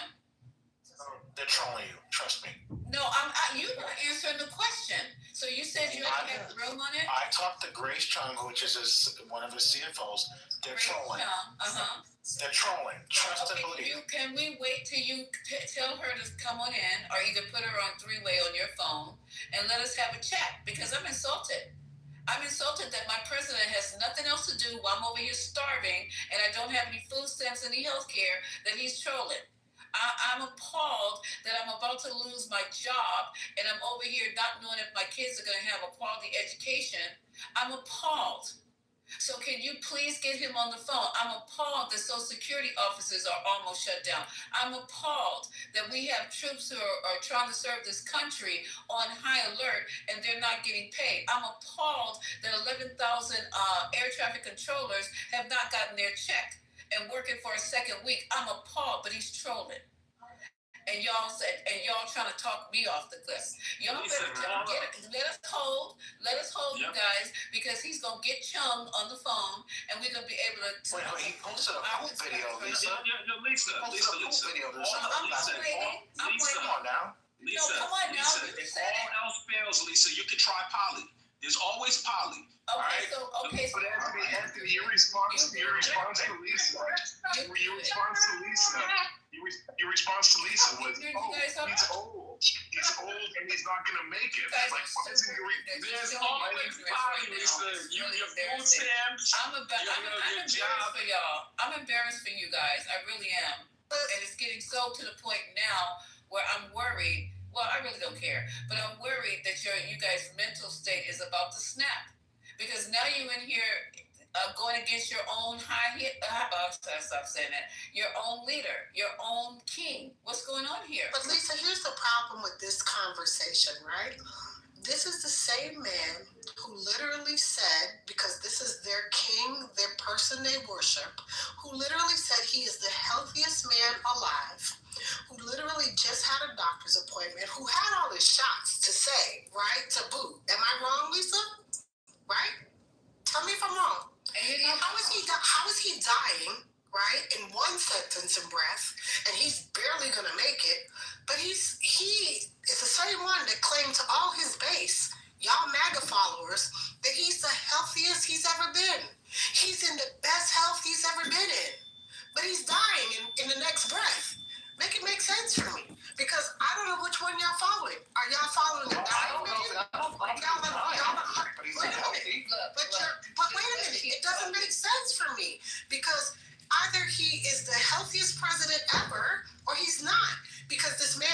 literally just had shots. He just had a literal, what you call it? He had the shots. He had his shots, and not only that, he just had his, what you call it? He just had, not just an MRI. He just had his annual health, and your sec president. Oh, this wasn't his annual, was it? He just had his annual. That's his Like second one this year, though, Ray. Yes, Something's wrong. Okay, This is the second one this hold year. on. Yes, Yes. He just had the annual.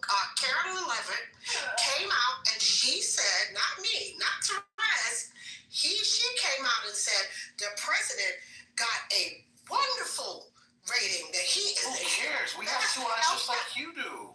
Excuse me, but you can't come out in one breath and say that he won't make it through his presidency, but then in the next breath, you are saying that your president is the healthiest he's ever been. Make up your Nobody mind. never said that on the stage. But that's what you just said. He won't make it. You won't make it through the presidency. Why can't we all agree on one What thing? is it? So Anthony, they want us to defend everything. Why are you talking to Anthony? Because this is crazy. Like you guys. Because he wants backup. He always got to get his because it's backup. like y'all jump on our neck, and we're telling you we're agreeing with you. Why can't you just take the fact that we're agreeing with you? Amari, let me ask you something. Amari booty buddies. Hold on. Anthony, let me ask you something. When Patty brings that list of things that are going on right now that are affecting so many Americans, right? And your response, or Amari, your response is not, hell yes, Patty. Your response is like, well, he's so old, he probably won't make it through the term. That's a totally different subject. We're talking about his health right now. We're moving the goalposts. I don't mind being petty. Jeremy, literally, one thing he's moving the goalposts. There ain't no goalposts to move. The field is so big. They don't, Omari, they don't only move the goalposts, they move the entire stadium. That's what they do. Changed the whole subject. How did I change the subject when I was talking about his health? Your name ain't Jeremy. I'm not talking about you, Rez. I'm talking about Jeremy. Jeremy was the one that we were addressing. He asked me and Omari a question. So, Jeremy, here's what's up, man. You know, we can have ideological differences. Patty's entitled to her opinion. I'm entitled to mine. That was Lisa. Stop calling it. No, Jeremy mentions Patty. I meant Lisa. I'm so sorry. I meant Lisa. I misspoke. My bad. I don't like all right. So no, I was just addressing what he said. Jeremy, it doesn't mean right. Okay, Lisa, you win. Yeah, Jeremy, it doesn't mean that my point of view is right. Jeremy, I don't have any special knowledge. I don't have, sight beyond sight. I'm one man with one opinion. I could be wrong. I might end up on the wrong side of this. This motherfucker ain't long for this world. No problem. Yo, April, that's amazing. And if you could, no doubt. If you could give me the lottery numbers, the outcome lottery, I appreciate it. Because if I did, I would be nobody. Try AI. Try AI. All right, cool. Yeah, somebody Here's what's up, Jeremy. It's all we doing right here. Like, we don't have to demonize each other. We don't have to say, how could these people this, that, the other.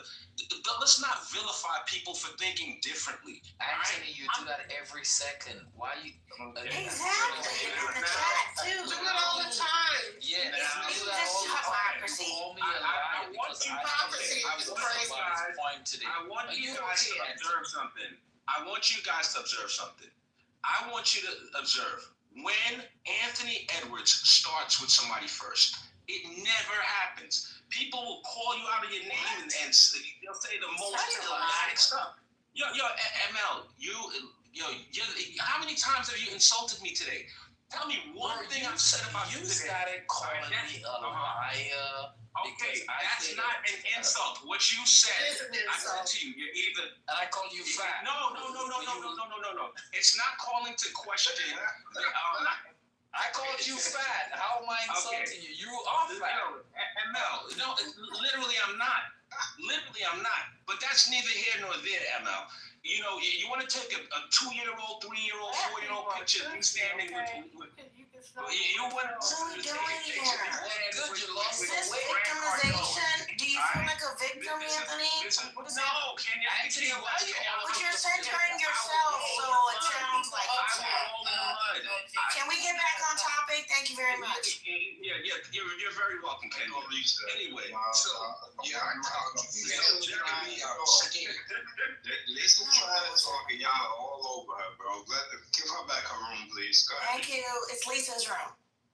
No, I was like, I'm not really close to the phone, so I can like shut you guys up. So that's why I'm asking them mine. So that I'll shut them up. You just tell me. Oh no, she just wanted me to have the mic, y'all. That's all she was trying to say. Give Anthony the mic. That's all. Anthony, I wanted Anthony to speak because sometimes in the context. But Look at all that. That was good. she's laughing. No, much love though, Anthony. But I'm glad. And brother, I do hear you. Let me rephrase. When I go after Anthony's when he goes out of pocket, for him to say he doesn't go out of pocket, it's a lie. Go out of pocket. That's the lie. Let me tell you. Lisa, you finished talking. Yeah, I'm finished talking. You guys can keep going because I'm gonna have. Oh wait, I have something really important. Hold on, let me just finish. I have after you guys finish this round, I have something really important to play from a retired 4-star general. So go ahead when y'all ready. Let me Oh man, I'd rather hear that first. I know exactly what you're gonna play, Lisa. That's a good one. Can we play it now? Can we just play it now, please? Please. And okay, if you guys are done with your round, with your back and forth round robins, okay. Taking cash apps, yo. Lisa, did any How much you need? I'm gonna cash app you so. How much you need, Anthony? Lisa, did any Maggers remove Kenya? Agree with a third term? They're in here. Let me tell you what they're doing. They're in here accusing me of bringing kind of like crazy tin hat Rick being irresponsible. That name. Okay. Just all kind of crazy. They're blaming me when it was their president who said it. I played his own voice and they still tried to blame me. Then I played Steve Bannon's voice in 3 different clips and they continue to blame me. They are blaming me for what their president, their ruler, their king, their Allah is trying to make this move. How did I get in it? I'm just giving you what he's giving you. Lisa, unfortunately, Lisa, you always in it. It's always your fault. It's always your fault, Lisa. Lisa, unfortunately, when you're dealing with Maggers, actual offense. When you're dealing with Maggers, and for the record, Maggers are Black Magnum supporters. When you're dealing with Maggers, they tend to deflect. 5 more times on facts. You got a new word? Yeah, Maggers. 5 more times, Rob. You got a new word. Go ahead. I just wanted to say we're gonna do like Trump does and April, Rob is my friend. This is my brother. I ain't mad at you. Yo, dog, you know you my nigga, man. But I just it's sometimes, man, I was just hoping that y'all wasn't in here saying that y'all support a third term, because anybody that supports a third term, let me stop trolling. If you believe that a president deserves a third term, you don't believe in the Constitution. It's that simple. And this young man explained. I don't support a third term, and I don't think there'll be one. And the young man explained it to us brilliantly about the concentration of power. That they said that it had happened once before. At first, it was under a gentleman's agreement. Now, what president served more than 2 terms? Quickly, somebody, because I don't know. There's a bunch, but that was before they changed. That was before they changed it. That's before they changed the Constitution. That's why they did it, because they're afraid of absolute power. And George Washington stepped down voluntarily. Correct. That's correct. Yeah. So that he wouldn't set a precedent. Was the last. Roosevelt was a different set of circumstances. Correct. Yes, it was FDR. And it wasn't just simply the war. By going through the whole New Deal thing, like that was just a different set of circumstances. So like, it's un-American to even talk about this, and I think that's the problem. We should not even be discussing the idea of a third term on a president. I don't give a fuck how much you love him. It's Trump saying it. Lisa, I want you to listen to the string of Lisa. I need you to listen to the string of words he just put together. It's un-American to even be talking about this. They talked about it. They talked about it. Yes, it's un-American. It's un-American to even. Yes, it's un-American. Yes, it's un-American. Let's not. Anthony, let's not distort freedom of speech. Let's not distort freedom of speech with me saying it's un-American to even suggest that we should have a president with a third term. That's what I'm saying. Yes, that's un-American for a un-American. president to attempt to be a third president. It's un-American. Okay? So, and also, please don't tell other Americans what is and is not American. Oh, sorry, trying to get in the No, I'm just saying, you see how Anthony is twisting everything. Who said it? Who said it? The one you got sitting in the White House is saying it. There is no one else brought it up but him. And you keep trying to turn it on us. Anthony, you're not that good. You know, I like you and everything, but you're not that good. You're not that tight. Because he said it. Do you want me to send you all the articles? Do you want me to send you all the clips? Do you want me to send you the actual video of him saying it? And don't talk to me anymore about this. Go call your boy. You got your other man on stage talking about he got a direct contact. Why we waiting for her to come into the room? What's taking so long? Come in the room and say anything like that. Again, that's what I'm saying, though, Amari. You shouldn't even be trolling like this, though, Amari. We should not troll. Steve Bannon isn't trolling. The things Steve Bannon is saying isn't trolling. We've been Rob, you can say. Oh my God, I can't tell. So we've been in this room saying this whole time. Baby, I've been here far longer than you. Hold on, we've been in this room the whole time. All the MAGA said this is ridiculous. We don't agree. And all the MAGA have not said that. That's not true. The MAGA's in this room listening. Didn't Rob say no, they said I should shut up talking about it. I know we said the word shut up either. Not true.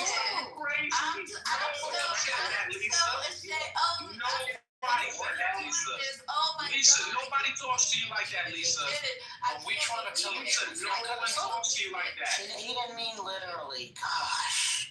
So, Lisa, we never talk to you like that. We have the utmost respect for you, Lisa. Exactly. Okay. Lisa, we agree with you. We agree with everybody on the stage. We are not for that. Why can't y'all give us a hug and be like, yo, that's here's Amari.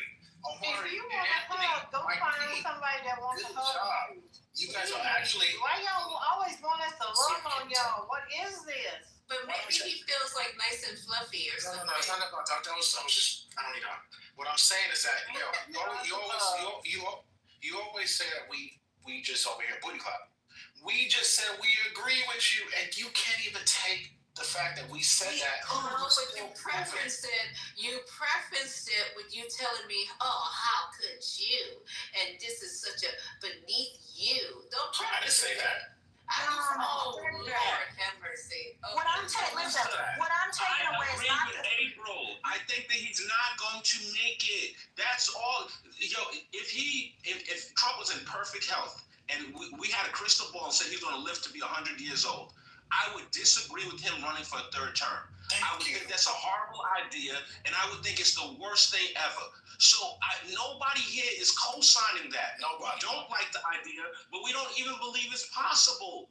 That's it. And that's where the disconnect is. Listen, that's where the disconnect is. Can I say something? That's where the disconnect is in this whole conversation. It's not about you all saying, oh, we don't think he should. It's us saying, you say that, but everything that we didn't think he should, he has. It's the fact that there's an attempt. It's the fact that they're talking about it. It's the fact that they have supposedly a plan. That is scary. It's not what you guys, listen, it's not what you guys think. It's the fact that you're dismissing our concerns and saying, oh, y'all are crazy. But yeah, all the crazy pants up to this point has proven true. So why wouldn't we believe this is true too? You keep telling us, oh, he's trolling. He's been trolling a lot, and the troll has become reality. And that is the disconnect. That's the disconnect. You guys are too simple in your thinking. I don't think you ever watch. I don't think you watch Trump. Your thinking is too simple. So now we need to play the Your thinking is too simple. Way too small. Way too small. Elevate your thinking. Black man. Let Lisa speak. We are actually going to hear from the general. Let's see what they do now. Okay, because we hear all of a sudden, we just have so little brain cells. So let's listen to the general and see what he says. Okay? Pressing play. Japan, President Trump delivered remarks to 6,000 troops aboard the USS George Washington in what sounded more like a campaign speech. President Trump touted his political achievements, condemned Democrats in Washington, and criticized the media. But he also delivered this message on future U.S. military operations. We will not be politically correct. You don't mind that, Jane? When it comes to defending the United States, we're no longer politically correct. We're going to defend our country any way we have to, and that's usually not the politically correct way. From now on, if we're in a war, we're going to win the war. We're going to win it like nobody ever before. You know, we'd go in, we'd blast the hell out of countries. Shouldn't have gone in. By the way, if you don't go in, that's even better. We don't have to go in peace through strength. But, you know, we'd go in, we'd win, and then we'd leave. They used to say, to the victor belong the spoils. Well, we'd be the victor, then we'd leave. Because we had people that didn't know what the hell they were doing. Oh, my God. Joining us now, retired four-star general and MSNBC military analyst, General Barry McCaffrey. Also with us, co-host of Morning Joe and staff writer for The Atlantic, Jonathan Lemire. Jonathan, what's with these political speeches in front of troops? No, it's hardly a new phenomenon for this president. Unheard of for any of his predecessors. But President Trump treats these sort of speeches as he does a campaign rally. We saw it even today on foreign soil. That used to be another matter where you'd leave politics at the water's edge. That's not the case anymore. We saw it a few weeks ago when he spoke to the top leadership of the military at Fontago in that meeting convened by Secretary of Defense Pete Hegseth. So there's nothing new there, but it's interesting. The timing of this comes as the U.S., of course, Katie, is deploying more and more of its ships to the Caribbean towards Venezuela. The Secretary of Defense announced a few more strikes today. International, there's been almost a dozen now in recent weeks as we've been at the Atlantic and here on MSNBC. There have been suggestions within the administration that some of those strikes could move to land. Now the president, as you well know, Katie, you and I were both covering the 2016 campaign. He was really forceful, and it was a message that resonated with potential voters when he criticized the Iraq and Afghanistan forever wars, pledged he'd never do the same. He's not saying he'll put boots on the ground in Venezuela, but there does suggest the U.S. may involve itself more militarily there and do it soon. Yeah, it is strange because that was a pretty clear message being sent from his supporters. We don't want to be involved in everybody else's wars. We've got enough going on here. We don't need to be America or the world's policeman. General McCaffrey, though, it doesn't sound like that's what Donald Trump believes any longer, as Jonathan is just mentioning, from the rhetoric that he's giving not just to those troops in Japan, but the speech to the military generals, the way he talks to reporters, how he refers to what's happening in Venezuela. It sounds like he wants to be the arbiter of everything around the world. Well, he's unconstrained. And I think when you take that presentation aboard the air in Tokyo Bay, which sounded unhinged and was cringeworthy, and had the Japanese new woman prime minister present while the troops are chanting USA, it was bellicose. It was resonating with those young sailors. That's the other thing, there is a widespread feeling among some in the military to push back against what they consider woke strictures on the armed forces. So we've got to be concerned about this. If that speech in Tokyo aboard a carrier had been made by a military officer, he would have been canned and court-martialed for violation of politicization of the military. We got a real problem. This message is being heard, and people are responding to Trump's rhetoric. Okay, we need to find that, because I don't know what, except the general said it was cringe-worthy. Can I explain? We need to find that clip. Can I explain? USA. Okay, No. So can I explain? All right, go ahead. That is called a captain's mass, right, in the Navy, right? A captain's mass is the equivalent of the Army's Article 15. That is basically calling yourself cheering on political sides when we are apolitical in the military. We are not supposed to literally take any political side when it comes to any kind of policy in the military. And that is what General McAfee is talking about. And I get it. And it is disgusting. It is very ridiculous. And what I just heard was deplorable on every frigging level. You guys do not understand that I said this earlier in this room, that he is pushing us into a military situation, and you all laughed. I had not even heard this tape. So this is what I was talking about. That he's pushing us into a military state. And this is a part of authoritarianism 101. But you don't get it. And you will never see it from my eyes because you've never been down this road. But this is what happens to a lot of countries that we have literally fought in and fought to try to not allow when their democracies have toppled. Y'all don't understand it. You have no freaking clue. Because they never served in the military. That the part, military ML. Go ahead. Clean out the high They have grass no that idea. Trump has put in there. Oh. You supposed to, I in the military, we never talked politics because we were apolitical. That was not we didn't get to, and the fun is that what Trump is doing is trying to politicize the military and try to do all this stuff. It's only going to affect the morale and discipline of the military for a long time, especially when you have majority of the people who are joining the military now, a bunch of racist people who join him, and there's zero accountability because racism will be tolerated. They're going to bring back hazing at basic training. Yes. The fuck? And here's what's going to happen. They're going to end up with the same situation before, which it's going to take years and years, ML, of trying to fix this situation that he is creating, because when they have to now put the military branches back together, it's going to take years of fixing this as far as policy and procedure. They have no idea how the military was. Exactly. And y'all don't understand about team cohesiveness. None of it. And the thing about it is that going to battle, that should never be a point of contention or issue. You gotta have each other's back when you get into these situations. When you're in a firefight, y'all don't have a fucking clue. You gotta have each other's back. This is history. Centuries of history in the military. How you make a team mission focused and pinpointed accuracy on whatever goal you set. Because the mere fact, you don't want people second guessing themselves or second judging their team members. You just want them to run and do as you're told and focus on the mission.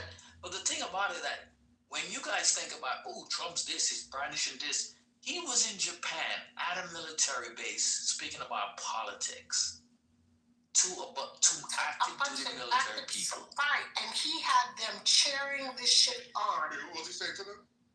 He was literally telling them, go USA, go, and telling them, go ahead, yes. Yeah, it's disgusting. It's sad too. It's really sad, and nobody is saying anything. And I'm sure we're gonna have some positiveness now that we're not talking about his health and ready for a third term. I'm sure these MAGAs in here are gonna be in 100% agreement. The general said, I only played a little snippet where he was talking about we're not gonna be politically correct. And gentlemen, And General McAfee knows what he's talking about. So for all you folks who are non-military, please, I'm going to ask you not to jump off mic on this. If you have never put a uniform on and you have never served, this is not your lane to have this conversation. But I can find a military person that has served and play their ticket too. This ain't your conversation. Because there are Trump supporters who are generals too. Let's not act like they're not generals. They're Trump supporters.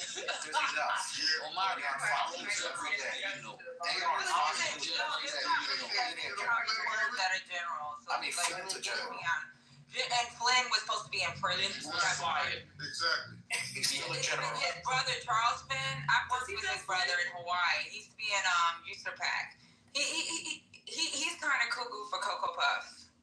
Like, these motherfuckers are crazy. He was crazy. You know, he spoke at the warrant officer's birthday.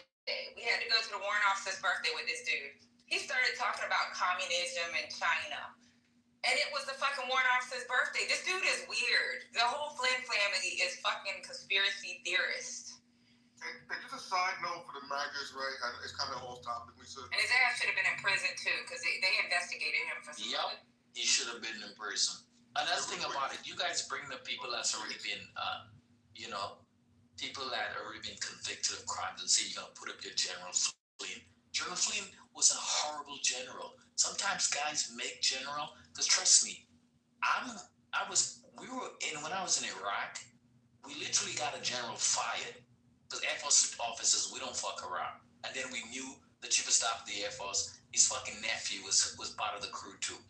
But the problem is that you guys think that, oh, he's a general.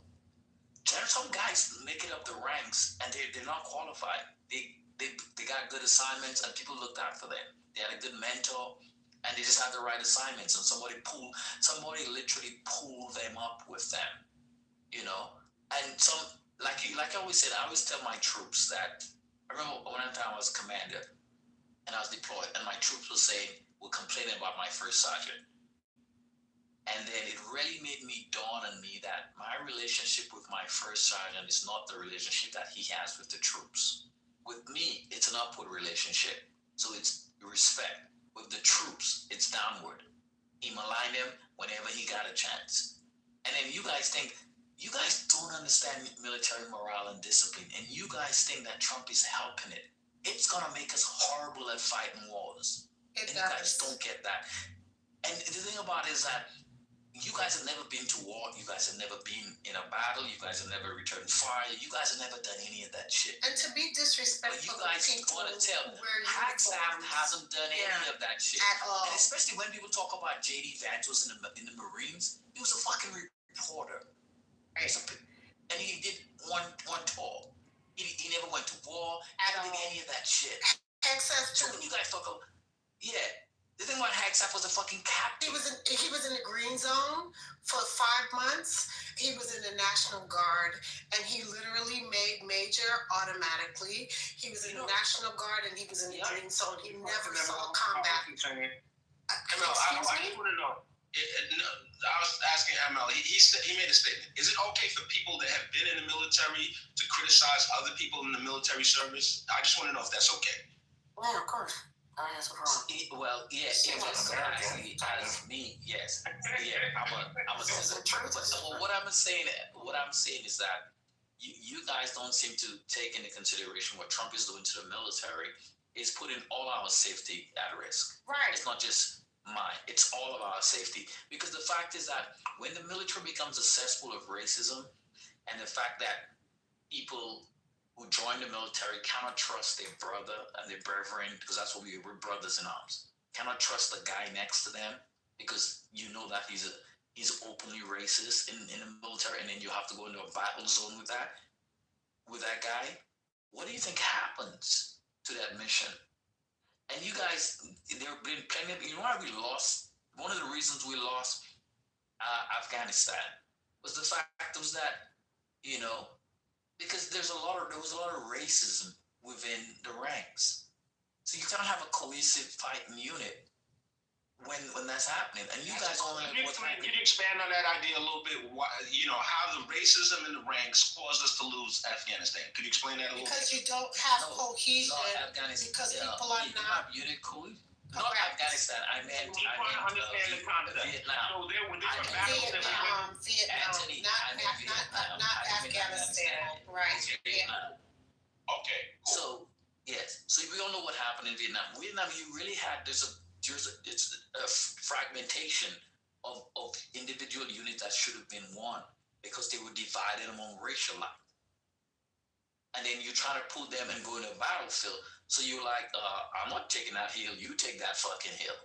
Because we're not on the same team. You watch my back. Fuck, man, I'm watching the guy who I know is not racist back. You are a racist motherfucker. I'm not watching your back.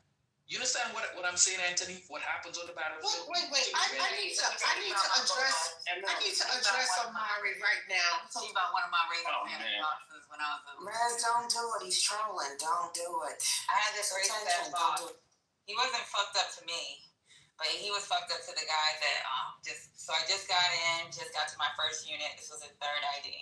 The guys there told me they went to and deployed with this guy year before. He was in another brigade. And the other lieutenants, they're first lieutenants. I'm a young second lieutenant. And they're like, when you go forward, be careful, because this motherfucker had us outside getting his food and shit when they had incoming. One of the lieutenants that was in the rear that came back early, he got fucked up, right? So when I went forward, he didn't do that to me, but I heard music, I heard him playing his racist ass music, and I think he just gave me he just gave me a pass, but he did a lot of shit to them young lieutenants that was out there. He'd have them go get his food. We were in Rocket Alley. Rocket Alley is Fox Falcon, Rustamaya, and I could tell you, I was so skinny when I came back from that deployment because I wouldn't eat food. He'd have them go get me food. This how fucked up this shit was. This is a white dude that was racist as fuck, listened to racist ass music. He wrote me a great ass OER, but at the same time, I knew he wasn't right. He would ask me questions like, how come the black girls can't grow their hair? Can you teach that black girl how to grow her hair? That's what the fuck he would tell me. Or he would tell me, why do black people and I was young and I didn't know no better. I'd be like, sir, I can't tell you why you think they can't grow their hair. It's really bad when you have that type of leadership. When you got that type of leadership, you put a lot of people in danger, and he didn't give a fuck about the black officers at all. Yep. And that's what I'm saying. Y'all don't have a damn clue. Hold on, right? They don't have a clue. They don't have a clue. And Mel, wait a minute. Because I want to add to this conversation, because Patty, I feel your pain, right? I was a young black armorer, my first time being an armorer, right? And I was doing a weapons turn-in, and I told this young guy, a white young guy, he literally threw his M16 at me, and told me, nigger, you better take my weapon. After I looked down the barrel, and it was still full of gunpowder. After we left the range, and I was clearing the weapon, and I said, it still needs to be cleaned. And he told me, nigger, I better take his weapon. This happened to me. Ain't nobody mad. I'm telling you what happened to me. I'm sorry that happened to you, Rez. I went in 87, right? But this happened in this happened to me in the 2000s. This happened at McPherson. This happened to me. I believe it. This was a young white lieutenant who threw this weapon at me. Okay? I'm telling you what happened. We went to the range. It wasn't even his damn weapon. He was pissed off because he had a 9. He had somebody else's weapon. He was mad because it wasn't his damn weapon, and somebody gave it to him, and he was pissed off because his butterbar ass, somebody gave him a bunch of weapons to turn in, and he didn't want to clean the damn weapon. And I'm the young armorer, and I needed to turn the damn weapons in, and I told him, sir, you need to clean this weapon. And he told me, who do I think I'm talking to, nigger? I'm gonna finish. And I said, I don't know who you think you're talking to, sir, but I'm not the one or the two, and I'm not turning this weapon in. And fortunately for me, my battalion commander was a black man. And I called him in. And I said, "Sir, did you hear what he just said to me?" And he said to the lieutenant, he said, "You better apologize to her quickly." Oh, fuck. And he put. There's a whole regulation for that. That's chapter. That's what I'm trying to tell you. This is right, and it was a whole situation that went on, and he jacked that lieutenant up because that lieutenant looked at him like, who did he think he was talking to? And I'm telling you, it happened right there in that arms room. But I'm telling you the stuff that I've seen in my entire career happen. Y'all don't even understand. Well, I hope they ruined his career because there's a whole regulation. They did, because they put his ass out. I didn't know no better. I was a young lieutenant. I just came out of basic training. AIT or OC for us is OCS. For them is freaking AIT. Me coming out of school, I didn't know shit. All I knew was to shoot, move, and communicate. But as I got older in my career and I learned the regulations, I know damn well somebody ever asked me about how black women grow their hair, it's a wrap. No, they slapped his ass up. This is the shit I'm talking. Right here, Joe. So it is always the lieutenants. So I was at the PX at Kunsan Air Base, and I see this lieutenant having one of my black troops just saluting him.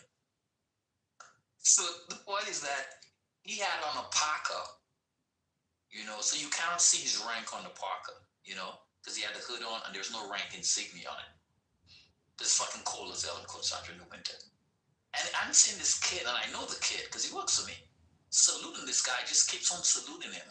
What the fuck is going on over there? So I walk over and I said, "Oh, excuse me, what's going on?" He goes, "Well, sir, mind you, he's in uniform. He didn't salute me, so I'm going to get to that." He said, "Well, this airman failed to salute me." So I said, "So you making him salute you how many times?" Well, I told him he needs to give me 100 salutes. So I said, "Okay." And I said, "Now, Bunny, what happened if I did the same thing to you?" He goes, "What are you talking about, sir?" I said, "I walked up on you. You didn't salute me." Because a lot of people, if you're black, they don't automatically assume you're an officer. I said, "You didn't salute me." He goes, "Oh, sir." I said, "So what happened?" I give you 100. "Well, sir, you the way you walked up, I just didn't see." "Yeah, because you assume I was black." I didn't say that, but I was like, "Okay." So I said, "Yes. Now, but I won't be an ass to you because you were an ass to this airman. But this is what I want you to do. If he saluted you 100 times, you know what's the requirement as an officer when somebody salutes you? You salute them back. So you better return every last one of these salutes." And that motherfucker stood there saluting my airman 100 fucking times back. I love you. That's fucking amazing right there. I love it. That's why you do that there. Period. Indeed. And that's why I have the much respect for senior fucking damn officers. Black senior officers, because they've always had my damn back. Period.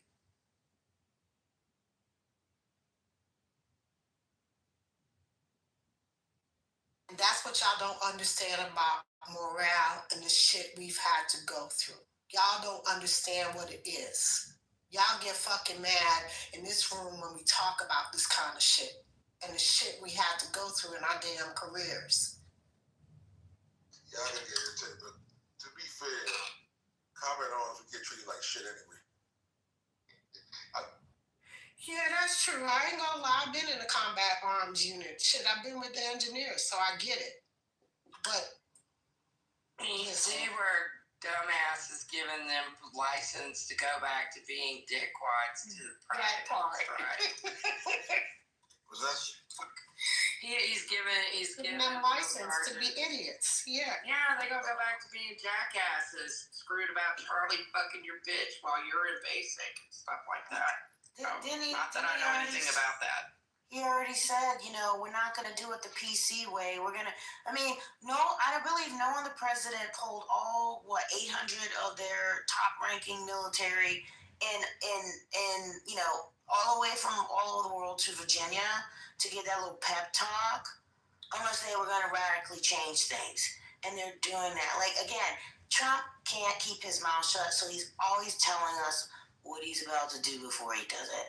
So he's giving permission for them to do some crazy stuff. And half of them dropped their packet, Kenya, and fucking retiring. Yeah, I'm hearing about it. Good. But we still need more to be strong, and that's the problem. Okay. That's not good. Well, no, it's not good, but good for them. That says it's really bad. There's even more great news. Trump administration said it will not use emergency funds to keep SNAP benefits going during the shutdown. He's not going to do that. That's confirmed. He's been saying that. Thank you, sir. Can I have some more? That's crazy. He's not. And this he doesn't care. This doesn't care. Here's the funny. That's why he's staying out of it, because it can't come back to him as his fault. But this is a lie, because here's the thing: if the Republicans were really giving a fuck, they could have used what they did with the big beautiful bill. They could have pulled the fucking nuclear option, did a CR, and did the SNAP benefits if they really fucking gave a fuck. So it's fuck all you fucking MAGAs, because you motherfuckers, if you gave a fuck, you could have paid the fucking you could have did 2 clean bills. You could have paid fucking SNAP benefits, and you could have paid all the fucking federal workers, because you could have did a clean CR on both of them, and you could have paid every goddamn body, and you could have pulled the nuclear option. That's why I said you motherfuckers are a bunch of liars. Hold on. It just keeps coming in. It just keeps rolling in. And I hope I have the right clips. But President Donald Trump told U.S. troops in Japan that he was prepared to send more than the National Guard into American cities. Hello? He's already proven that. He tried to do that bullshit with the Marines, even though he had them at federal buildings. He was still saying, look what I can do, swinging that little mushroom dick. Yes, sir. He said that, hold on, you guys. I just lost it again. Dang it. I need to find this clip. He said something about the people in the United States don't care if he uses the military on American streets. I just lost the dang article. Let me see if I can find if this clip is the same clip that they're talking. But he's supposed to be on some other boat. This is saying that he's on the USS George Washington. Now, were they 2 speeches that he made? Because I don't want to listen to both of them. Let me see if I can find this again.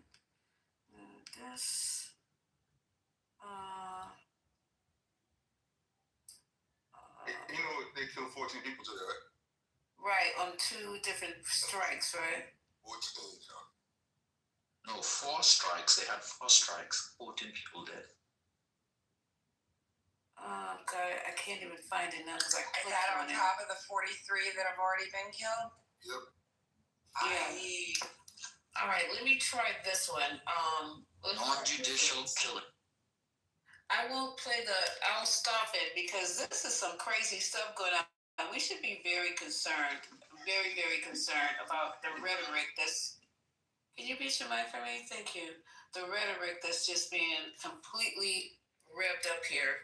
It's just getting out of control. And any maggots want to talk about this?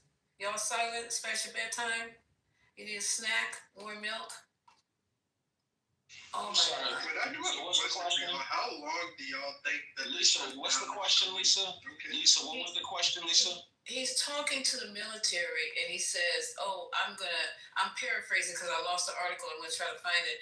He said that it's okay for me to send more than just the National Guard into the streets of the United States. And then he said, people don't care if I use the military on the streets of the United States. Anybody got a problem with that right now? I'm paraphrasing because I just slipped the article. I swiped it and I lost it, so I can find it. Yeah, I hope you can find the actual article. But to your question, I don't, unless it's the comment. Patty's mentioned this act a million times. Unless it's something having to do with like very narrow circumstances, I don't think he could do that. He only needs the instrument as the guard. So I thought it was okay. and Ramona, military. thank you. Oh, Thank you, Ramona. I appreciate You're you. welcome. You're the best, Ramona. Yeah, so with that said, I wouldn't be a supporter of it if it doesn't meet the narrow circumstances allowed by the law. He also said that he said he's also going to give the military a pay raise in the same speech. This is good. Let me see if I can find it here. Looking for an article or a clip? This one, okay, that article is coming from Fox News, the one about the pay raise. Okay, and let me see the one about more than the National Guard. It's the New York Times. So if I have to pay, y'all will not be hearing that tonight. I support it. Look at the one on the chat. You said you support what? Really, regarding. Didn't I tell you this was gonna happen? Amari. Well, you asked a question. That you were gonna get an answer? Wait, is that Amari? Are you drinking? His name is Jordan. He has a pink ticket. Oh, okay. Yeah, I know. Did you say you would support it? Oh, I remember you, Jordan. Go ahead, Jordan. Go ahead. Go ahead. Hopefully in a good way. No, get your thing. No, I mean, other than the moment when Trump had made a statement where he didn't get the privilege to go to the island, that's where I was like, okay, hang on, pause. You can't say that. That's wild as fuck. Other than that, I mean, I don't really see what he's doing wrong. And wait. Hang on. When I say that, what I mean is my perception right now. But I'm willing, I want to see what other people's opinions are because maybe I'm not seeing things completely clearly. Apparently, according to you all, I'm not. Well, it sounds like you're seeing it through Johnny Walker. What he's doing in Venezuela right now, is that legal? What's he doing in Have you not been seeing what's been going on with That's the problem. I've heard things here and there, but This is the problem. This is the problem right now. What, people conversing? No, you don't do your own research, so you don't know, which is why you think he's doing a good job, because you're not informed. Are you asking him what happened? And you should know. That's the point. That's what's going on in the world right now, and you don't know. That's the problem. What happened is they saw something that they said looked like a Lockheed Martin monster, right? Oh, the Loch Ness monster? Yeah, so I thought that was in Scotland. That's what I thought too, but they've been dropping bombs in the water over there. No, so that bitch navigated. He's like, I'm out. So, you really haven't heard that? No. So now that you've heard it, what do you think? Now that you've heard it, what do you think? Did he finish his statement? That was pretty much it. That's enough to know. You just dropping bombs there. This was just, allegedly seen a fucking monster in the water. Yeah, no, I mean, first off, I would not agree with doing that, and that just seems so, Jesus Christ, that's wild as hell. That does not make any sense. Are you saying you don't know about the 57 people that he's killed just because he suspected that they had drugs on their boats between Venezuela, Colombia, and the Caribbean? You don't know about all that? Was it confirmed that they did or did not? It never was confirmed that there was so much as a fucking Tylenol on their craft. Not confirmed to you. Confirmed that they were dead. It was just a Loch Ness monster. Oh my God. Yeah, and they got blown to smithereens, so any evidence is blown up. Amari, you blow up the evidence, you can't prove it right or wrong. Amari, you are so lost. I get how that makes sense. Amari, you are so lost. It's unbelievable, bro. Or you really got to be playing dumb. You don't understand the fucking connection between a lot of things that go on. Like ML, let's say there's a narrative. I'm gonna Jordan. Hold on. ML's brain works. Let's put two and two together. ML, what is the contract right now for drones in the Caribbean? What are the contracts for drones? Yeah, in Haiti. Our friend Eric. Are you serious? Yeah, Prince. So you're trying to get him to big up on you, so This past weekend, hold on. Serious? This past weekend, eight kids were killed by a drone strike at a wedding or a birthday party. Is this Afghanistan all over again? So when people in this room who are so fucking ignorant say all these things about immigrants coming here, and people say, well, the U.S. fucks up their country. That's just one more example. Because guess what? Haiti doesn't have fucking drones. You know who had a 10-year contract with the drones? Eric Prince, the former founder of Blackwater. and Sea. Yep. Yeah, it's You're not on your fucking news channels, all right? Hey, I managed his contract when I was in Afghanistan for the Air Force. I was the core on that contract. That motherfucker boy made so much money over there. 10 years, There are a lot of people made a lot of fucking money, like KB, or was it Brown and Root, Halliburton, all these different contractors. That really sucked. Over fists. You had people driving a shit truck, making 300 grand. Very Can I ask a question real quick? What's all the diabolical shit that went down when Obama was in office? Or Biden? No, we're not going to do what about it. We don't get off track in this room. No, what about it, sir? Okay, we're not talking about No, we're not doing it. We're not doing it. We're gonna bash Trump. That's it. You're not talking that shit because you don't know what the fuck you talking about. And just don't even talk about it. That's not what we focused on. Well, we're focused on right now is a 34-time convicted felon who's also civilly liable for SA, who is tearing apart our nation, not to mention our White House, and all of our relations, foreign and domestic, with our neighbors as well as everybody else in the world, and only has any kind of modicum of respect for dictators and authoritarians in the rest of the world. That's it. That's it. That's all. He's selling us fucking piecemeal. And the only thing he meant by fucking American first is America, because that's what he's doing. And if you can't see that, then you need to put the bottle down and start paying attention. As he sells our country off piece by piece, number by number. Fuck is we talking about? Hey, ML, do you like invest in Business Daily? I don't really follow it. I read Barron's and the Wall Street, and then I have it at paid. But invest, I used to it, but I don't really. Yeah. Okay, because today they have I had to look it up because I knew this was happening a few days ago. How Trump's son, Junior, the company that he's investing in, won the military contract with the Pentagon for drones. Did you know that? Which one? The Aver, what's it? Aver, whatever the country, what's that company name? The ivermectin, which is a No, there's a company, Avril. Avril.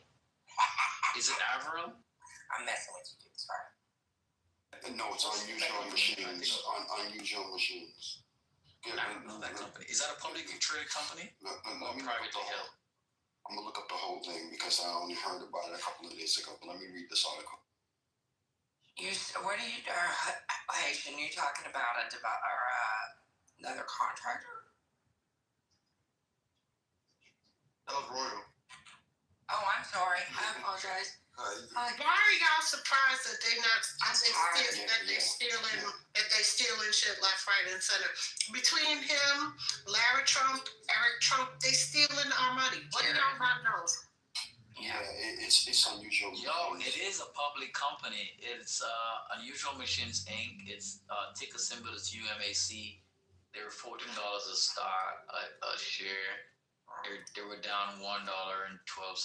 They're down 7%, 7.4% today. Their headquarters in Orlando. They founded in 2019. You see that there? So anybody? Let me look at that. Okay, so whatever the news came, so today they started. What happened today? Because today they dropped. Bro, you see that he's an advisor?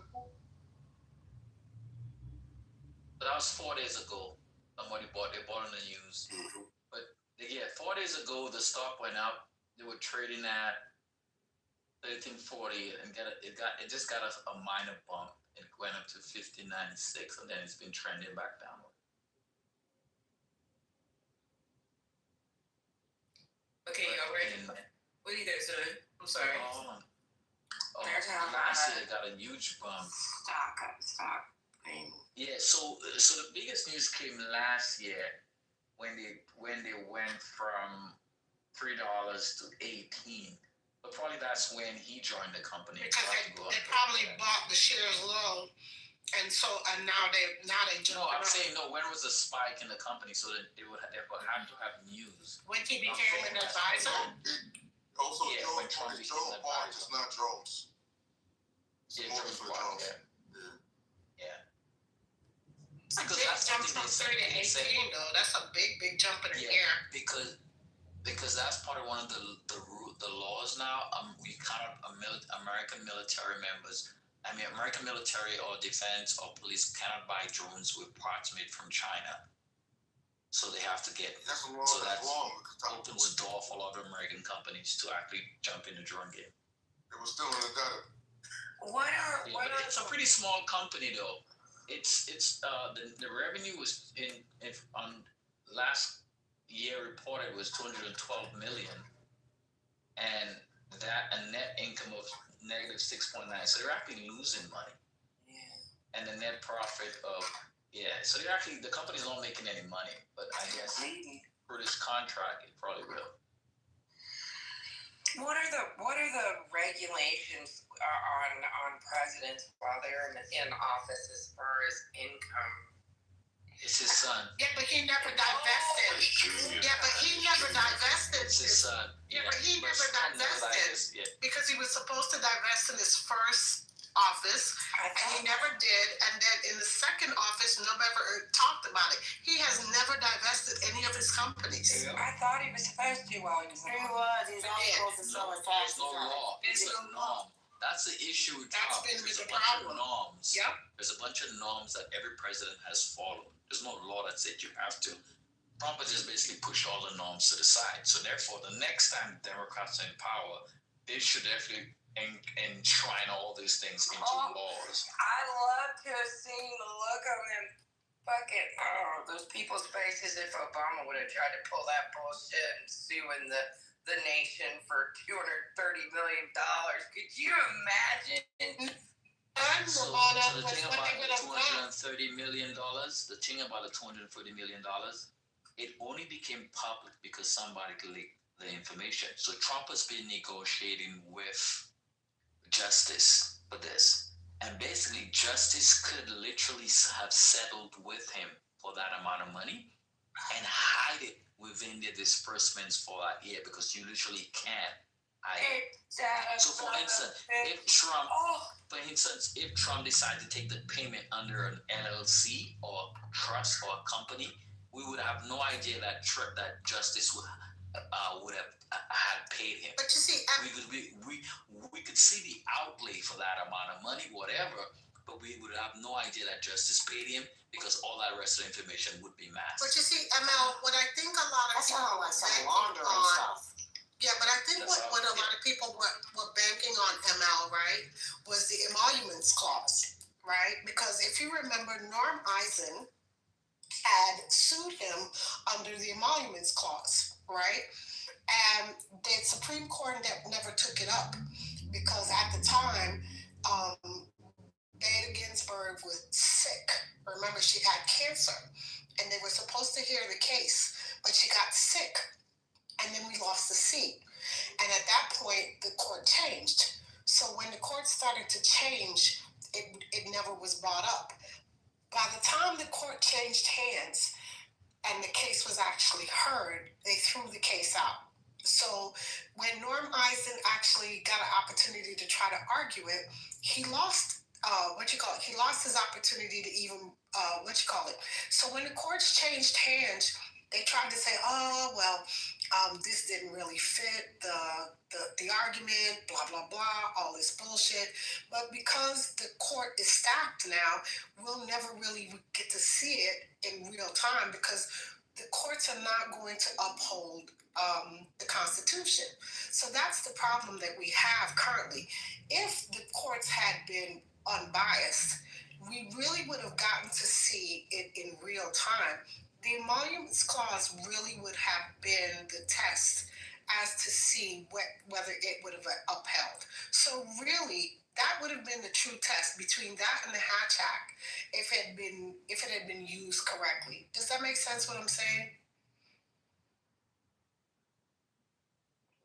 Yeah, it's just an awful lot of damn loopholes is what it is. Right, but what I'm saying is if we had had a court that was not stacked, we would have seen the true test of how the courts would have been able to rule based on the actual Constitution. But right now, we have a lawless ass court. So basically, they have to give him this money. I gotta get to this clip, y'all. Really. I'm sorry, Mark. I know I didn't mean to cut y'all off, but I don't know how long it is, and we gotta hear him say what he said about using the military on American streets. Oh, go for it. I hope this is the one, but I already didn't get a chance to. But I think it is because how many speeches did he give in Tokyo? If you are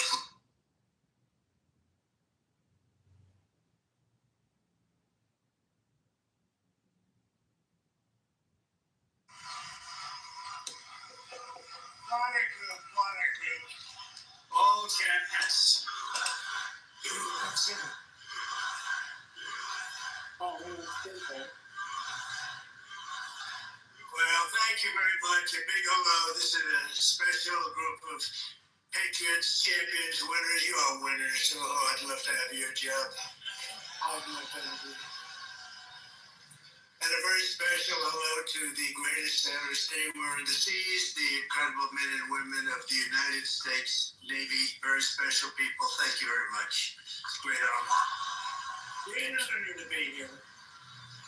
But I'm thrilled to be here among thousands of proud American patriots aboard the 100,000 tons. That's a lot of tonnage. Forward deployed symbol of American might, power, and prestige, the legendary USS George Washington. This is some ship. They don't make them this way anymore, but we're not supposed to say that, but they really don't. This is great stuff. This is really an incredible GW. They call it GW, right? And we've come this afternoon to celebrate the strength and the skill and service of everyone on this ship. So we're going to all relax. We're going to have a good time. We're not going anywhere, you know. If you go back to Washington, it's like 2 o'clock in the morning. But I want to just tell you that you are special people, and we're going to have a little fun. And I'm going to tell you how great our country is and how well we're doing, because a year and a half ago, we had a different country than we do right now. Now we're the most respected country in the world. We're the hottest country anywhere in the world. And it hasn't taken too long, but I had no doubt. I just didn't know we were going to do it this fast. We've done it fast because of people like you. So I want to thank you very much. And I want to recognize a man that you all know well. And he's a tough cookie. He was formerly our Secretary of Defense, but now he's proudly known as our Secretary of War. Pete Jackson.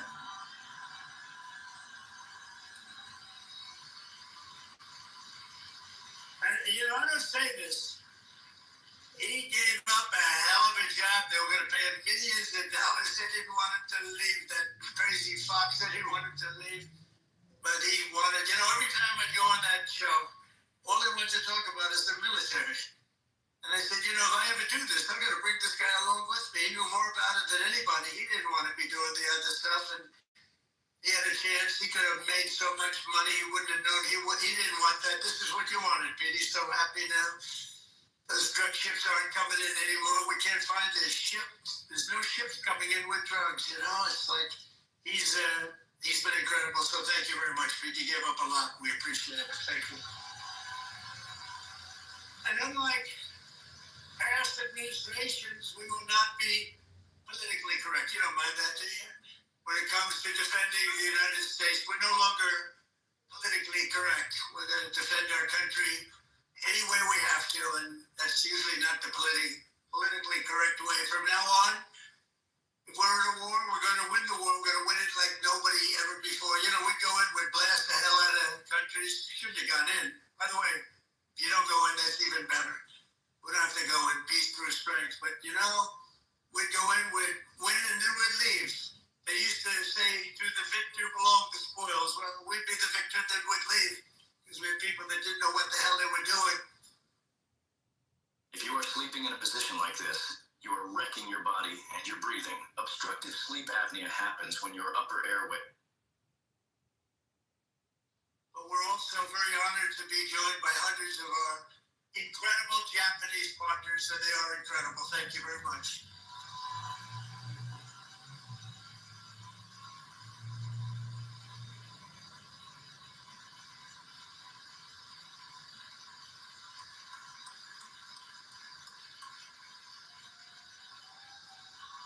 Vince Woolman.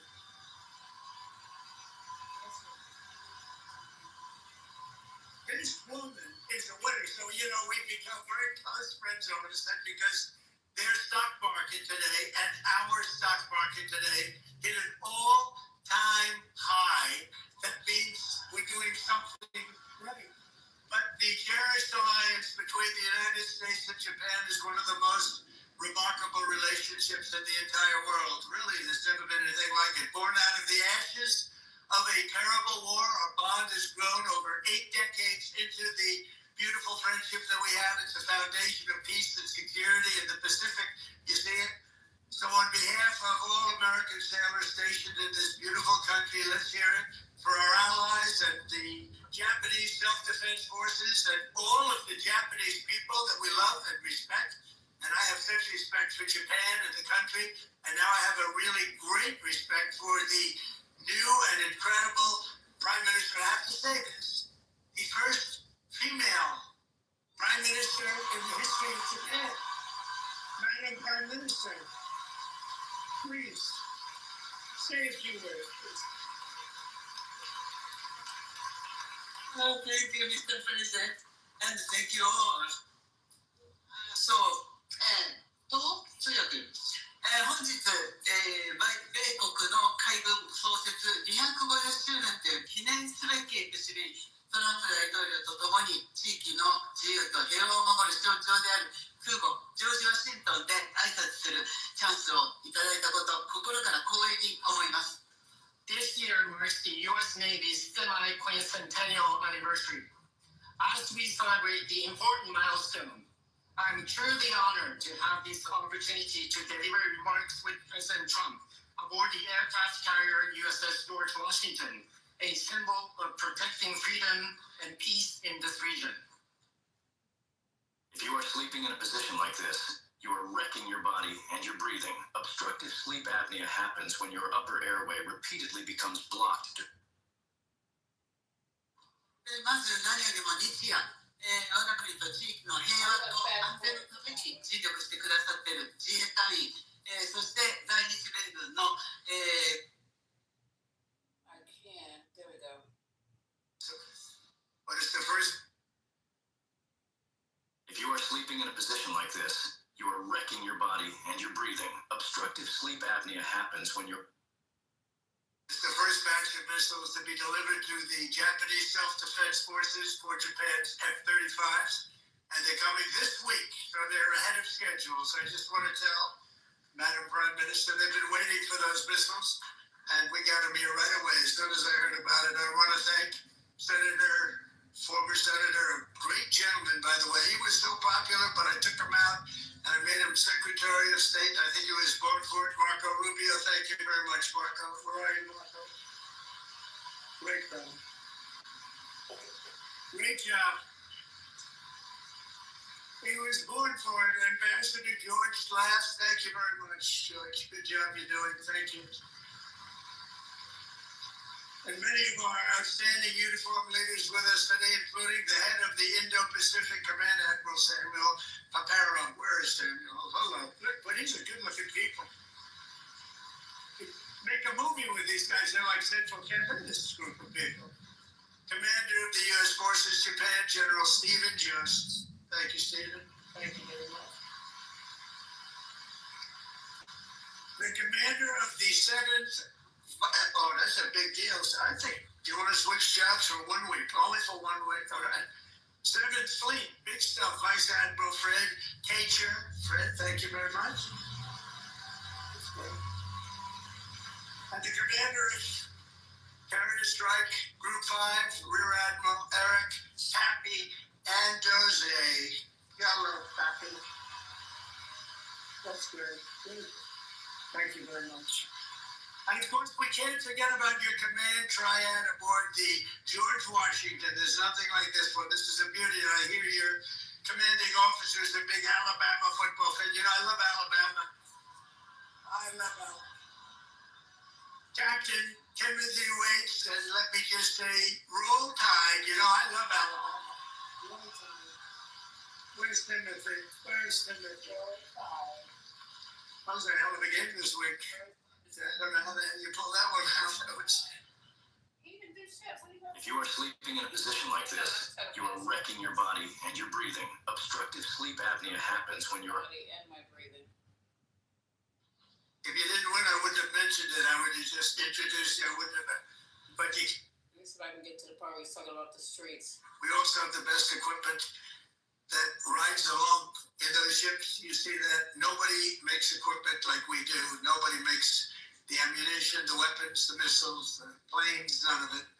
And if they do, the American sailor stands ready to crush them and sink them and wreck them and blast them into oblivion, right?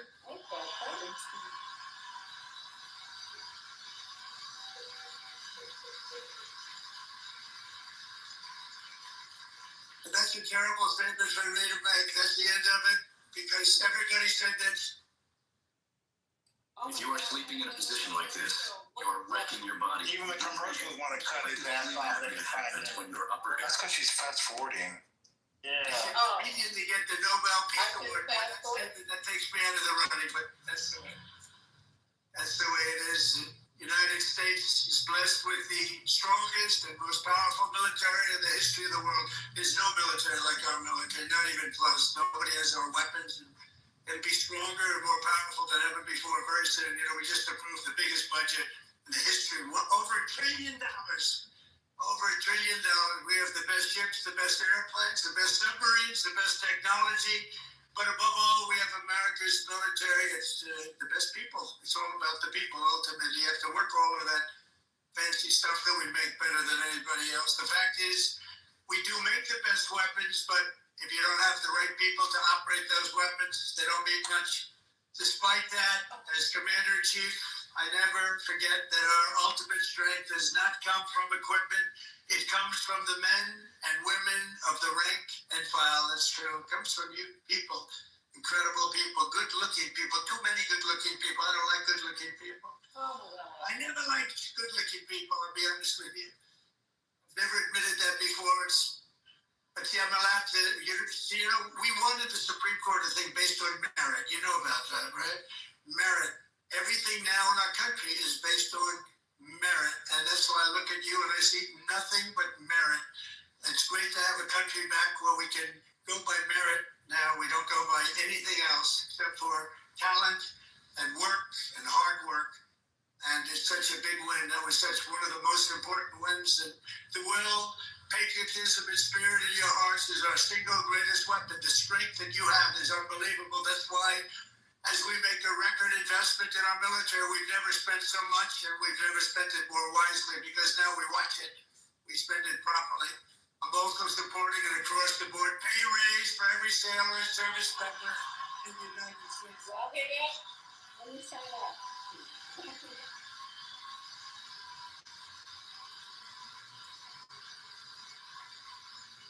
Now, if you don't want it, you want to give back to your country, just let us know. We won't give it to you. Is there anybody in that category? Huh?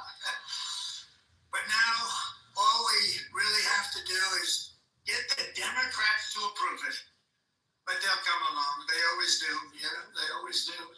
And because I heard that the sailors on the George Washington took a hit, your family separation pay, you know what I'm talking about, right? You took a little hit to be here, right? By returning to the port, you returned early for this event. I am delighted to announce that as your... If you are sleeping in a position like this, you're wrecking I'd rather listen to the commercial. Obstructive sleep apnea happens when... I need a boss. I don't feel like your boss. It take longer. At least you'll be happy about this one. At my direction, we're going to make sure that you receive the full amount that you were owed for the deployment. And we're not going to deduct anything because you came in to listen to your commander. I'd like to be an admiral. I always wanted to be an admiral, to be honest. Don't tell the other people that I love so much. You know, they sit around the table, they have all those beautiful stars and stripes. But I'll tell you what I love. I will always love the admirals. I love those uniforms.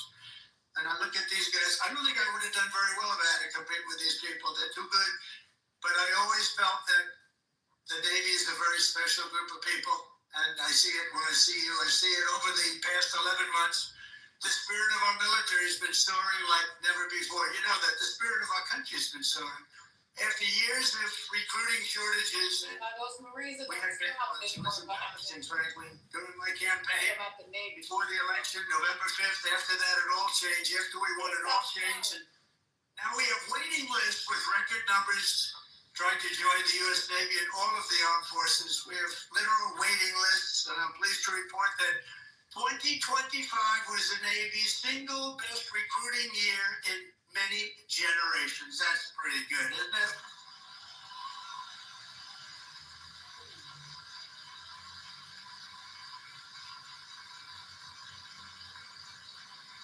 But you know, think of it. It seems like I've been up here so long, and it seems like I've been doing this for a long time. And we had a great first term, but nothing like what's happening now. We had the greatest economy in the history of our country. I rebuilt the military in the first term, and then they gave a lot of it away to Afghanistan. But it was really just a tiny speck, but it was the concept of what it was. But we rebuilt the military, and we did so many things in the first term, but we're blowing it away right now. But think of it, just 1 year ago, I was in the middle of a campaign. Can you believe that? It doesn't feel that way. I said, you know, you're right. It's not November 5th yet. We have another week or so to go. You're torturing us now. And look at all the things that we've done since this unbelievable day, November 5th. That's when it all changed. When we won, on November 5th, it all changed, and we went from a country that wasn't respected and a lot of people that had no spirit. That includes joining the police, the fire departments. They didn't want to join. After that, they started joining, and it seems like if you are sleeping in a position like this, you are wrecking your body and your breathing. Obstructive sleep apnea happens when... That's the last commercial I'm doing. 10 years ago, not less than a year. Think of it, less than a year ago, I was campaigning. You know, we won the second election by a lot, so we had to just prove it by winning the third by too big to rig, I called it. It was too big to rig. And it was an amazing victory, and thank goodness we won, because we were in big trouble.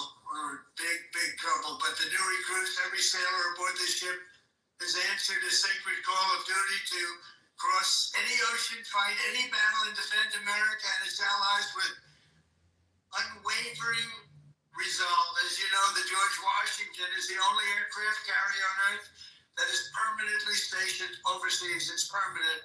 Now, if you'd like to take a trip back to America, let's do it one time. Well, I'll join you. I'd love to join you. You know, when I landed on this, it doesn't feel like a ship is solid.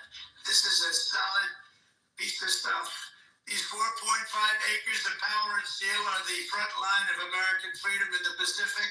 Every day you're taking risks to keep our country safe and to defend peace and security in this incredible part of the world, working with Japan, working with other nations.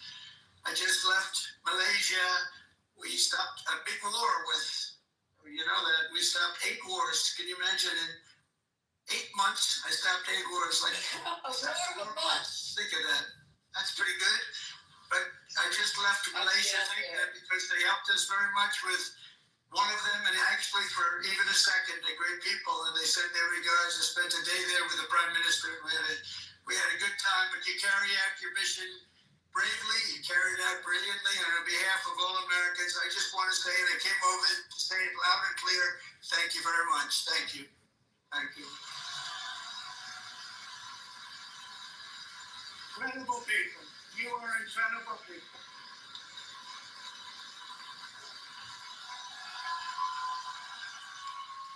They actually have the best location. Because if they're really good looking, they end up in Hollywood. You know, you're not going to, you haven't been, but you're not going to. Lord, please help me. Jesus, take the wheel. I don't want to hear no more. But 2 years ago, Have some mic control, the commander in chief is talking. was just a few months into his first fleet tour with the Golden Falcons helicopter squadron when he and his crew were called on a search and rescue mission to find 3 missing Navy divers. Incredible, brave guys, the divers. I can't. If you are sleeping in a position like this, I'm ready for you to go into your body and your Lisa, that's enough, please. happens when your upper air. We want to watch it, we can watch it on our But own. they were stranded at sea and right on. I can't find I have to, tomorrow, I'm gonna have to find the exact clips. I'm sure it's gonna be everywhere because of the mere fact that he said it. So I won't have to listen to the whole damn thing. It's probably already out there. I'm gonna Google. Y'all go ahead. This was pure patriots. I get one mic on rest, please. One mic on rest. I just want to say this, right? You can hear the amount of sheer jealousy and envy that this man really wanted to serve in the military, and how he did not get the chance to do and put on that uniform because his daddy did not let him put on that damn uniform, and how he still to this day is still mad that this Momo did not get to put on a uniform. But guess what? He is a reject. He is a bone-spurred reject. He would never. Wanted to go. I don't think he really even wanted to go to the military. He said, no. But you have to hear what he said. If you hear and you listen that he wanted to be an admiral, he has said this in several speeches. And every time he fires any of these generals, and he's talked about how he's disparaged John McCain being a POW and all this stuff. I've heard this several times over the years, and he disparages all these generals. It's jealousy. It is envy. It is disgust and disdain. Just like that piece of shit Hedseth. These motherfuckers are people who could never be in the shoes or never have filled the shoes of these people's greatness. And these are the momos that they never get the chance to serve or get to that level, so they behave in that manner. Sorry, I'ma call shit what it is. I'm going on mute. It's no different than pants shitting Ted Nugent. I just want to say it was good to hear Real Patriots in that crowd. Get the fuck out of here. Shout out USA. Come on, guys, stop feeding into it. He's trolling. Come on, that's what they come on here to do. To get their rocks off. Stop responding to him. I finally figured it out. That don't work for him. That don't me no more. I can't hear you over Kenya because she's not respecting the patriots of America. Have you been in the military before? No, I haven't. But you know what? What I heard in that speech, and I heard that crowd, and I watched the video, it was absolutely amazing. God bless this man, and God bless America. You see how he's trolling now? Like, you can't even, you can just laugh, guys. He's a comedian in the room. There's nothing to get mad at about him. He's trolling. You got a job, and you don't have to God bless America. It's true. God is going to bless America because we're in harm's way of the devil. So yes, God is really going to have to bless America. That's one thing you did say, Omari, tonight, which is absolutely 100% true. Well, shout out to the 63% of military and vets that voted for a real commander. And I never voted for him, and never did my veteran friends. And what you will never do is you could. I'm not. And guess what? I'm not. And guess what? You will never, ever be able to fill mine or any of the veteran friends of mine that did not vote. Excuse me. You about to play with me tonight? You about to play with me tonight? Hold up. You about to play with me tonight, Mike? The peacocking is cool. Everybody does. You about to play with me tonight? Come on, guys. No. You about to play with me tonight? Is it just people in the military that deserve a voice? You about to play with my service tonight? You notice you're not answering. Are you about to play with my service tonight? Are value my service I tonight. respect your Are service. you We respect about your to- service. I'm not talking to you, Amari. I'm not talking to you, Amari. I'm not discussing. I'm not discussing you, Amari. I asked you a simple question. Are you about to discredit my service tonight? Mike? No one could ever do that, Rez. Rez, no one could ever. No one could ever discredit your service. I'm gonna say it again. Come on, y'all listen, go off. Y'all want to fight. Are you the only one that deserves a voice? I mean, Excuse me, I didn't say anything about a voice. What I said was, this man could never, ever, and I'm not gonna let anybody, especially you, Mike P, make me feel less than. Never. I know, but you're trying to make other people just because they didn't fight. You're trying to make. Who is they? I'm talking about President Trump. Right. He cannot compete. He cannot compare to me. He is a civilian. He don't have nothing on me. This man did not serve in the United States military. So to compare him to me, there's no comparison. Obama didn't serve either. I wasn't comparing him to me. What are you talking about? He is triggering you and you're Where? falling for it. Stop falling for it. I'm not comparing him to me. That's the difference. What is happening? Mike, President Obama compared his service to me. So what are you talking about? Mike is trolling you. Would you stop responding to him? I'm trolling in my discourse. This might be your best troll yet, gang. Are you trolling too? Listen. Okay, stop. Let Rez talk. Nobody else come off on the mic, and I mean it. I'm good. I'm good. I'm not triggered. Relax. Mike, President Obama never compared his service to this country to me in regards to him being a president. He's never compared himself to me. Because you see that picture in the White House? He invited me to the White House, right? He thanked me for my service, right? I've met him. I've talked to him face to face. This man honored my service. Okay? You see that picture right there? He literally stood right there in my face. And he said to me, I thank you for your sacrifice and what you gave to this country. That's what a real president does. He looked at me in my eyes and said, as a black woman, what you did, I could have never done. What you did as a single black mother, I never could have done. What his wife did, she quietly came to Fort Bragg, which you don't know, right? And she invited black single mothers, right? And let me tell you what she quietly did. She came with the undersecretary to find out what we needed.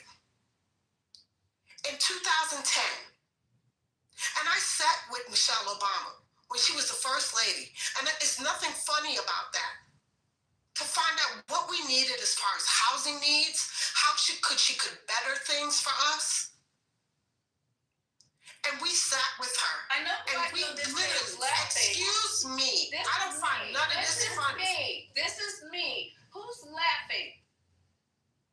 Somebody was laughing at what you were saying? Yes, they're laughing now and throwing laughing emojis. I don't find any of it funny. Who's doing that?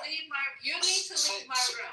I didn't do that. If you think that shit is funny, you disrespectful pieces of shit, y'all need to leave. Rez, who did that, Rez? I don't know, but somebody's throwing laughing emojis and I don't find it funny. Who is it? There was nobody on the stage, so who did it? Someone could speak up on it. It wasn't from the audience. I don't find it funny. So you going off on and that? again, I said you're not the only one in the room. There's a whole audience. Who would be laughing at somebody's military service? Who? I know you have a big room now. You have a really big room, so it's hard to see. You can see who done it. I couldn't look down at that moment. Is it all but people I don't find it funny. that can throw I'm not really disgusted. But again, that's crazy. Again, this woman, I got selected as a senior NCO to address the needs of what they needed at Fort Bragg, and we talked about it. We sat down and talked about the fact that there was asbestos that was happening in military quarters. You know what happened 6 months later? We were able to get a grant to get those quarters torn down because there were problems with those doggone quarters. And that is what Michelle Obama did. That's what y'all don't know. See, these are the type of things that y'all don't understand that I advocate for and have advocated for years. This is the shit that I be talking about with y'all, the shit that y'all don't really know. But this is the kind of shit that be aggravating me all the time. Right, but and again, I've told you many times, I respect your service, and I'm not. But you can't respect my service if you sit here. If you sit here, you can't. You cannot respect. I'm not finished. I wasn't finished talking.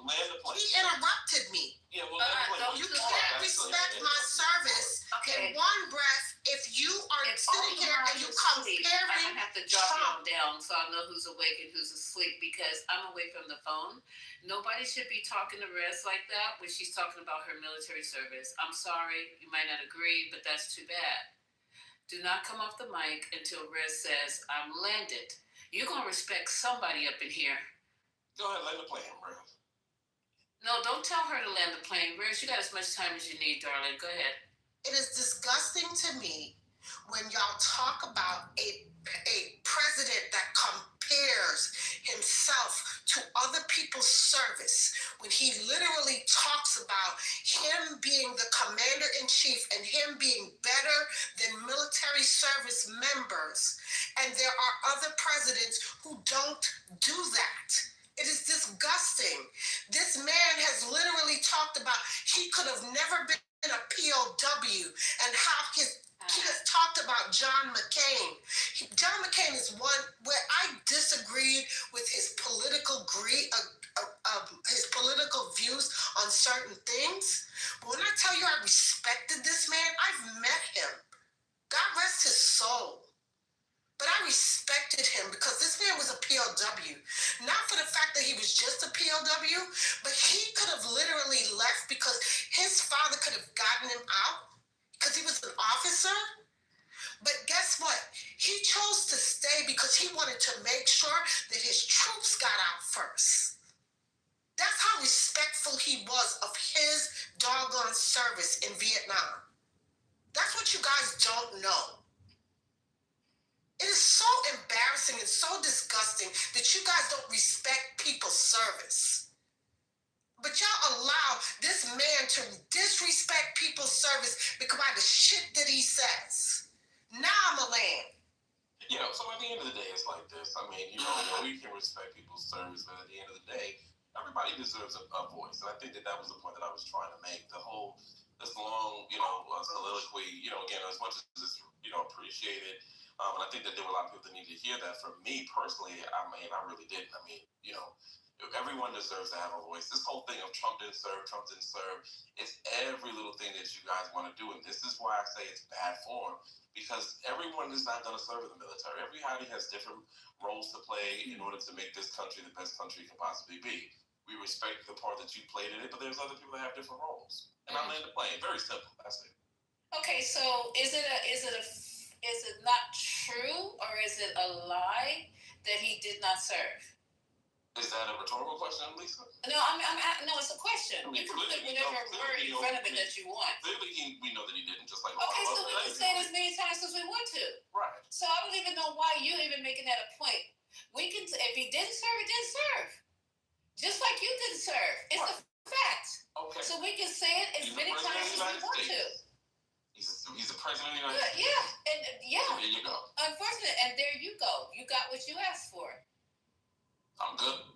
Oh yeah, and that shows what kind of person you are. If you good with what you just, I didn't even play the rest of it. Talk about he gonna put the military on the streets of the United States. He should. You know what I'm saying? Who now? What now? That's what he needs to. Shit.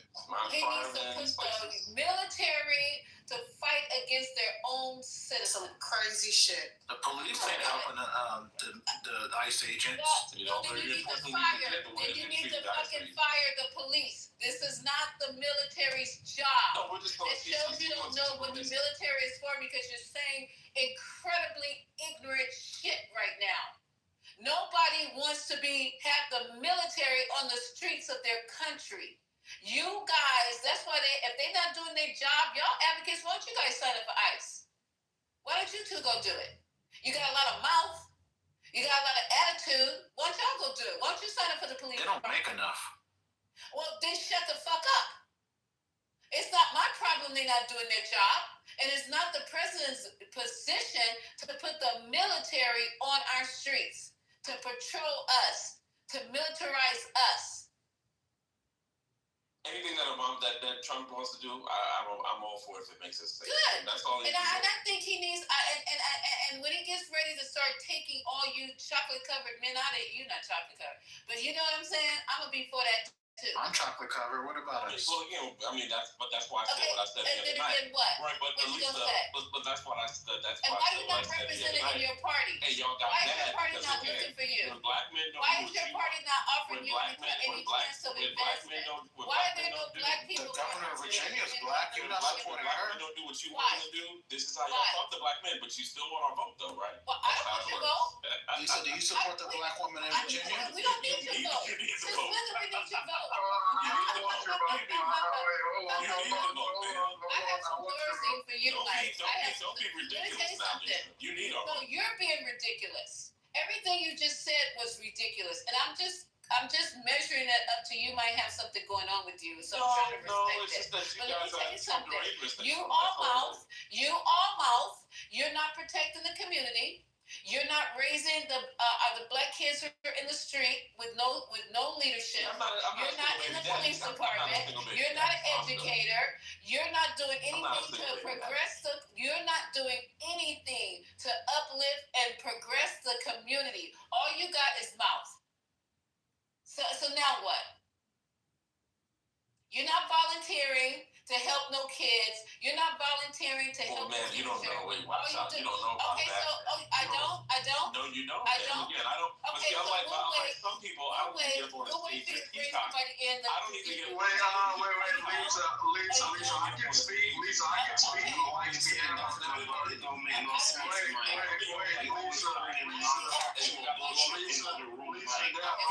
Y'all bringing bullshit into the room, Mike. Lisa was talking. My mic You have no substance to what you're saying when you speak, Mike. So shut the fuck up, Mike. Wait, you guys I'm all not No, let him have his moment because some of y'all like to showboat he's your no Wait, Mike, let me slide in here for one second. you like to showboat. Mike, let me slide in here just for one That's second. what do you call it? What do you call it, Mike? I just do the work. That's it. What do Go you ahead. call this Mike. verbal Y'all garbage? What do keep you call it? falling for this BS, man. This What do is you call BS. the verbal diarrhea? Wait a minute, Lisa, I can't say this though. I may not like Mike, but a couple years back, he did help me with the Capital League in Atlanta. He did help me a lot when I was working in Atlanta, Augusta, Savannah, and even Ruth de Glen, Virginia, with over So what factual stuff is opposed up to what you were He did help me with that shit. So I can't wait. Hold on, Dad. Like when you said that he doesn't help the community, he doesn't help in kids. Capital League, not Capital Link. Capital League is a program from Cap Alpha Psi where we go into schools and we help kids typically through 8th through 12th grade. And he's part of that. And we take them all around. And he. Now, although Mike is not a Catholic, he did help with securing funding and things of that nature so that we could take kids out of the state and show them around colleges and things like that. So I can't say that on Mike's behalf because I mean Mike definitely does do shit in the community. I can't even say he don't. Because I heard somebody say, "Come on, Mike, I'll wait for you to bring somebody in." Mike might be a troll. How you know it was Mike P? That ain't him in his PTR. Is that who it was? The one that's in the PTR? Just allow me to finish. Is that who was there? I just want to know if the man in the PTR is the one that was there. Don't start talking about people. Please allow me to finish. Okay, she just asked a question. She I'm gonna answer. I promise. Okay, Please great. allow me to finish though. So listen, like Mike come on here, he might say a whole bunch of bullshit. Okay, so you don't know. With a lot of people, but at the end of the day, that nigga does go. That nigga Why y'all getting mad? Cause y'all found out Mike do real work. Now y'all getting. You're interrupting somebody trying to tap dance for him. So be quiet. You're interrupting your own tap dance. Wait a minute. Be quiet. Pause real quick. Look, at the end of the day, I may disagree with Mike consistently on his political views. I definitely do. Me and Mike have been arguing on political views since 2020. I've known Mike since 2019, but me and him have been arguing since 2020 on our political views. But when it comes down to community work, if I need to hit somebody up outside of my frat bros, or outside of people I already know that I work with, if I need some help from somebody, I can help. That shit up. And by the way, facts in the chat. Facts in the chat. Facts in the chat. This is the last thing I'm gonna say. You redeem yourself. This is the end of the day. Anybody's here? I'm not letting them. This is the last thing I'm gonna say. I'm gonna go back on mute. Rez, yes, although Mike is not a Kappa, you do understand that our whole time fraternity, we do help other, we do accept donations, or we do ask other people for donations. So Mike did donate to the Kappa League. So I'm gonna say that. Give him $50. Give him $50. Or buy. If Mike wants to tell him what to say, was it Mike P or was it Richard T. Jones? That's all I'm asking. Mike. Get a small donation don't mean a motherfucking thing. That's not giving. That's not you. You made it seem like he came in the community and did something. Giving a donation don't mean a motherfucking thing. It's a tax break. That's not what you said. You said you did something. Fuck out of here. It's not even a fucking cap. Don't cap for this shit. It's hard. You came in here and then you gave some bullshit ass speech and then you couldn't even give the whole fucking shit. Because no, that's bullshit. It don't have nothing to do with my political beliefs. You don't know my political beliefs. You don't know shit about me. I'm a fucking Greek. Don't with the bullshit. Fuck out of here. You not either. Don't come to give me no bullshit about community activism and then you don't give the whole shit. If you won't give it damn right. Don't come with that. There's no reason to lie, and I don't get why y'all doing it. Jay's not like a booty clapper for MAGA. He's not one. If I would have said it, that would have been different. But Jay's not like one of those. So why can't you just say, he do work? Because he came with a half-back. He came with it half-back. I didn't say I landed. So all you had to do is say, like, yeah, he might have done work, but he come in here and he act like an or he act like a clown. I mean, that would have been disrespectful, and then, like, you would have been cool. But instead, you're going to try to deny that this man did any work, got receipts. This is the shit we're talking about. What if I would ask you for receipts for certain things? You could ask me because I can show my fucking receipts. But we don't have to do that. I can show my fucking receipts. That's the difference. Fuck out of here. I can show my motherfucking receipts. I can show my motherfucking receipts. Fuck out of here. My shit is fucking legit. But Rez, why would you? Because I don't play around about the shit I do. Because when I speak on the shit that I do, that I actually, excuse me, it's called fucking integrity.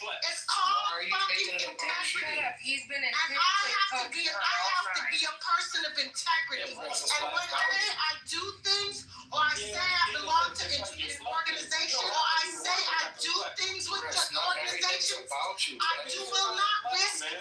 I don't risk my fucking integrity to associate stuff with organizations. Fuck out of here. No, you're bullshit. And you got a motherfucker coming in here caping for you, and then it's a half-ass fucking cape. Fuck it. I don't flex for the motherfucking shit. I don't give a fuck, because guess what? At the fucking end of the day, I don't give a fuck about none of that shit. Guess what? At the end of the day, I'm a fuck. Guess what? I don't give a fuck about none of that shit. Because guess what? At the end of the fucking day, I'm going to... No, I don't give a fuck about none of that shit. That's what it is. Everybody knows. Yes, you hear you back with the performative shit. You said the same shit the other day. That's why it's fuck you, and I don't accept your apology, Mike, because you said the same. Nah, because you know what? When I talked about my child the other day, he called me performative. So it's fuck you, Mike. I don't accept your apology because you're a bitch ass nigga. Fuck you. Now we're gonna stop arguing arguing with women. I let Rez do what she needed to do, and she can handle herself. I don't need to jump in. If anything, Rez needs to jump in for me with this club hate. Y'all, Rez can handle herself. I would love to have Rez by me, near me, protecting me. Rez, I'll be hiding behind Rez. I'll be hiding behind Rez. Never mind. So I know Rez can handle herself, her business. These two, whatever they are, have not even served in the military. This woman has served in the military. She's been all over the world. I don't need to take up for her. I need her to take up for me. So I know she's ready. She's on speed dial on my phone. We respect her. And I would choose Rez over these two men who are arguing to protect me. I would choose Rez over these two men who are arguing with a woman who served her country instead of acquiescing and stepping back and saying, yes, ma'am, you're right. They're going to sit here and argue to devil's length with somebody like this, okay? No manners, no home training, no leadership ability. This is the kind of people we're trying to get to lead our community, to lead our young men. This is why we're in the situation we're in right now. This is a perfect example. I wouldn't let them lead a motherfucking tuna fish. This is crazy. I wouldn't want my boys nowhere near this type of behavior. It shows weakness. It shows pettiness. It shows an inability to control yourself. That's what it shows. Martin Fish. Nobody was arguing. To say, so what I was going to say. You got a chance. Nowhere near. Negro. Just stop. Go ahead. Who's next? Because I know Miss Rez can take care of herself. So what I was going to say, to add to what Lisa was saying, I dropped Mike to the ghoul so you can finish speaking. Rez can handle herself. Rez can handle me and all the rest of y'all. So that's why I dropped him down to the ghoul. Mike, body fish. Mike know what I'm saying when I said when I said in my body fish. What are you saying, New York girl? Listen, I love y'all. Rez, can I get a second? I love y'all. No. Because you know what? Let me tell you something. Y'all mad fucking disrespectful. And I'm gonna tell you why Mike is mad disrespectful. He literally started that performative shit. I don't perform for a motherfucking thing. I'm not a performer and I don't play these fucking games. At the end of the day, the shit that I talk about is real, and the reason I talk about the shit because for me it's all about being in an advocate space. I advocate for a lot of shit because at the end of the day, my desire is to leave a legacy that somehow or another I make an impact that will leave this earth just a little bit better when I leave this fucking earth. Whether I die tomorrow or if I die in 20 years, my desire is to leave this place just a little bit better for my children, my children's children, and you guys' children.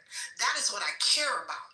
I don't give a fuck about anything else. So for a person like Mike P, he don't understand that because he's never done what is called selfless service. He's never done anything that at the end of the place your needs behind anybody else's, and you do what's called selfless sacrifice. That means you put other people's needs before your own. He ain't never done that in fucking life. He don't know what that is, but that's called a part of warrior ethos. That's what I believe in. That was what I was taught when I was 17 fucking years old. And that is what I still stand on 40 years later. But that nigga will never understand that. And all I was trying to say to Jay was that you came in here and you gave us a half performative stuff and you gave us half the speech. So it didn't make sense because at the end of the day, he came and gave a donation to your organization, but giving a donation doesn't mean that he actually put in the work. A lot of people give donations to organizations. But that's all you said, sir. That is all you said. No, that's what you said. That is what you said. Don't try to lie now. See, that's what you said. This is the game plan that I be talking about. Lisa, am I lying? That's what you said. Oh my God, this is the guys I was. I said he did work in the capital Capital League. I said he did work along with the Capital League, comma, he also gave him a donation. No, you did not. That's my exact word. You are a liar. Hold on. It's just not us. Everybody in the chat, just be honest. This conversation with adults. We got enough trolls on it. We don't have to have, this is not a trolling moment. Is what he said what he just said? Or did he say he donated? Because that's what and listen, I'm not here to not give somebody their props if they're trying to help, especially with our young people, because you guys know how I feel about that.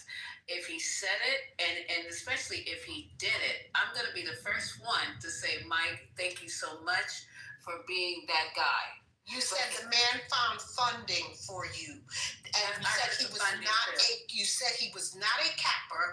He found funding. That is all you said. You said nothing else. So you are lying, and that's the problem I had. And I then asked the question. You see, this is why you're lying, and that's what the game plan I don't like. And I then asked. No, you're playing the game. Don't fucking play the game with me. Play it with somebody else. Play it with you. You are playing the game. You're playing the game. He is getting way too much attention. You're right, Ed. Right. Now you're going to back down after you get questioned and you get called on your shit. If we crashing out at 12. There's no crashing. It's just that I don't like liars. I'm going to call you on your crap. Okay, so let's do this. Known me and Mike has known that me and Mike have argued consistently since this app came out. But I've known Mike before this app came out. But at the end of the day, I can't let anyone say Mike don't do work in the community. He may get on the app and say a whole bunch of bullshit, but Mike definitely be up in the high schools and middle schools working with kids. I'm very proud of him. Taking kids out to Morehouse College, out to Spelman, out to Syracuse, out to Virginia Tech, out to Washington and Mary. Mike do be doing work out in the community. I'm not and no way he fucking does it. Okay, sir. Calm down. Calm down. Let me tell you something. I am very. Can I?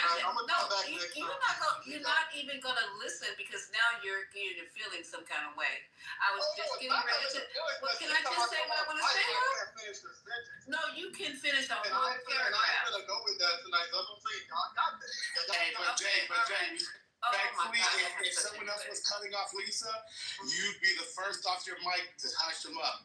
So you know what, bro? The same thing applies to you, brother. JD, you're fully correct, bro. But at the same time, Lisa is never interrupting me unless I'm disagreeing with them. Okay, but you can say that it's not wrong, bro. Y'all have never interrupted me at all. You're right, Jay. You're right. Until tonight because I'm disagreeing with y'all. No. That's not true. Okay, let me tell you something. Can I just get this one sentence out? JD, Patty, Deborah, Gap, Paperboard. Alexander, this is my first time meeting. None of y'all have ever cut me off. Wait, Jay, hold on. Let me jump in here. No. I'm gonna cut you off now because I didn't cut you off, bro. No. I don't care. I don't give a fuck. I don't care. Number one, I didn't cut you off. Number one, I didn't cut you off, bro. Number one, I don't cut you off. If you want to cut me off, bro, like I said, I didn't cut you off, but you don't respect. Bro, I don't care. I don't care what you're going for, bro. Now get your bitch ass to the audience. I don't care what you're going for. Bottom line is respect the goddamn stage. What the fuck wrong with you? I don't give a fuck what side you on. When you come up here, you respect this motherfucking stage. What the fuck's wrong with you? See, you ain't got I don't give a fuck what side you on, nigga. God damn. Oh my God. Now you got my I have to. Where's my fan and my pearls right now? Where's my King James version? What's going on in these? And that ain't an echo chamber because typically, Jay, I ain't got no problem if Jay has a disagreement, but goddamn, like especially when a lady mom tells you chill out as she's talking, just shut the fuck up. Like goddamn. And I'm gonna just say this because I'm I'm not a hater, and I don't care if I don't like you or disagree with you 99.99%. If I know that you are out there in this community, in our community as a Black man, contributing, helping, donating, putting in the work That goes for both of you guys, Jay and Mike. And it's just, and I'm serious, you guys, now. Enough shit is enough shit. I don't agree with 99.999 of shit that Mike says. But this right here, I work hard trying to make sure kids make it out of high school and understand math and science. My personal time. So I know what that feels like. I know the energy that you have to put into that. I know the time that I could be doing something else, like getting my lashes done or shit like that. But, you know, just to put in the time and see the growth. See the building the community, right? So you two, my hats off to you, sirs. I appreciate it. Whatever, I do. But please, don't argue down a woman who's been given her life to service so you can sit here and argue and disrespect me, right? Don't do that, especially a female, because once a black female that holds up, not only holds up her part in the military, but she holds up the community like all us black women do. We carry this community on our fucking backs. So I would love for you to just like say, give her moment, let her say what she has to say, be a gentleman, and then come back and answer her with the respect that you would want yourself, shown yourself, or any other female in your family. Maybe you don't respect females in your family, hell, I don't know, but just pretend that you do when you're dealing with Rez. She's in the military, she has something to say, and that's all I was trying to do is let her say it. So there we go. I just came on stage to say, Rez, you are a queen. You served this country. You did your big one and still do your big one. And I just want to say it's actually quite disgusting that monkeys in the bottom, two of them, right? Want to actually say that one of the monkeys is better or does so much for their community because you donated $50 from your paycheck to some Greek letter organization. Nigga, fuck you and fuck your Greek hoe. Rez actually risked her life. What'd you do? Risk your life pledging, running barefoot and naked through a hallway at night while your frat brothers laughed at your slow ass? Come on, You're pathetic. Don't ever tell me or anybody else in this room they did something when your pussy ass did something for a white organization that don't give a fuck about your black ashy needs, nigga. I'm so sick of these slow ass niggas and I'm gonna pop the fuck off. And Jay, fuck you, you Clarence Thomas built bitch, you motherfucking Roscoe. Fuck you too, bitch. Fuck you too, bitch. You been at it since day one, Mike. Fuck you, Matt. Wait, you guys. Yeah, you been at it since day one, Matt. Fuck you, bitch ass boy. Fuck wrong with you. And at the end of the day, Matt, you got it wrong. Catch out the sides of a black organization, bitch, nigga. Fuck wrong with you. Nah, hell no, I'm not going for that. Wait, you a bitch, nigga. Retard ass half-breed. And that's all it is to it. I only came off the mic to mention that. Shut your retarded ass up, and I'm gonna drag you every day, bitch. I only came off the mic to mention that Mike does do pedophile ass, bitch. I'm gonna drag you. That's the only thing I came off mic for. I don't give a fuck about the military service shit. I was in here for that. All I came up here for to mention that Mike does do shit for the community. So at the end of the day, you get something dick. You probably do anyway. And fuck. Hey, hold up. Like, for real, though, you want to get this? And what you gonna do? You want to get this much from me? Like, I disagree. Now y'all trying to get disrespectful. I'm not going for you. Don't get no pussy and you have a pussy. So stay. All right, shall we continue?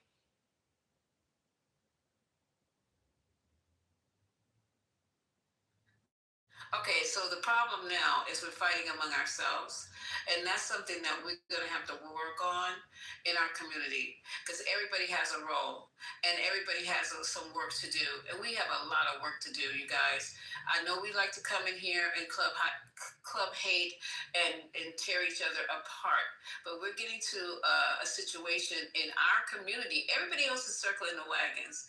The Asians, the Hispanics, and look at us. We got to stop. We have work to do. Our communities are crumbling and falling apart. Our educational system is suffering. We have boys without fathers. We have girls without fathers. We have whatever the case may be, we need to be busy. Get busy about creating safe spaces. Get busy about electing people who are going to represent us in the way that we need to be represented. We need to get busy about getting people off the couch and out of the house and voting. We need to get busy. You don't have to like me, but you can work next to me. We can work side by side, because if this thing continues with Donald Trump, because of what we're going through, that's how he won. Worried about dumb shit, about 1% of something, 0.00 of something that we don't know nothing about. We got to do better. We got to be civically involved. We got to be community involved, and we just got to do it for the sake of us. For the sake of us. If you hate yourself, just go jump off a bridge. Well, I'm sorry, I take that back. If you don't like yourself, just stay out the way. If you don't like the way you look, stay out the way. Yeah, if you don't like the color of your skin, stay out the way. We'll get these people off the bridge. I'm just saying, I don't like saying things like that, because I'm not that type of person until I'm pushed. But other than that, I think we just need to concentrate, April, on trying to build unity in our, that kind of rhymes, unity in our community. There you go. In the midterms, the midterms, we got to get this Trump person out the way. And guess what? When he goes away, these people like Mike P. and Amari go away. They're only visible because he's visible. They only got a mouth because he's allowing them to get up and say the dumb shit that he says. They perish. All right? So come on. I'm going to get off my soapbox because I already broke my ankle. So let's just go ahead and continue talking. And hopefully we're going to find a way to build community. You didn't break your ankle again, did you, Sister Wild? Nah, girl, once is enough. Please don't break your ankle again, please. Girl, I don't have, they have banned me from the ER. I have a simple question. From the ER. I have a simple question. Since 1960, which party improved the minority position? Since 1960. Democrats. Yes. So I just want to get up on the stage real quick and just say, hey, listen, I don't know how many times I have to say this again. I don't have any bad bones towards Rez. Rez can say whatever she wants to say. You call me performative. I'm tired of it. I'm tired of it. And again, without the interruptions, again, outside of the trolling and back and forth. Outside of the going back and forth, whatever it is, I truly don't have any disrespect towards the system. Well, good. So are you apologizing or what are you doing? My main point. Are you apologizing? Can I land? No, I'm asking a question though. Are you apologizing? What am I supposed to apologize for? For being disrespectful. I didn't disrespect the system. You called her performative. You called her performative. Well, you constantly was talking over her. That's what I did talk over her. That's what I'm trying to say. Yeah, you did. That's why it was like a lot of back and forth. I mean, two wrongs I'm making right now. Now you're doing it. So but you're the no. Listen, who raised you? Creator of the house. Okay, so did mine. And my father always says, do not disrespect a woman. If you we're not gonna let you slide and be disrespectful. No. You walk away. You walk away like a man. You have nothing from you. That takes nothing from you. That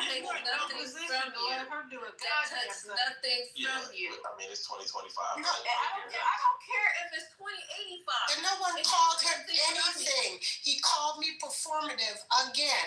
All I discussed was the fact that he did not do community. I was literally talking about the fact that he because you know what? You called me performative, and because you interrupted me. You interrupted me. I swear to God. I gotta go to the kitchen. You can't make this shit up. Mike P, calm down for a second. Okay, you said you're sorry. Rez don't want to hear it. Okay. He's saying he's sorry, and he's not. This is how Trump got elected, right here. Exactly. Clearly she did. All right, so we're moving on. You heard April. So I would love to. No, we're not. Nothing in regards to Rez. We're moving on. So unless you have something else to talk about, can we move on? I appreciate it, Jay. Yeah.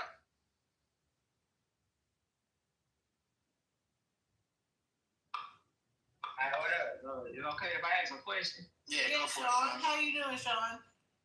What's good with you? Where you been?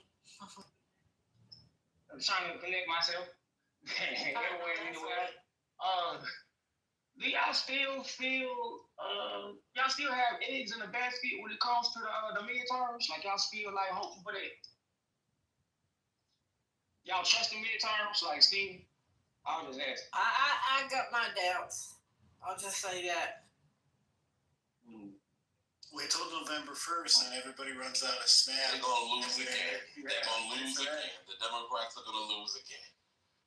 Okay, Mark my Black word. Yeah, I'm not. Yeah. They're gonna lose again. Well, what are you winning, Mike? Tell us what you're winning. Can we hear about the winning? What are you winning? You don't act like a back winner. on Mike, please. What are you winning? Democrat. But My y'all God, hear shut it the on fuck the- up. So much winning when 40 million people don't have food SNAP benefits on Monday. It's so much winning. Yeah. Like, so I'll much be glad winning. when he's out of office so they can charge him That with part. murder. So much they can winning. charge him with All these murder. people, when the 11,000 air traffic controllers don't get paid on Friday, it's so much winning when all these people still continue to not have a job in the federal government.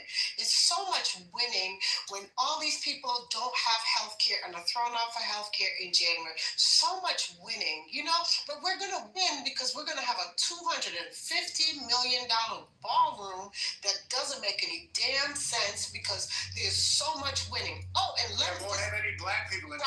They might be servers. They might be servers. That part. And hold on. We're also winning because we just gave $40 billion to Argentina. While our country don't have no we don't have no SNAP benefits. And we don't even have the $6 billion I can't to do pay these our two troops. people talking at the same time. Okay, Rez, I'm sorry to cut in, but Joe, I'm cheerleading. Well, I got I your was point. cheerleading. I know, but we don't need cheerleading. We don't need no pom-poms. I wanted to kind of turn back to Sean and see what he thought about November 1st and what's going to happen. I ain't optimistic. I feel like North Carolina and Florida, like the voting data, like that shit look irregular as fuck. So I don't have no confidence like at all for the midterms. I don't. Did you vote, Sean? That's fair though. North Yeah. Carolina, Florida, that's fair. That's very Yeah, fair. Florida, and I know Florida votes against its own interests all the time. Y'all gonna let Sean finish. Joe, I like you, but don't. And they Let saying, Sean finish, please. these election folks are saying there are more people voting in some of them counties in Florida than there is people that's actually there. Like, that's Greek. Like, has anybody picked up that shit at all? Oh, Is yeah. there anything to that? There's been people studying, statisticians, forgive my inability to say all the S's and P's together. They have seen patterns in the voting that are suspect. I'll say that. Even up here in Atlanta, so many people turned out. I'm not kidding. I vote all the time, every time, all the time. Mm-hmm. I have never had to stand in line and wait to vote. Okay, never. This time I had to stand in line for an hour to vote. I was trying to, yeah. Florida is like the most financially corrupt. Florida has if you're doing mortgages in Florida, you're doing anything in Florida, it is the highest rate of corruption and mortgage fraud in the United States. So yeah, it's the same. Like Florida is just kind of a corrupt state. What's the mortgage fraud? What's happening? What do you think? Mortgage fraud is they're using other people's social security, they're lying about their income, they're submitting applications that lie about their credit preferences, their credit references. How do you get a mortgage doing all that? You don't, they get caught. They get caught all the time. Okay, so that's identity theft. But what is the not mortgage? So what's the mortgage fraud part? Because how are that many people buying a house without with fake ID? Well, so it's easier to get so here's what happens a lot in Florida. It's easier, the underwriting requirements for a primary residence, like your home you're going to live in, are easier than a secondary or investment property. So a bunch of these people in Florida who already have a primary, they lie about buying this new house as a primary when it's actually going to be a rental. And then they fudge their taxes. I mean, you can Google it. The mortgage are you a realtor or I do mortgage compliance. You do what? Mortgage compliance. I think what the guy was talking about, I'm sorry, I didn't see who was speaking. He was talking about how Florida voting record in Miami-Dade County seemed to like change all of a sudden. It was like heavily blue. It just kept getting bluer and bluer and bluer. And then suddenly they voted for Donald Trump, which we noticed some bullshit. Like that's not realistic, especially after like the last Democrat to run before Joe Biden was Barack Obama, and he was like plus some crazy amount, like plus 30 or something. Yeah, like it was insane. Like, and then suddenly it just flipped to Donald Trump in the last election. It didn't make any sense. Sorry. I don't think the shadiness is going to end now if there's a Republican that's running. That's what I'm saying. Yeah. Trump's not a Republican. Can I say something and I'll go back down?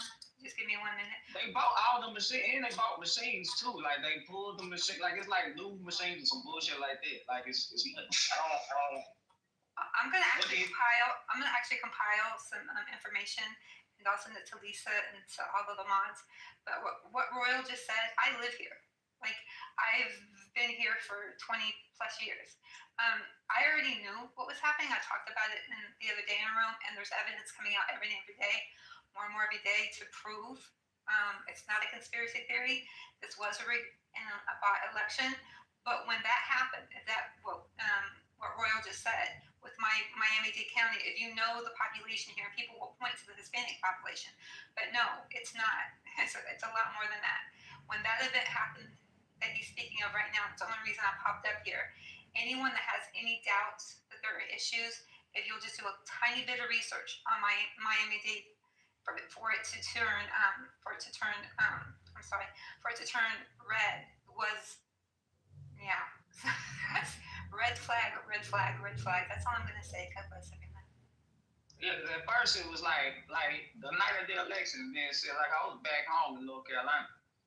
And it just did not make. I was like, I'm gonna just ignore it. I was all the down ballots, but then Trump. Vote blue all the way down, but then Trump. That was weird.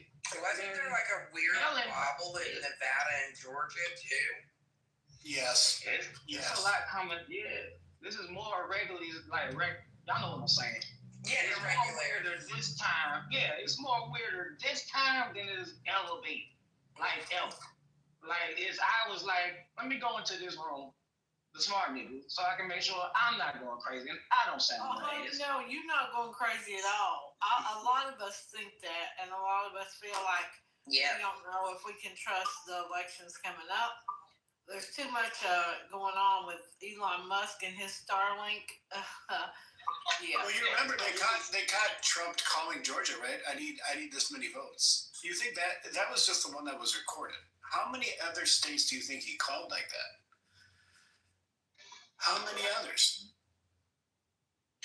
This is Pierre. I think I'm a little concerned about the redistricting conversation, to be honest with you. We're seeing a little bit of that with Indiana. There's the governor just called, I think it was just yesterday, he just called a special session. I don't think there's for redistricting, basically, at least to discuss that. I'm not sure all the particulars, but one of the problems for Indiana is that there's a good and plus to it. The good part right now is that they don't think, supposedly there's a political article that suggests that a number of Republicans are saying that they don't think they have enough votes to do something. But my fear is that there's always been sort of this tension with downstate Indiana, which is very heavily Republican. And then my area, Gary, I think Michigan, I think Porter County is also. Louisiana. For the northwestern part of the state is pretty much Democratic, and the redistricting could possibly take out the representatives for here. And the impact of that would be there's an impact to the resources here within Indiana that the state would try to control. Like over the years, there was the state trying to control the Gary school system. That was attention several years ago. A council member for Gary also talked about the Gary airport. The concern is that if it goes under state control, that takes out a revenue base for the city. And the city is still majority black. It still has that history of capture going back to the day.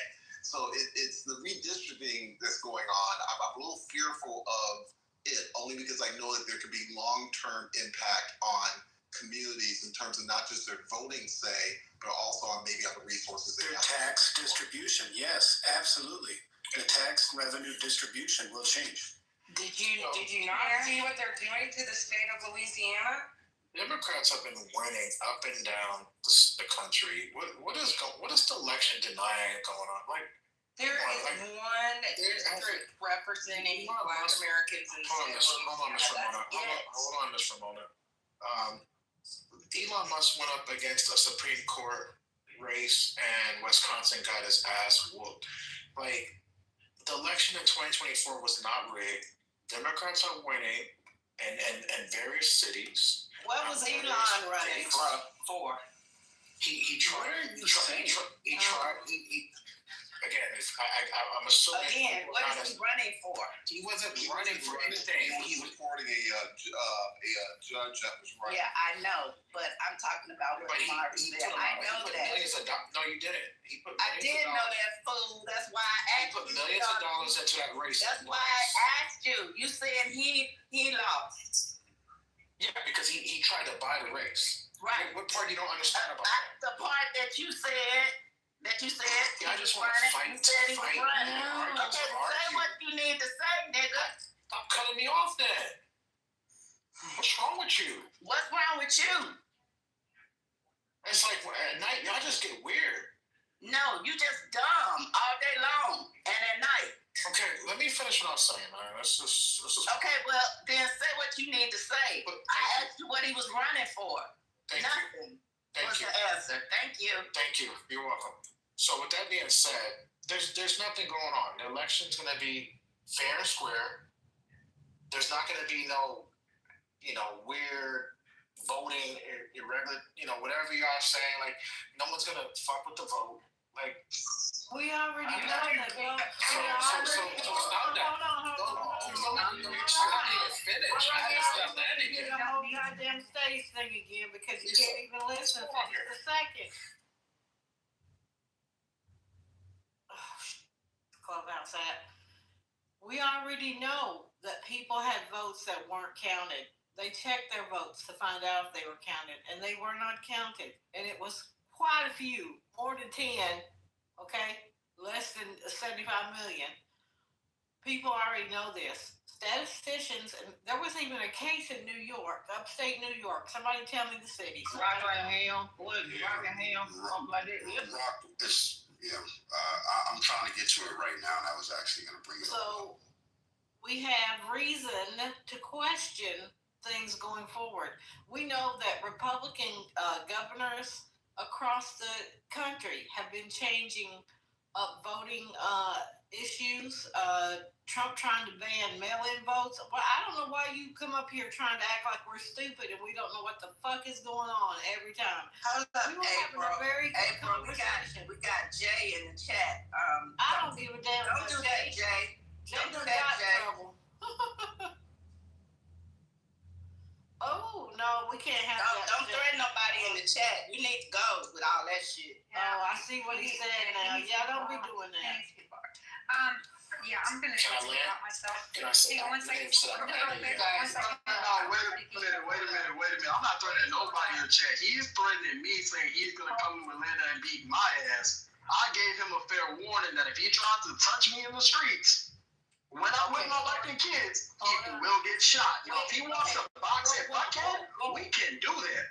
I told him that straight up. We can do that. If he wants to box at Buckhead, we can do that. I told him you're not trying to touch me in the streets of Atlanta. I'm not threatening nobody. He came to me. On Lisa. Go ahead, Lisa. Go ahead. Okay, now this is getting out of hand right now. You guys understand? It is getting out of hand. You're not going to it's already a shit show. You're not going to destroy this platform. You're not going to do it. Now, I don't know. I want, number one, mute your mic. Number one, I don't agree with anybody threatening anybody's family at all or threatening each other. Don't do that in here. I recommend you don't do it anywhere. Right? So, Jay, are you being threatened by whom? What happened to Jay? Okay, you guys stop playing. You can just scroll up and read it in the chat. You can scroll up and read it in the chat. Matt clearly said in the chat. Matt clearly said in the chat, I will whoop your ass. I told him, yo, bro, if you want to box me, do so at Buckhead. But in the streets, I'm usually with my family and my kids anywhere I go. If you try to touch me, that's not what you said. If you try to touch me outside of that, you will get shot like the last three people did. Jay. Oh, Jay. God, 3 people. Jay. God. Do not do that in my room, okay? I understand you're upset. Hey, I just gave him a very clear warning, Lisa. Jay, I get it. I get the warning, because trust me, I mean, I'm serious right now, you guys. Anybody threaten my family? I'm not going to sit up here and talk about what I'm going to do as far as like that. But there are people who are hired to do that for a living. So stop it. It's not appropriate. And don't do it in here. Take it to the back. Say whatever you want to say in the back. Just do not say it in the 420. And I don't care what nobody in here think.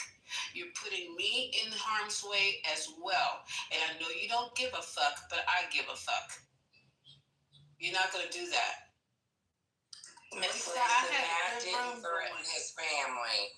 I had a good room going, and then we do this. I'm so tired. Scroll up and read it. Like quietly said, in the streets, I am with my family. If you try to touch me outside of Buckhead, you will get shot. His exact word. I don't give a fuck about none of that. You are a mark-ass bitch. I will come touch you. I told him straight up. If you touch me... Are you trying to get me to boom my own room? It's very simple. Okay, so stop. Tell them in the back channel. It's very simple, Ramona. You can scroll up and read it too. Did he threaten your family? No. You brought your My exact words are, if you try to touch me outside of Buckhead, I am... God damn, we got it. Don't say it no more, Ray. I asked you like 4 times. Don't say anything about causing harm. I don't know what's going on here. Lisa, can I just confirm? Back to the topic for Omari. Listen, so I'm going to give you an example because they brought it up, right? In Rockland County, New York, right? There was the skepticism, and then it's actually being litigated. So what's going on is this particular area, which votes Democrat, like always, right? Suddenly voted the other way for Donald Trump in New York, right? But here's the crazy thing about it. They voted for Democrats down the line in the rest of the election. In the same election, right? And the same thing happened in North Carolina, and they're like, well, this doesn't fit any natural voting pattern that people would do. Like, it doesn't make any sense. Okay, for you to say, oh, you know, and I'm not talking about like it was like 4 or like even, let's say we're going to give him like 25% of the voters. If you have 99% of the voters with this type of behavior in one precinct or county, we know that makes absolutely no sense. So we could just go with that, and you can understand why the skepticism. I mean, I would hope that what you're saying, people will take it to whoever kind of courts. They are taking it to courts, and then the courts would then have to go take a look at the voting machines, and then they would have to make that determination. But saying that it's something I heard back in 2020, it was wrong. It wasn't. But there was 2020. I didn't say you, and I would say people in 2020, even if they did find issues, it wasn't enough to overturn the election, right? So what we're but your party won the about it for 4 years, though. We're talking about today. We're okay, but then you keep going back, though. Why do you cut me off every because time you I keep say going something? back because you don't want flip flops. When you brought up Wisconsin, that was in the past too. That was in the past too. Rudest mod I ever seen. You know what? And you can kiss my black ass now. You know what? This is way too late. I don't know what is going on. Oh, if it's going to be impossible for us to have a decent room tonight, let's just all go to bed. Call it a quits. Because this is not productive. I needed to have a room open so we can talk about things that we're going to do, how we're going to progress, all the news that are going on. And this is just the insistence on just bringing my room down in the gutter. I don't like it. So if you can't control yourself, you guys, it's not fair. If you want to have those kind of exchanges, do it off of the 420 platform. That's all I'm asking. You can do whatever you guys want to do off of this platform. I'm Lisa. I appreciate it. Thank you. Have a good night.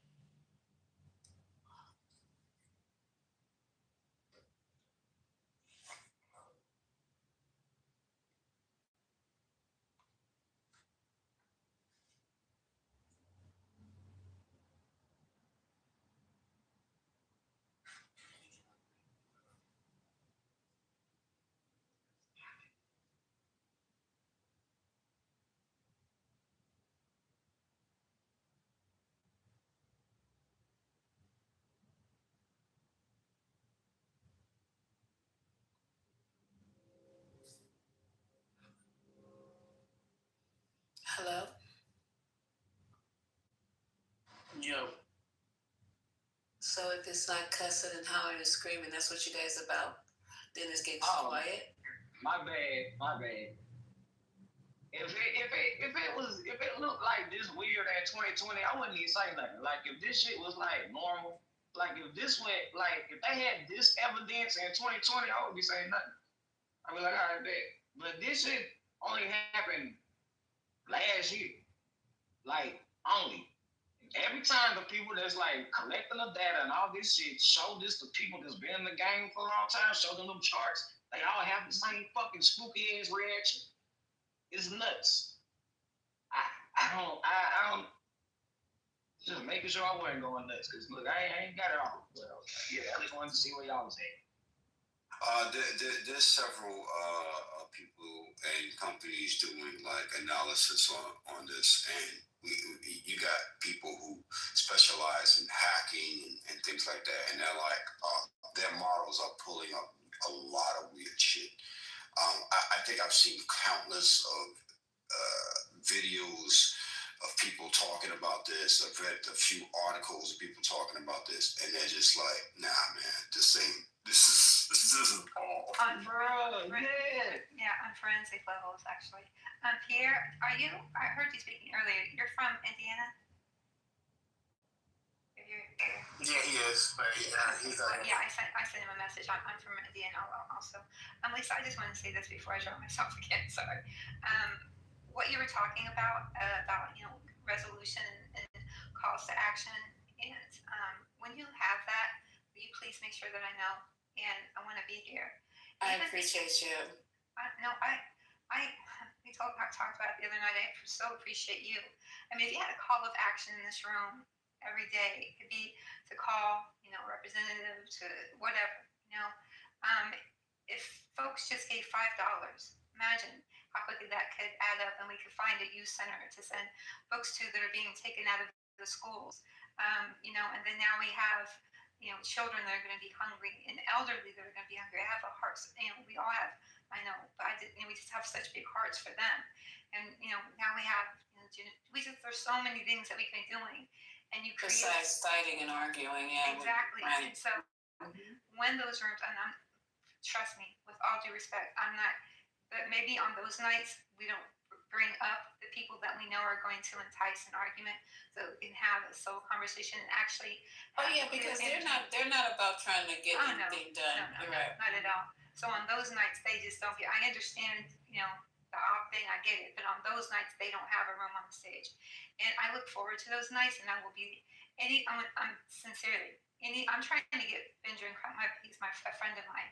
I watching anywhere. I'm doing my best because I would just love to bring him on and have him talk as well. But any and everything, and I mean this, that I can do to be a part of that, please let me know. I will do it. I appreciate you, and I'll put you down on the list because this is going to stop. We're not going to have, we got so much work to do.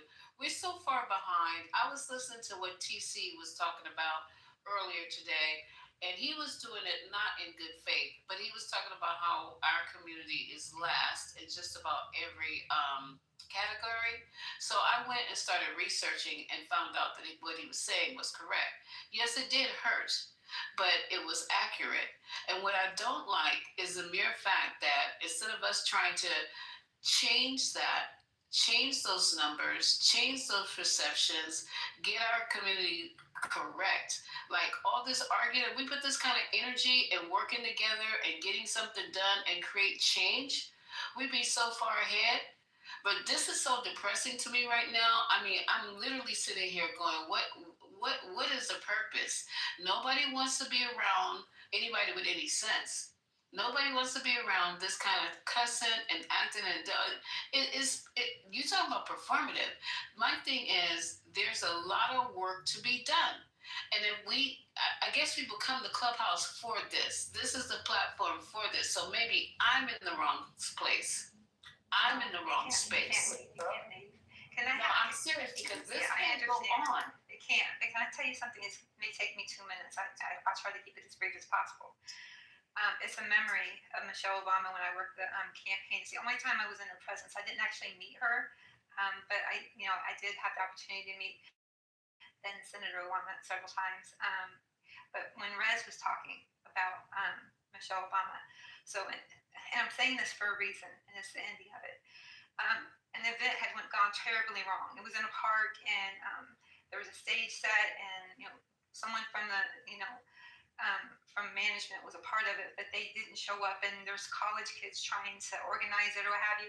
And I got a call that I needed to go there, and so because I was a volunteer in all areas, so I show up, and everyone's just falling apart because everything is falling apart, right? Michelle, and there's a reason why I'm saying this. Please. You're okay, sis. Go ahead. Yeah, I know. I just feel like I don't want to take up too much space in the room. No, please. I'd rather hear this than come on, be serious now. So I'll never forget this, and it's made such. This was back in 2003. I'm sorry, 2008. Yeah. So here we are.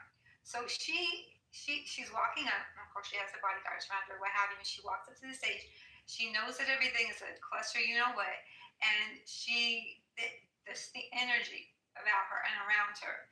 I always wondered what it would be. I don't consider this an exaggeration at all.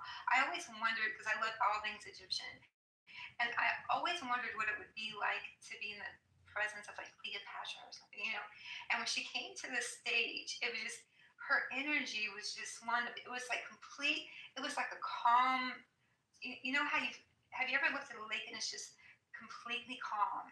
And it's just so peaceful. So in the middle of all this chaos and turbulence, that's the energy she brought. And when they started apologizing, and some of them were crying, we're sorry, this is going wrong. She put her hand up. She didn't say a word. She put her hand up. And she said, all I want right now is resolve.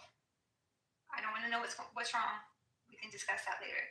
All I want to know right now is how we get what needs to be done. And I want to focus on that completely right now. And everybody on the stage calmed down. You could feel everyone's energy shift. And guess what? It was one of the most successful campaign things that happened in our city. It was amazing. So that's the power. This may sound, Lisa, that's the power you have with the community you have. Put that hand up. Say, no, this is what we're going to do. Resolve. Anyone that's not for resolve, sit down. I love you. Thank you for coming up and really just setting the tone and resetting the room. I really appreciate that. Because as I said, every once in a while, people like a spirited debate back and forth, but that's not what was going on here. And basically, we got to just do better. It just don't make any sense. You know what I'm saying? It's a whole bunch of people who have hate for you.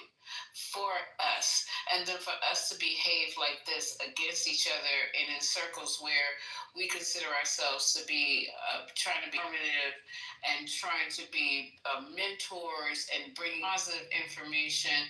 It's just really, really so. Just thanks for resetting the room, you guys.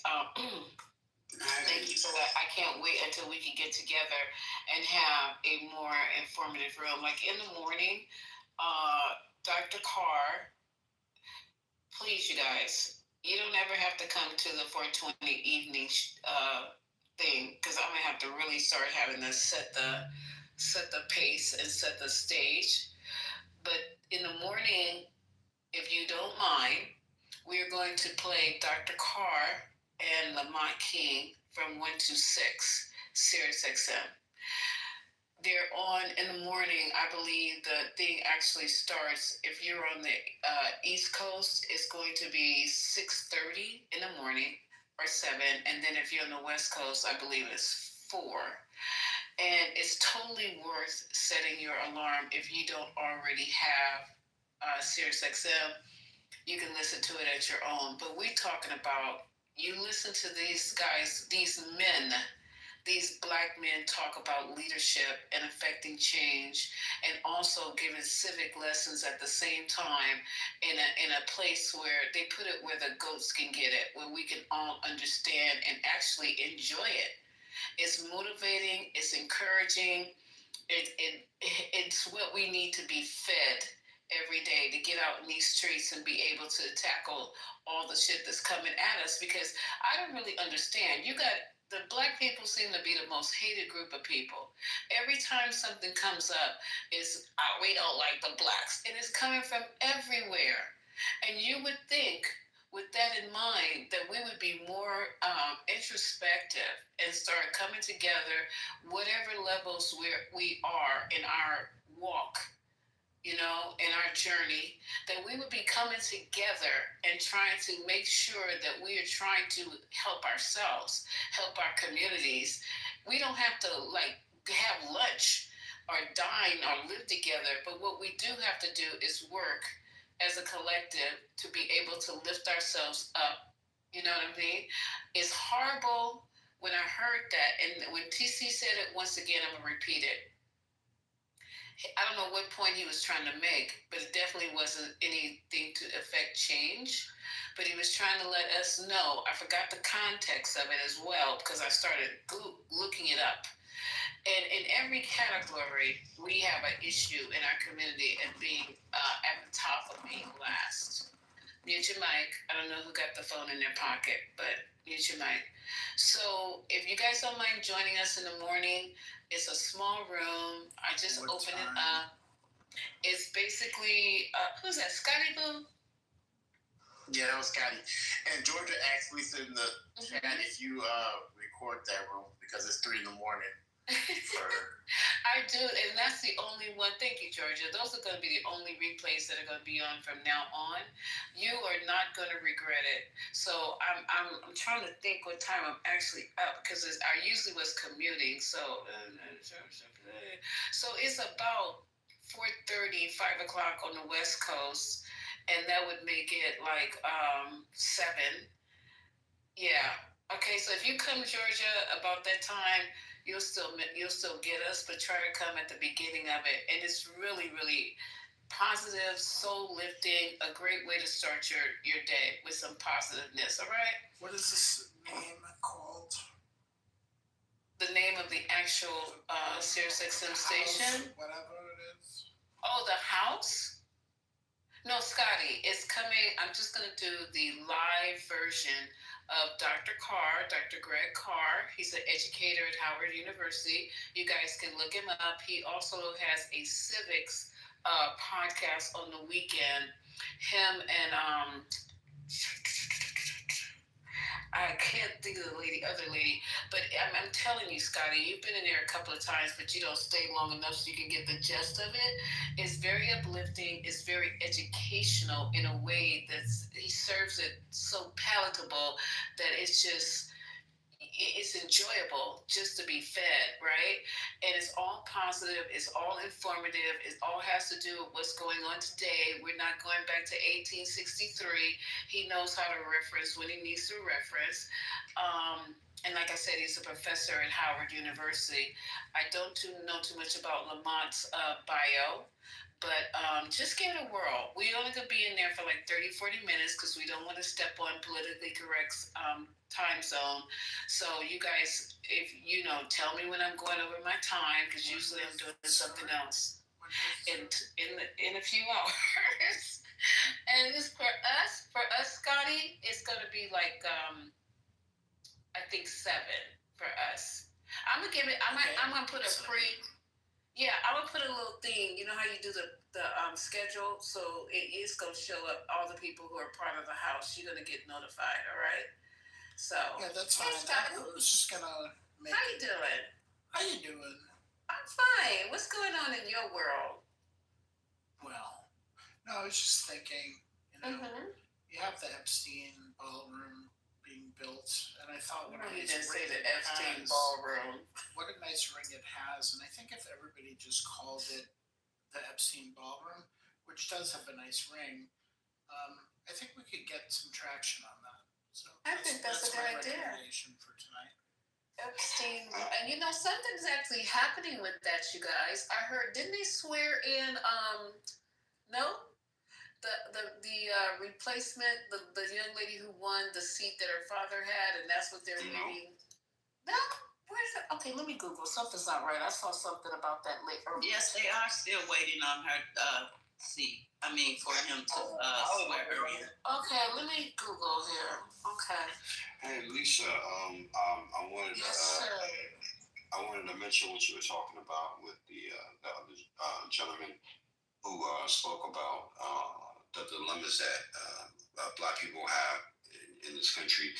And I think one of the things that happens is, you know, everybody will see the color red, right? But then, you know, everybody has different reasons of why it got there. And then there's always the real reason of why, how the red got there.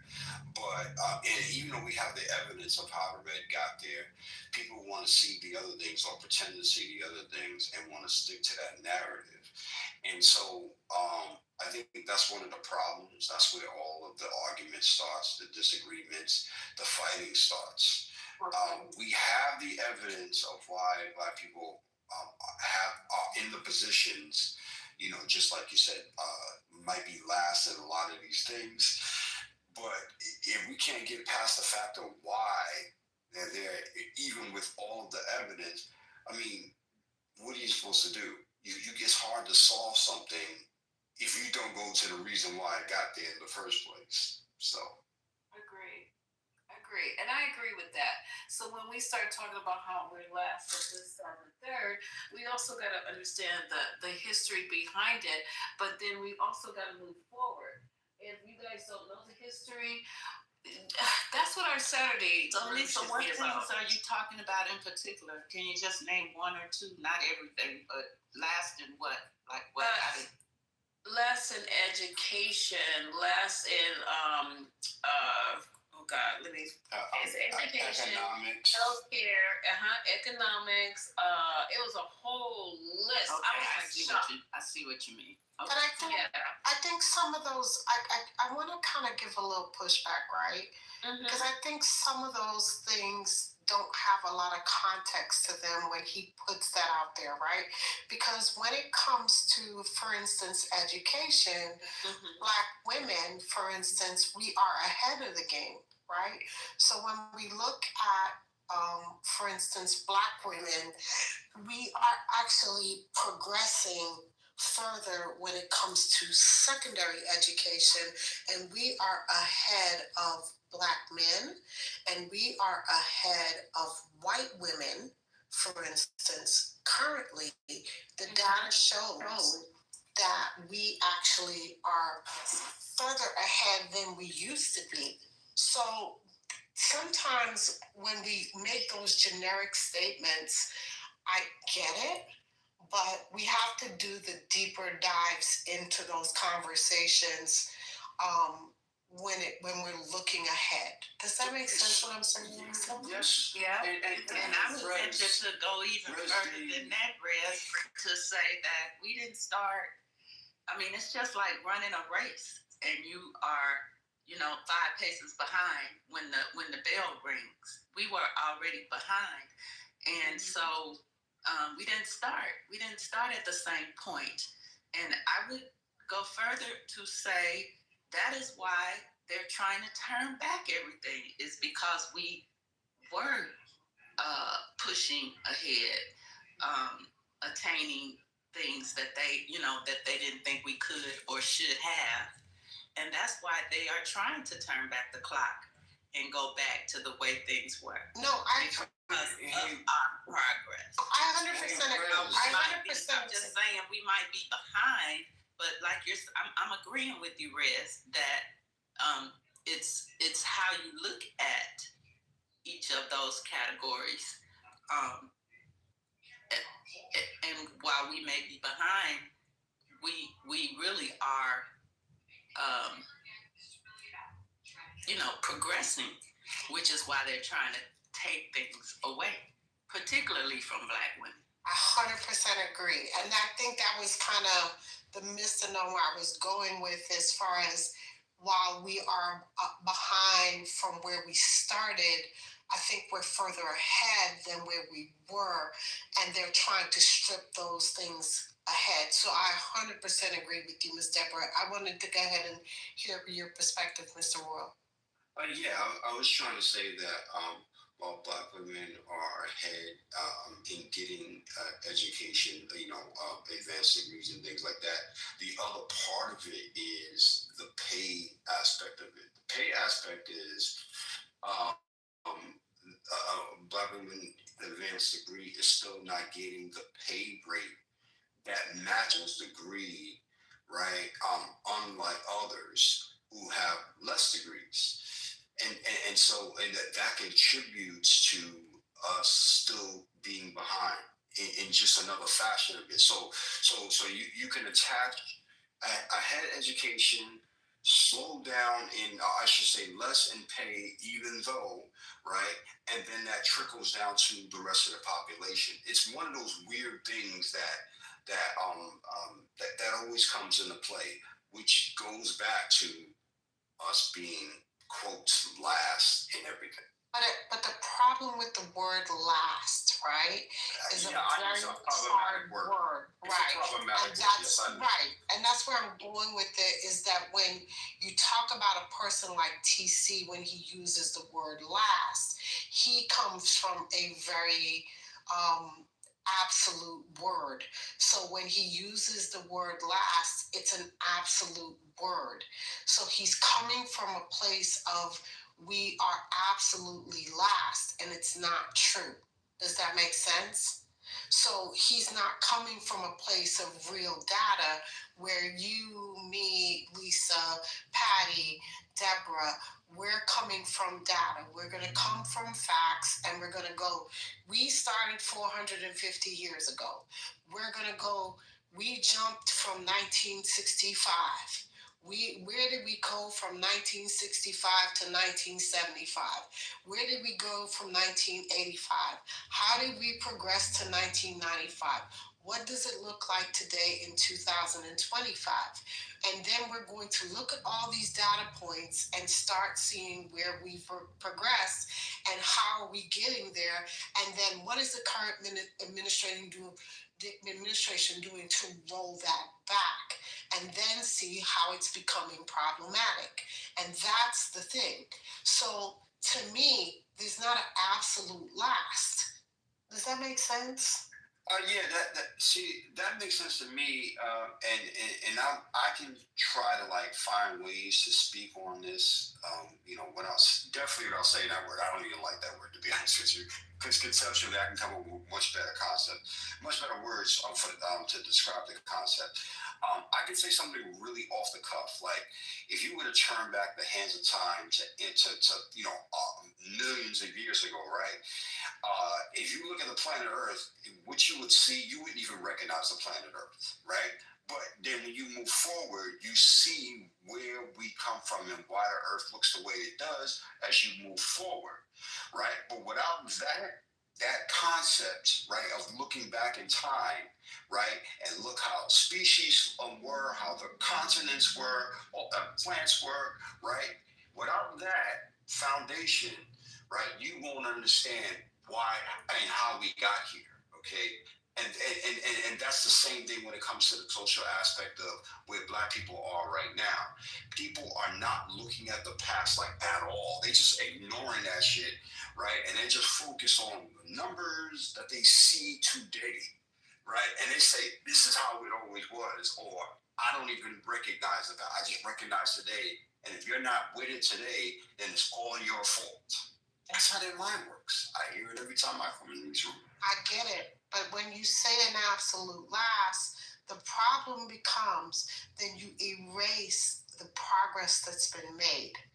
And when you start to get into last, then you are taking away the fact that progress has been made. And that's how people are able to strip away the progress. And now we're back at square one. And now all the rights that we've worked so hard for are being taken. Because now people feel like we don't have a right to affirmative action. Because guess what? Now the playing field is leveled, and people like the playing field is leveled. There's no reason for affirmative action because there's no racism. You see what I'm saying? So now this is their new argument. There's no reason for DEI because everything's merit-based. And this is the shit that Trump was saying today. We made this country merit-based, so now everything is good. But how do you measure that? Because we don't know what's in the back of someone's mind if they're really basing it on merit. Do we really know that when the protections are gone? Cabinet that it's not based on merit. Correct. Right. The cabinet is proof of that. 100%. Because so for TC or any other particularly Black person, let alone white people, to buy into that is crazy. But especially for Black people. When his whole cabinet, none of his cabinet is qualified. 100%. But again, when you strip away the protections and you say that we are last, right? You are now telling everybody, well, we started to level the playing field. You now have created this false sense of security, and you tell everybody, we leveled the playing field, so now everybody got a shot at it. And it's a bullshit sense of security. And this is what they're doing. And now they're trying to get into this coonery of, well, not everybody got a shot at it. And it's not true. Everybody don't got a shot at it. What should be thrown back up in TC's face. Exactly.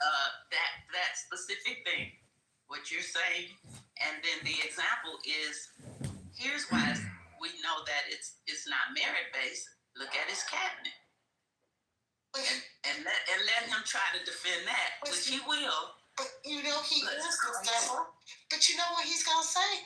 Well, Pete Hegseth served, and here's how they get away with it, because they get the bare minimum of people who barely met the bare minimum requirements. So because they met the bare minimum requirements, they justify it. Right. So because he's a bare minimum person, they barely met the requirements. So J.D. Vance has a degree from Princeton, so it makes him okay.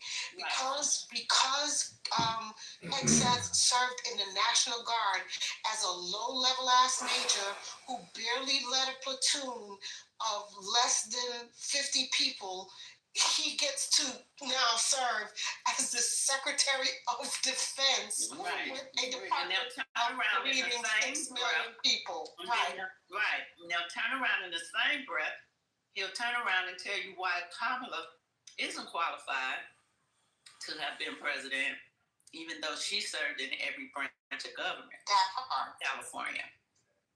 And she's not Black. That part. And then they're stripping her Blackness away from her. And then they get to tell you who's not black, right? So I've been told the same thing because I'm West Indian, right? I'm not black. So now you're going to strip my blackness from me. Because I come from the West Indies, you going to tell me, on my birth certificate, it tell me I'm black, but you going to tell me, oh, because I'm West Indian, I'm not black. What? Right.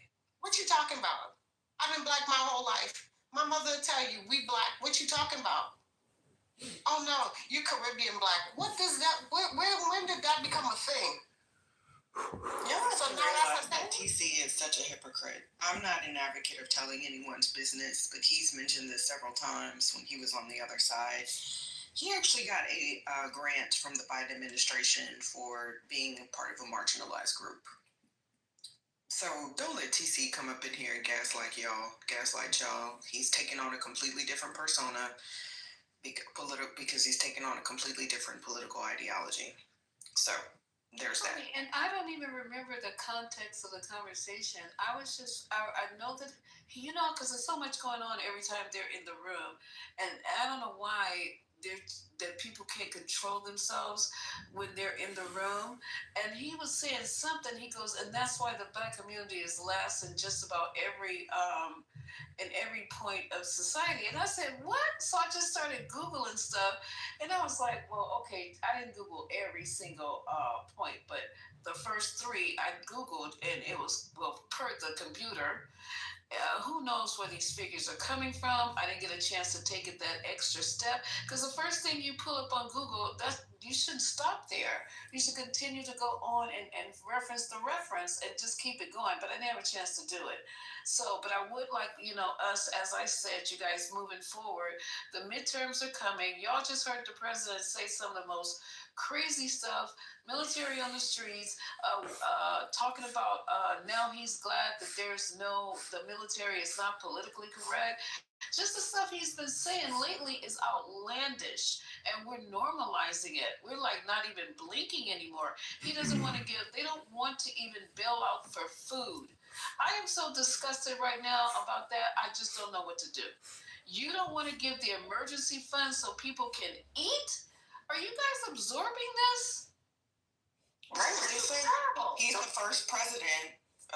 When I read that stat, he's the first president to withhold SNAP benefits during a government shutdown. That's what I'm saying. Graceful. And Lisa, that's just crazy. And I'll just say this, y'all, because I've been listening. Great conversation as always. You holding space and giving your learned expertise and knowledge helps. When I know I need to do my rooms, but Lord, I'm just tired. I took a break, but I'm gonna get back to doing it. We each lend our experience. Yeah, absolutely. But don't let TC gaslight you, because if you were truly concerned about the condition of the black community as a whole, as a demographic in this country, Republicans would be the least of what you would support. Because how much, if he said that we're at the bottom, why would you support someone that's going to do immeasurable financial harm to these black families that are dependent on SNAP benefits? And honestly, it's not even dependent. There are soldiers, there are individuals that work for the government that deserve their paycheck. And we know that a lot of families can't, that 60% of American families, period, don't even have $400 in the bank. Just $400 for an emergency. So why would he support a party that is basically going to make these people have to go get a payday loan, which is predatory, probably pay that 29.99% APR that he was so proud of? I'm sorry, I gotta be petty. That's why he don't think it's a problem, because he paying predatory loan rates himself. 37% must. That is not okay, and that's going to be harmful. And that now those people are going to be stuck in the cycle of having to pay that down just because we have a petulant president who doesn't give a shit about the people who put him in office, much less members of the Democratic Party who are in opposition to him. But it's not just TC. It's not just TC reform.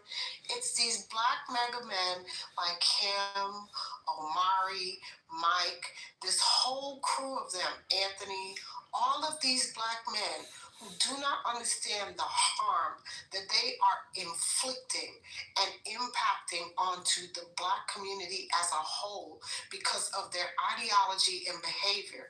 Because at the end of the day, here's what's going to happen. Right? As they carry on with this behavior and this ideology, they're going to be the ones that are left behind. Because guess what? The first set of black people that did this crap, Trump left them behind the first time. And guess what? The second set of black people, he left behind too, because he didn't put none of them in his cabinet the second time. And guess what? He ain't backing none of them. He don't give a damn about none of them. He's left them behind too. They ain't nowhere to be found. He don't give a damn about Tim Scott. He don't give a damn about Byron McDonald, whatever the hell his name is, the one that's running for governor of Florida. He don't care about none of them. And in 3 more years, they gonna be dust in the wind. And when they're stuck, left holding the bag, and they run into financial problems, and they run into legal problems, Trump ain't gonna bail their asses out either. He don't give a shit. And then they're gonna come crying to the black community, oh my God, can black people help me out? And then what? I'm going the thing is, watch how they do it. Hey, black people, groupthink.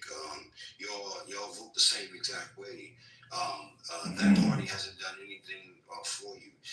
The thing that people love to throw around is that party didn't do anything for you. And if you look at the party, right, and what the party is made up of, whether you vote for that party or register to that party or not, you do realize that party has a very diverse group of people in it, right? So it's not that party doesn't do anything. No, you're missing the fact that party is made up of people that look like us. Like, how do you miss that part? Like, really, how do you miss that part? Not only that, but they're trying to set forth policies, whether it's in part or in whole, that actually represents your needs, your wants. So it's not about groupthink. It's more of we put them there because they're trying to work for us because we told them to. Like, what's going on? Like, how do you lose that fact? A party doesn't exist without the voters who actually put them there. That doesn't make any sense. So they try to detach all of that, right, and then call it groupthink. That's why it never makes any sense, and I just don't get why they can't actually see that it's not groupthink. We put the people that represents us in the Congress in the first place. I'm not going to say it's 100%, but when I voted for an individual that looks like me, right? That's not that's not just some random person in that party. But hey, it just goes over their head, and they're gonna keep saying, "I'm in groupthink." The monolith talking point was always like a tactic. I never understood how we got into having conversations with people who use that tactic. Y'all vote like a monolith. Yeah, nigga, we do. Because we know what's bad for us. You have a whole history showing us who is for us and who is with us. I wish that we never entertained those type of conversations in the past. Yeah, I'm coming at it from a PR marketing perspective, and the things that we should be focusing on. These aren't the only things, but there's a couple things.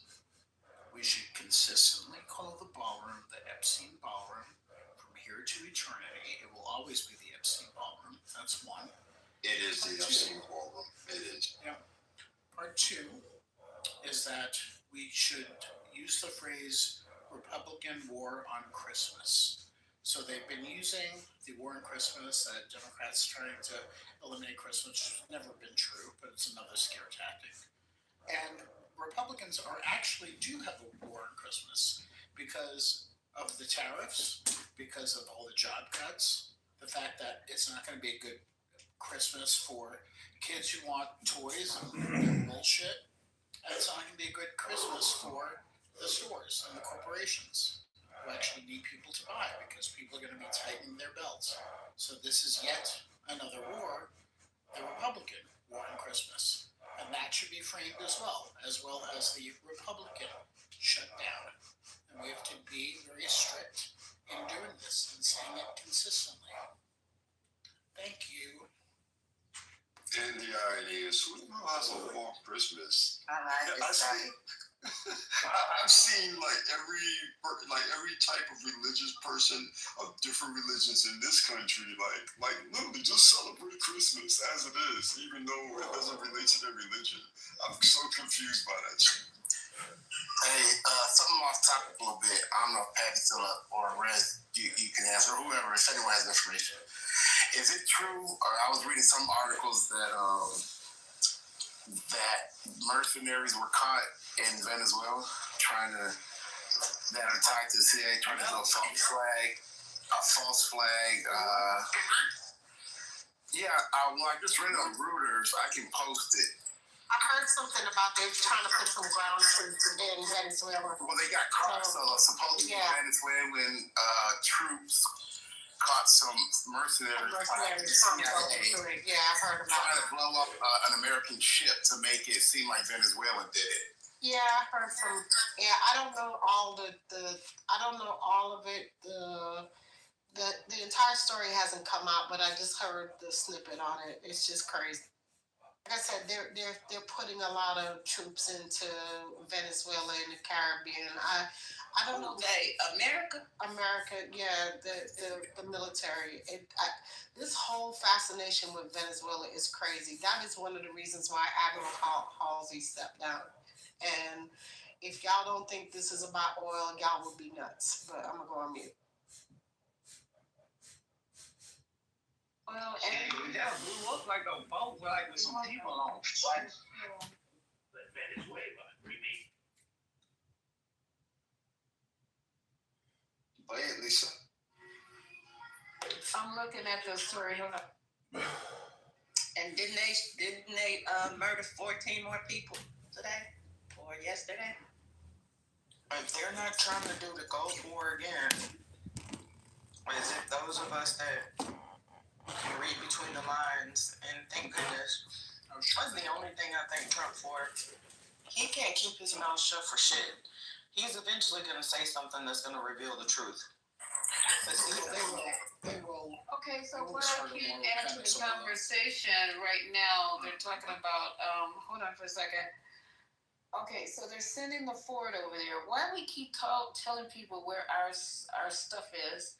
I didn't know it was the largest aircraft carrier in the world, but it's on its way over there. And then there is the U.S. has posted a $50 million reward on, what is the president's name? I can't read it. Madeira? Yeah. I know. 50 million, the United States of And nothing is classified. They just declassify every damn thing. How many times? Let me tell you something. Every boat they blew up, they declassified every day. I mean, in 2 seconds. Y'all don't realize that this is crazy? This is not normal? Do y'all not realize that? Let me see if I can rewind it real. Oh, dang it! You're gonna lose it. Hold on for a second. They said 50,000 on what now? On what? $50 million reward on the president of Venezuela. Okay, I think I got it. Wait, what? Hold on, baby. Let me just see if I can try to play it before when you're trying to rewind the goddamn TV. Hold on for a second. It's all about the oil. Okay, here we go. I think I got it. Hold on. Is it gonna play? Are you gonna play or no? Oh wait, there's a little bit of this Jamaica thing, but I think I got it. Just hold on. Here we go. So slowly that this island's now about to go through a second sunset while dealing with the impacts of this storm. Sorry, I rewinded too far. I can't fast forward, but hold on. Flooded roads, down power lines, it's likely going to be until tomorrow. Well, Lisa, let me interject that Venezuela has the largest oil reserves globally. Yeah, we even more than South Okay, here it comes. Here it comes. Iran and Canada. Here it comes. In the waters off South America. These are the latest strikes on 4 boats. It's the deadliest hit since the operation began 8 weeks ago. And it's the first time multiple strikes were announced in a single day as the pace of the attacks intensifies. CBS's Charlie Daggett has the tips. New Defense Department video shows 2 boats side by side being taken out by 1 shot, followed by 2 more strikes on 2 other speedboats. One of them appeared to be hauling unidentified packages. Defense Secretary Pete Hegseth said 14 were killed, and the Mexican Navy is now searching for a lone survivor. It's the first time 3 strikes were conducted in one day, this time in the Eastern Pacific. But Venezuela remains squarely in the president's crosshairs. Addressing U.S. troops in Japan, Trump warned that strikes against speedboats could move to targets on land. We're knocking them out one by one, and very importantly, we've almost stopped completely the drugs coming in by sea. And that will stop the drugs coming in by land. The president has ordered the largest aircraft carrier in the world, the USS Gerald R. Ford, and its strike group of destroyers to the Caribbean from the Mediterranean. And the U.S. has put out a $50 million reward for the arrest of Venezuelan President Nicolas Maduro, who has been indicted for drug trafficking. A total of 57 alleged drug smugglers have now been killed in the U.S. strikes. And Senator Lindsey Graham told Face the Nation's Margaret Brennan, the president has the power to act. We're not going to sit on the sidelines and watch boats full of drugs come to our country. We're going to blow them up and kill the people that want to poison America. And we're not going to expand operations, I think, to the land. Deploying USS Gerald R. Ford to the waters off Venezuela is the biggest escalation yet, bringing 4,500 sailors, dozens of fighter jets, and other destroyers, all adding to roughly 10,000 troops already in the region. Charlie Daggett. Okay, there we go. I want y'all to think how far away Venezuela is from the Americas. Florida. Because no. Listen, I want y'all to hear me. I am from Trinidad. Trinidad is literally 100 kilometers away from Venezuela. I want y'all to understand it is at the tip of literally at the tip of South America. You could literally see Venezuela out the backyard of Trinidad and Tobago. It is in the Caribbean Sea. So it ain't nowhere near America. Y'all gotta stop with the bullshit. It is an 8-hour friggin' flight from Miami. Stop. Y'all gotta understand geography. For you to smuggle drugs in a speedboat, it's fucking possible. You cannot do it. You cannot get in a speedboat and go Venezuela to Miami in a speedboat. You just can't. You people are weird. You don't know what you're talking about. This is not possible. It's just not. You don't have enough gas. You don't have enough ways to do that. You don't know what you're talking about. The landmass doesn't make fucking sense. Yeah, they would have to refill like 20, 30 times. Thank you. What the fuck are y'all talking about? It takes a flight. Oh my God. Okay. Oh my God. Jesus Christ, help me, Lord Jesus Christ. It takes a flight 8 hours to fly to Trinidad. Just to get to you, literally from Miami to Trinidad is literally 6 hours. If you were going to Venezuela, it's an additional 2. So that's 8 hours. Do y'all know what y'all are talking about? Hey, Rez, this is kind of why I brought up what I was asking earlier, and I posted the article. Right. Because, this just, I have no doubt in my mind that this is probably something that happened. Mm-hmm. They're trying to create a false flag so that they can kick in. Because, then they'll get everyone's approval if an American warship gets somehow blown up, and unfortunately, soldiers get killed. It's an excuse. Yeah, that's what. And it's sad that our government would go. I hate to accuse them, but we know these tactics have been used before. Because if you dock an American warship in the middle of the Caribbean, you start a fight, then you pretend like you have a reason, because what you do is you try to create a situation where it's a possibility a warship could have been attacked, which is not the case. I see the ploy all the way through. I'm not stupid on how this is working. Trump's not smart enough. This ain't even like War 101. Like, this motherfucker don't even know how fucking ops work. Shit ain't even fucking, like, he's not even, they didn't go to Army War College. They didn't go to War College. They don't even understand how to do, how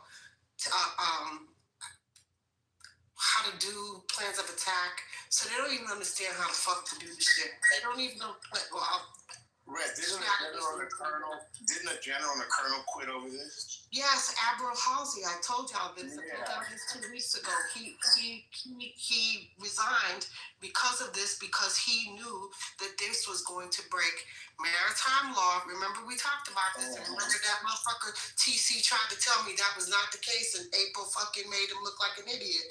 And he tried to tell me that I was stupid and I was dumb, and he started calling me all kinds of fucking names.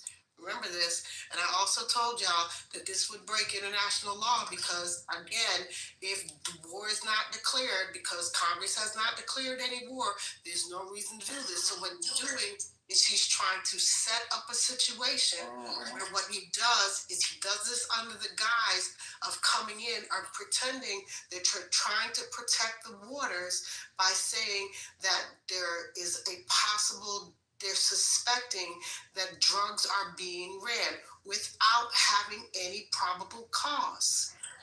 And I think, do you think Trump is avoiding doing a declaration of war because he doesn't want to face his people that he's not the president that would start a war and all that? Do you think that's his reasoning for this? Yeah.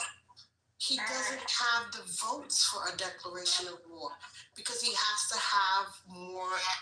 Right now, he don't even have a government open. I don't even think he played one round of Risk on a tabletop game, much less knows what the fuck he's doing. That part. Pull this shit off like he's Slick Willie or some shit. Yeah, he don't even have the votes to open the fucking government. So how the fuck he gonna declare war? Well, it looks like they declared Maduro a terrorist, which is crazy to me. Well, he could do that he could do it under the FBI, because he could do it under the guise of under the FBI. What he could do is say, because what they have done is they've said that they had probable cause to say that the drugs were being ran without any actual but what they did was they used they used the footage, the drone footage, and declassified it. So what they presented to the public, they declassified it so they could pretend to the public like, oh, we just want to show you the footage. Like, yeah, you see, they're running drugs, and they're getting it in the court of public opinion. But the reality is that's not the case. So apparently, and I love BBC articles, right? Because they always I remember I was in London when Trump was in office, and hearing how they present Donald Trump overseas, because they just reported this is the president. So reading his tweets and stuff, it was just, I remember having an incredible sense of embarrassment and shame. And this was his first administration. So I can't imagine the second. This article is from August. So apparently, during his first administration, he started this shit with him. It says, U.S. President Donald Trump is a longtime critic of Maduro, who returned to office in January following an election marred by vote rigging allegations. The results were widely rejected by the international community. Well, they're talking about... I don't know if they're talking about Trump or Maduro here. So They said during the first administration, which I didn't know, that the U.S. government charged him and other high-ranking Venezuelan officials with a range of offenses, including narco-terrorism, corruption, and drug trafficking. They claim he worked with the Colombian rebel group FARC to use cocaine as a weapon to flood the U.S. I didn't remember hearing about this, his first administration. Does anybody else? No, but what he did was he pretended like he was like not Team Maduro because he really actually admired Maduro. Because if you remember, right, he wanted to be like Maduro. He was really kind of, remember, this was when he was in his dictator liking shit, right? One minute he was playing, he didn't like Maduro, but then he was running around back and forth because he went to Venezuela, believe it or not. Y'all forgot that he visited Venezuela during this time. See, he was playing both sides of the coin the first time around. Check it out. There's an article, and I'm trying to remember where it is. I'll find it. But he actually visited Venezuela during his first term. I'll find the article. Hold on. I'm reading. It says there was Hugo Carvajal, I don't know how to pronounce that, Carvhal, formerly the head of Venezuela's military intelligence, was convicted of several drug trafficking charges after being arrested in Madrid and put on trial in the U.S. He had been a feared spy master who went by the name El Pollo, or the Chicken. He fled Venezuela, tried to overthrow Maduro, but they're saying that he cut a deal with U.S. authorities and gave information. What the fuck? I ain't been paying attention to none of this shit. Yeah. What the hell? A Latin fucking dagger, El Pollo Loco on the run. El Pollo Loco.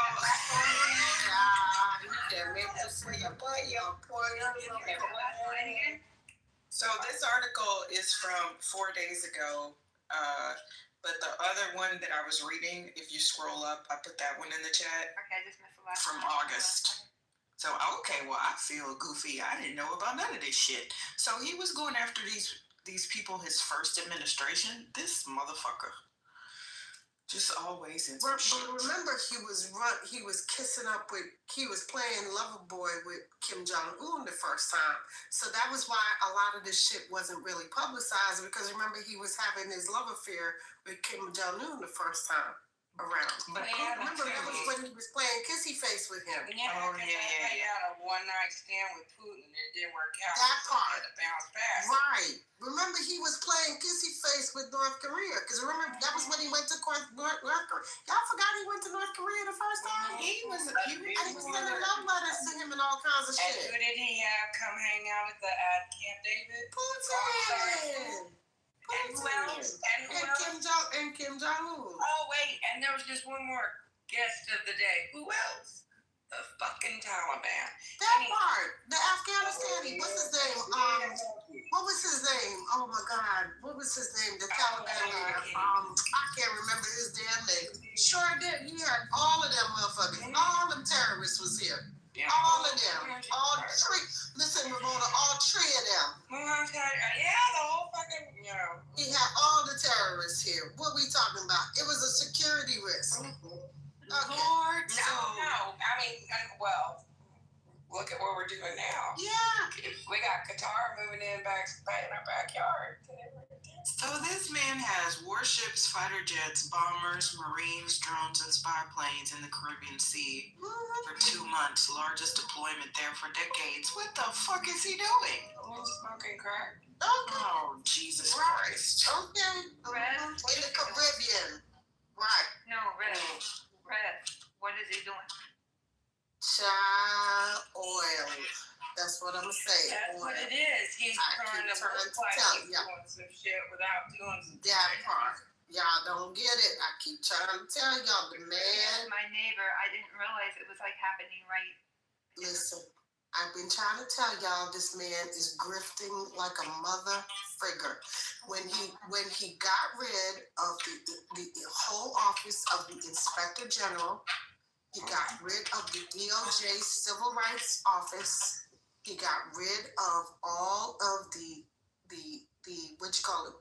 all of the offices of all of any checks and balances. That part. he put himself in a position where there's nobody watching over the coffers. This motherfucker is stealing everything, and there is nobody to check what the hell going on. I told y'all this. See, the thing is that I don't understand. Okay, so I know everything that you just said, but I'm wondering, I'm just curious, like, why the Caribbean? Well, it's Venezuela. It's It's hard. like, okay, let me tell y'all something. Okay, I'm from Trinidad and Tobago. Okay, let me say this to y'all.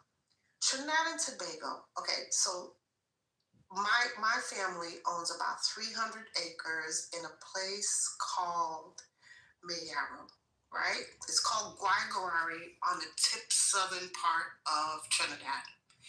There is that 300 acres has unwelled oil on that bottom part of our land. There was a survey that was done on that part of the land that Texaco has been drilling out there for about 60 years. They haven't even tapped into a third of the oil that's underneath that part of the sea. Do you understand what I'm trying to tell you?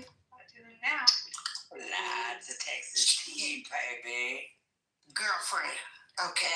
I'm only talking about our part of the land there that's on the land.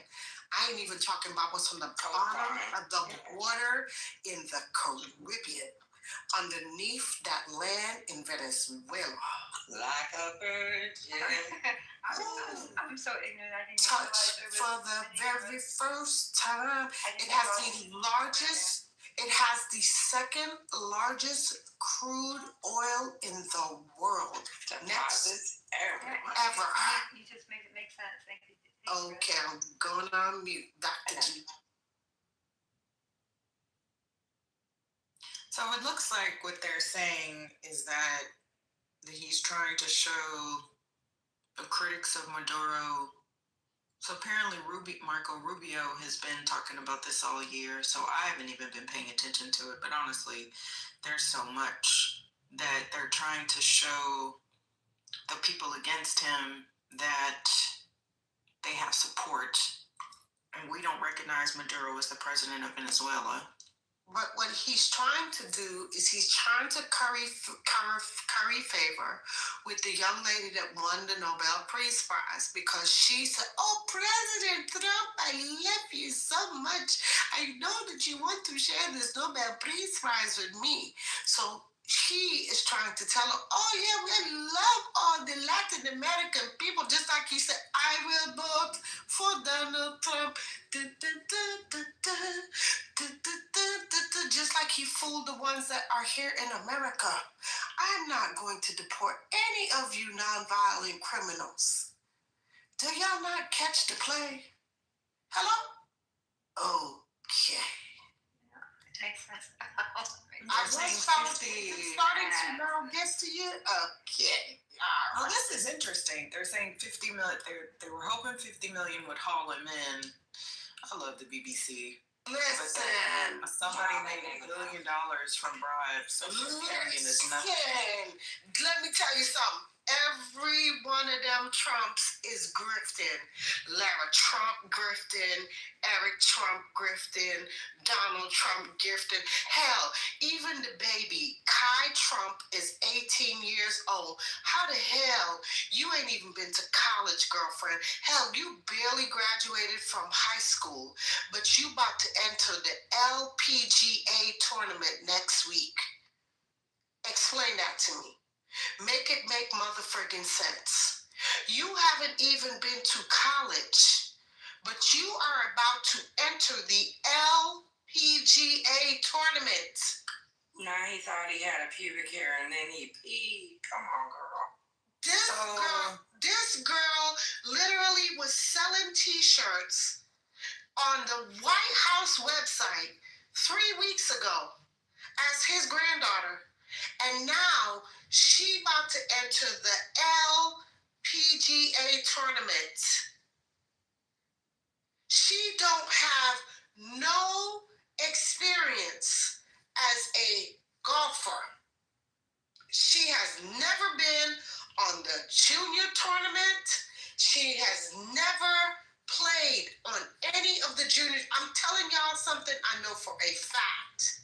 She has no time on any of the junior tournaments. She never played in the junior league. She doesn't have any junior time. None of it. She done played with her grandpa on Papa's little golf and been his little caddy. But she now about to enter the LPGA tournament. Make it make sense for me, y'all, because her name is Kai Trump. What the F? Yeah, they're always going to make a way to find $1. They're like the Kardashians in that regard. That part. I did not realize that he carried this over against Maduro since 2020.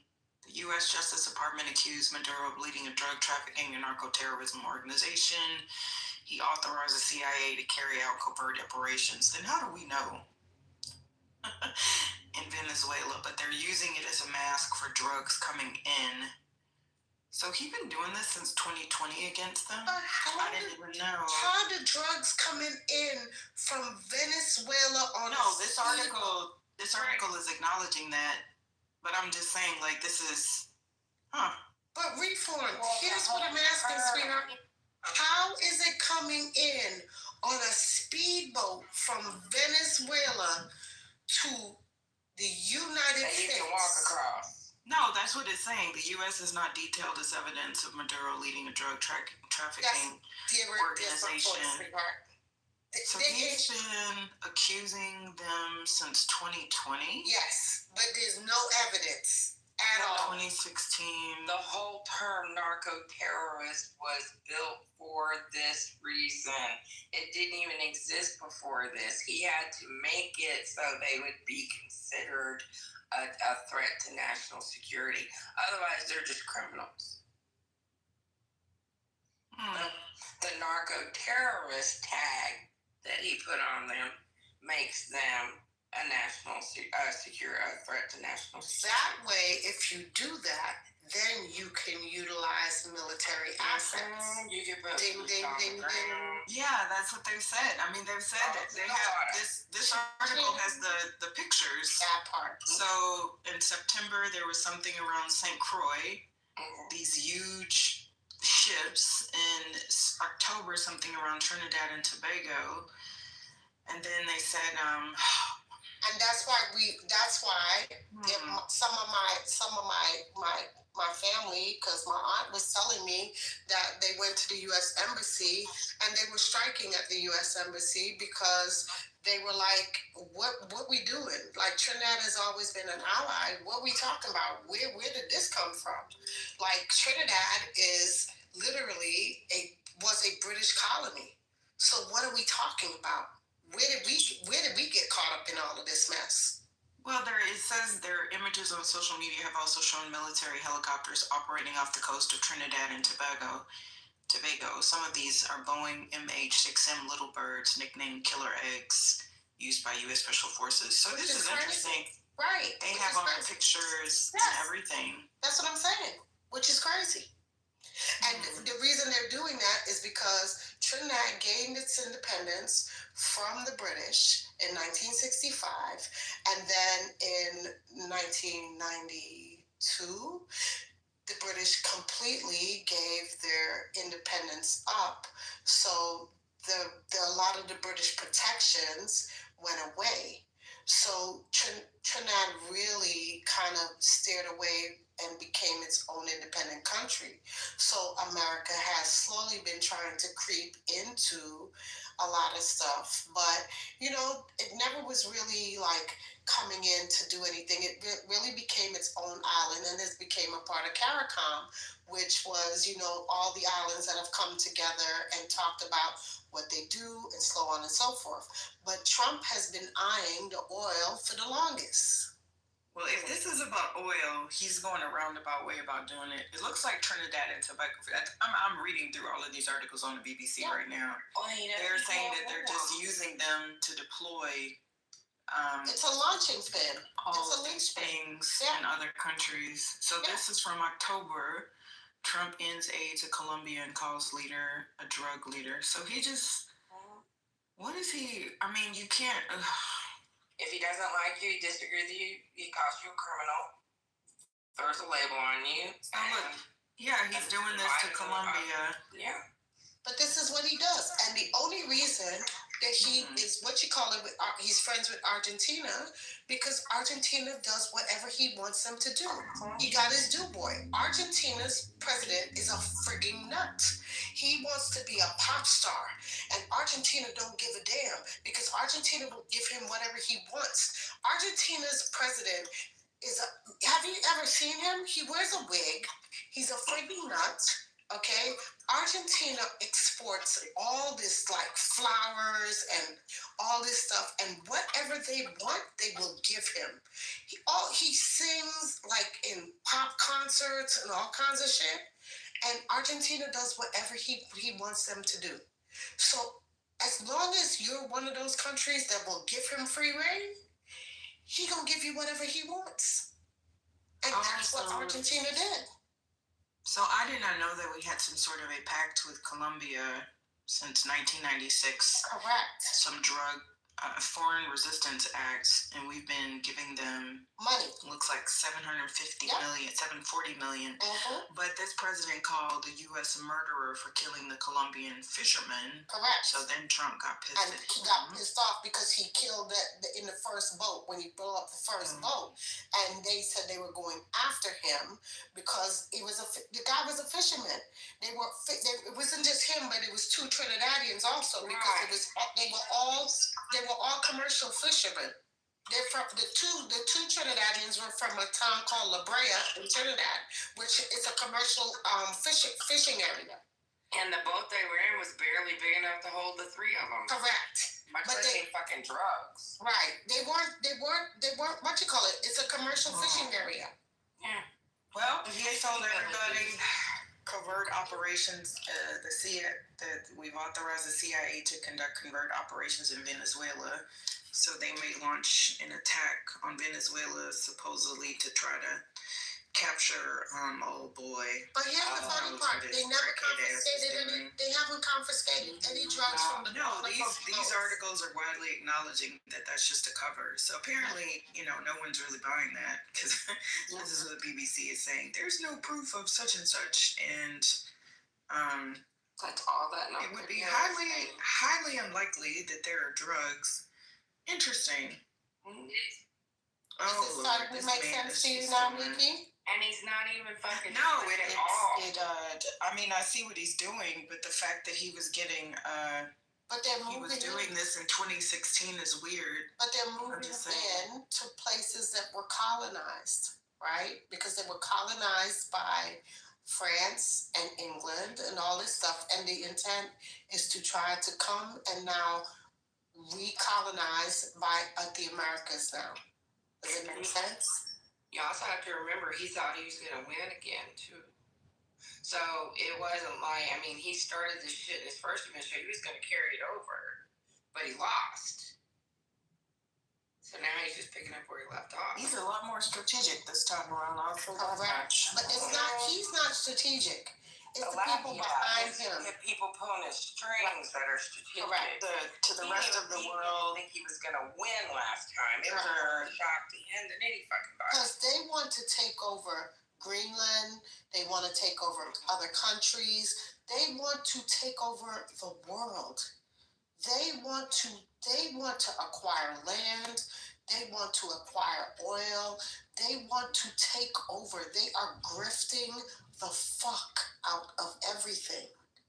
To the rest of the world, it's not Trump though. It's just America.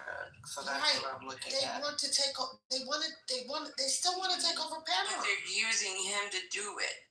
Well, it doesn't matter to the rest of the outside of the United States. It's the United States. It's not Trump. That's what I'm saying. It doesn't matter. We make a distinction between Trump and the government, but the rest of the world does not. So it's just the United States, the U.S. that are doing these things. At least my personal opinion is that he's he's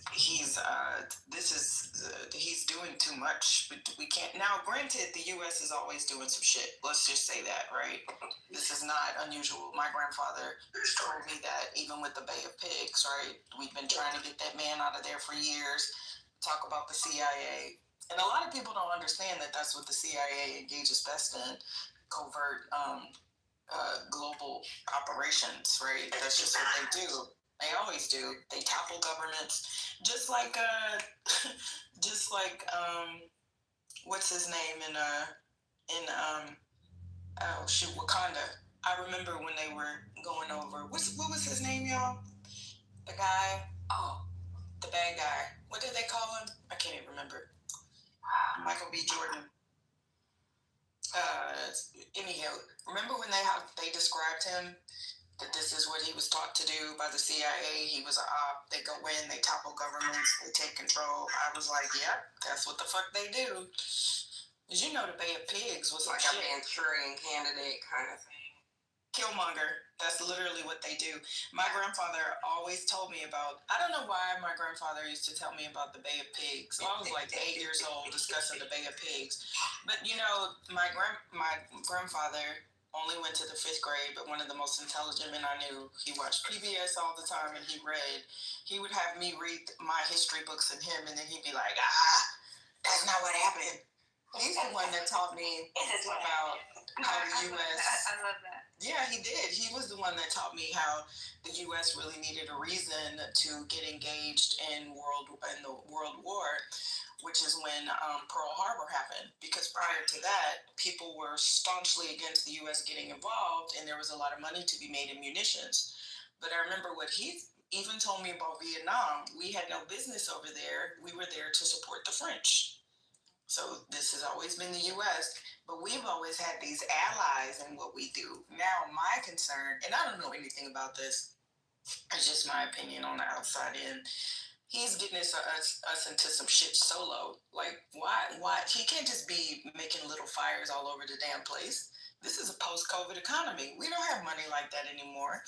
I think he believes in the U.S. exceptionalism and is going to get us in trouble. That's what I think. He's doing too damn much. You can't piss off the whole damn world. Right. What the fuck? If people are going to back us up, they're not going to. He's pissing everybody off. He's pissing off Canada. He's pissing off Colombia. Oh, King C-Mac, yes. My grandfather taught me never to trust government. He said that governments and municipalities were neither kind nor benevolent. He told me to take them at face value because he said throughout history, they have never really let their citizens know how manipulative they are. And he also used to tell me that the masses are inherently stupid. That's what my grandfather used to tell me. No, I love that. My grandfather, I love it. Because I am so stupid. Because when you have that at your base, I mean, look at where it takes you. I mean, my grandfather was in World War II, and he wouldn't talk about it. He would tell me other things all the time. And I mean, they were few words, but they were very purposeful. And then there was a Vietnam vet that lived down the road, and he would just talk. I'm just glad that I was interested enough to know him, but to have a grandfather like yours that broke it down like that, I can't imagine. Yeah, I mean, you know, and it's just, I think we forget what government is capable of, but I've never, you know, like just being a child of the South, like that's still my premise that, you know, the things would not have been as bad had the North not, and this will sound crazy, but Lord knows I irritated the millennials earlier. Jesus, talking about my coochie and everything. But, you know, when they sent the carpetbaggers and they punished the South, and then they just moved out, right? They started all they freed the slaves as punishment, but then they left generations and generations of Black people to deal with that enmity and hatred. And then even putting in like Hiram rebels, you know, the first Black senators and stuff. We forget about them. But you know that they put them in there to piss them white folks off. And what that did was piss them the fuck off. But they left no protection. They took the damn military and the troops when they should have been there for like 50 years. And I've always resented that. Like, what the fuck? You did that shit on purpose. You didn't care about black people either. Like, come on, bro. But anyway. To knock them down. Yes, that's exactly what the fuck they did. Where are you down there, Ramona? Ramona? That's exactly what the fuck they did. Yes, You're exactly right. Yes, ma'am. It's just irritating. It's a rope-a-dope. That's the age. It's the song all this time. Isn't it though? And then they hear people like TC say black people are down in everything like Native Americans. Y'all know That should some of be you crazy. It'd be so wild. Child, it's, you know what? And it's people like his boxhead hoe ass that just really work that's what I call him, a boxhead hoe. Because that's all he is to me, is a boxhead asshole. His boxhead asshole, 37.5% prime rate, he ain't gonna go nowhere in life because people like his wedding planning ass, I would never hire him. I'm good. No. He's stuck on box braids with a just for me. Right. Oh no, hell no. Because here's the thing, right? You're so worried about you and your tip wages that guess what? At the end of the day, you're the type of person that you would cut a prime rib in half and short me at my wedding. You're the type of person that would be cheesy and you wouldn't make sure that I had the best wedding ever because you overcharge me, undersell me, and you wouldn't make sure I had the best event ever. So it's fuck you and it's up and stuck, and I would never hire you to do my wedding. So yeah, I'm good. Not dollars on the wedding. Yeah, I'm good. No, thank you. Hell no. I mean, there are two types of people. There are people that go through things that want other people to emulate them because they feel like if I went through it, you should go through it. And then there are people that grow up or people that have an experience and say, I don't want anyone else ever have to go through this. Fuck yeah. TC is one of those people that he went through it, so you should go through it. You should deal with it. Absolutely. Happening to me, so fuck you. Well, here's one thing. If you went through it, you would be the person that you would expect that you would have the most compassion because you went through it. And they don't. And that's the weird part for me. He's a Clarence Thomas coon ass because Clarence Thomas is the same disgusting human being who lived in a shack in Savannah, who literally lived in poverty. He's the same person who benefited from EO, from affirmative action, who worked as a lawyer in the EEO office, who literally became a clerk from the advantages, who literally got a clerkship because of affirmative action, who literally was benefited from becoming a judge because of affirmative action. And then you got on the courts and literally then turn around and said affirmative action ain't shit and turn around and wrote opinions and got rid of affirmative action. You are the reason why Thurgood Marshall, you're the reason why you're on the court because of Thurgood Marshall, and you disgrace his legacy. You ain't shit, and you ain't never gonna be shit. But you and your wife could go burn in the fires of hell. She ain't shit, and neither are you. Rez, I'm curious, and also, Mickey, like the story Mickey just told, like about like what she experienced. I mean, you were in the military, and you have such a grasp of your history and where you came from, whatever. Do you believe, I mean, it seems like a simple question because I definitely, believe this is it, but I just found out he's like, I didn't realize how young he was until like a month ago. Do you attribute any of that to his just a true disconnect and just an ignorance of not, yeah? Or do you think that he fully knows and is still choosing to be what he is? No, he's not young. He's not young. He's older than me. No, TC. You talking about TC or talking about son? I'm talking about TC. Oh, TC's like 30. Oh, TC's grown. I don't even want to send her his goofy ass, but you know that he. No, I don't want to that. I thought he was like in his late 20s. I'm misunderstood. I want to say he's like 30, maybe 20, but he is young.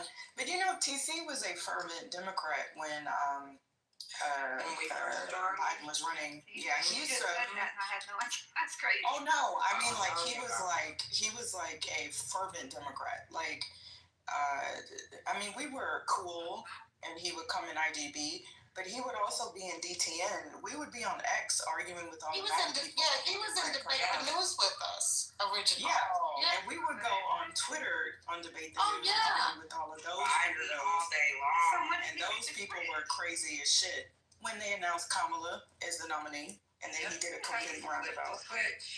He literally, so the crazy part is he's even lost some of his intellect and debating skills because how he's doubling down on stuff, I don't know, it's like a drone took over him or something. He had a complete personality shift, literally. I think what happened, personality shift. I think what happened was this. I think he got $5 extra of a tip. I think somebody gave him a hall pass and said, hey, jump on our side because we're going to give you a little bit extra, on your plate. We're going to give you a little extra gravy. We're going to give you a little extra on the side. And somehow or another, it just made him feel better. And it stroked his ego. And then he just did a shift. Because he was in Debate News with us for the longest, right? And he used to be like so pro-black and pro-this and, hey, I'm about trying to make sure that our community was good and da-da-da-da-da. And then one day he did this paradigm shift and I'm like, who the hell is this human being? When did all of a sudden you become Mr. Conservative? Well, he got the extra gravy in the chow line, right? There we go. That's what it was. He got them extra eggs and motherfuckers. Yeah, I think there's something with an inherent dislike of black women, which a lot of people harbor. It's mommy issues, because it's maybe even himself too. My grandpa don't bend him over. I'm screaming.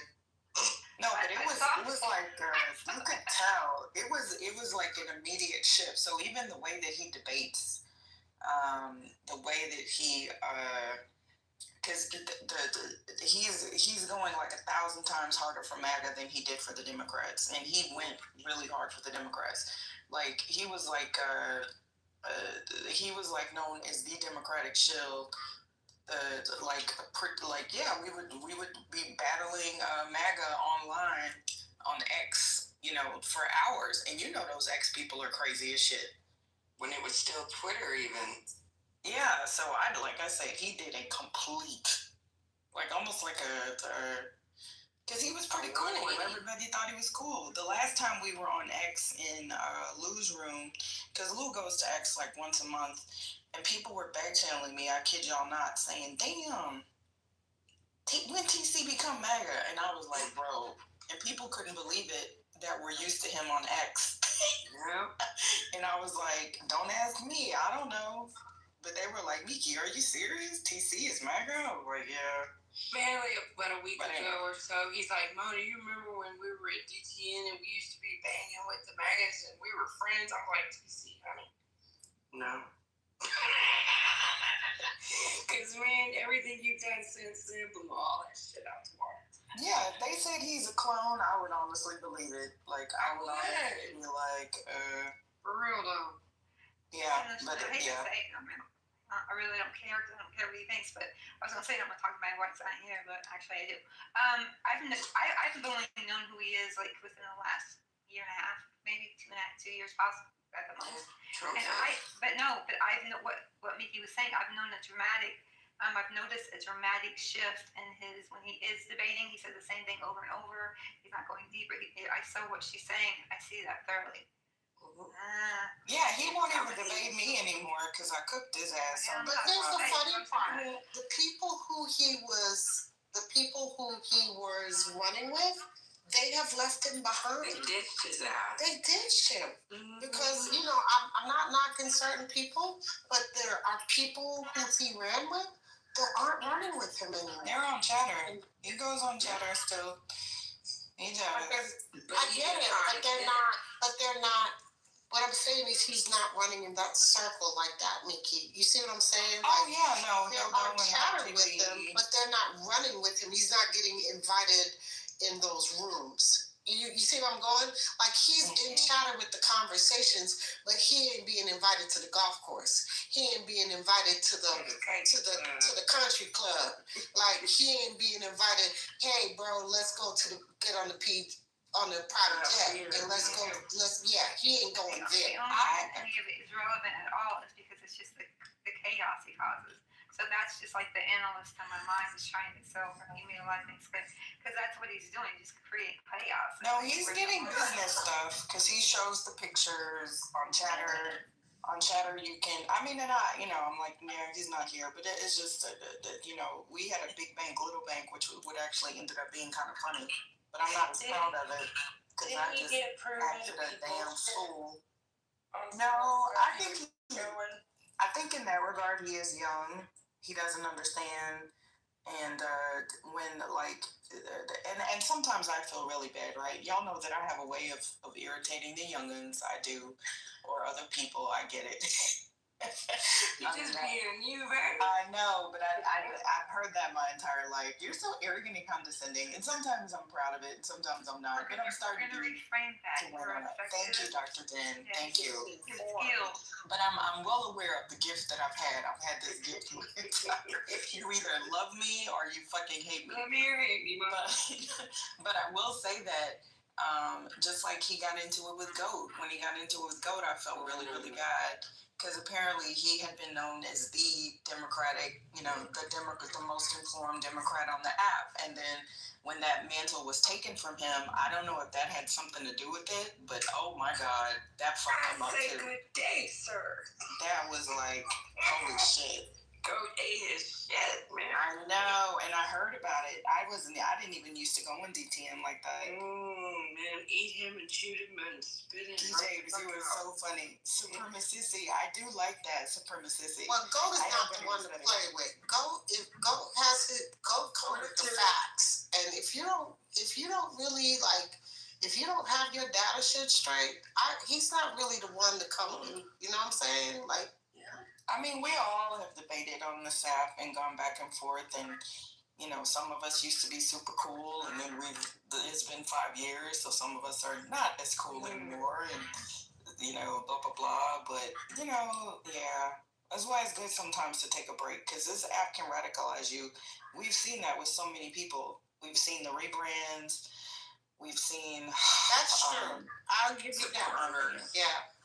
I mean, man, we used to go at it. Oh yeah, I took my breaks. Trust me, Jesus. I had to take some breaks, Miki, because this shit was, it was out of control. I mean, I've been on it when it's been like amazing. Because remember, we did the Karen Civil Room. You remember, I was in Crenshaw District.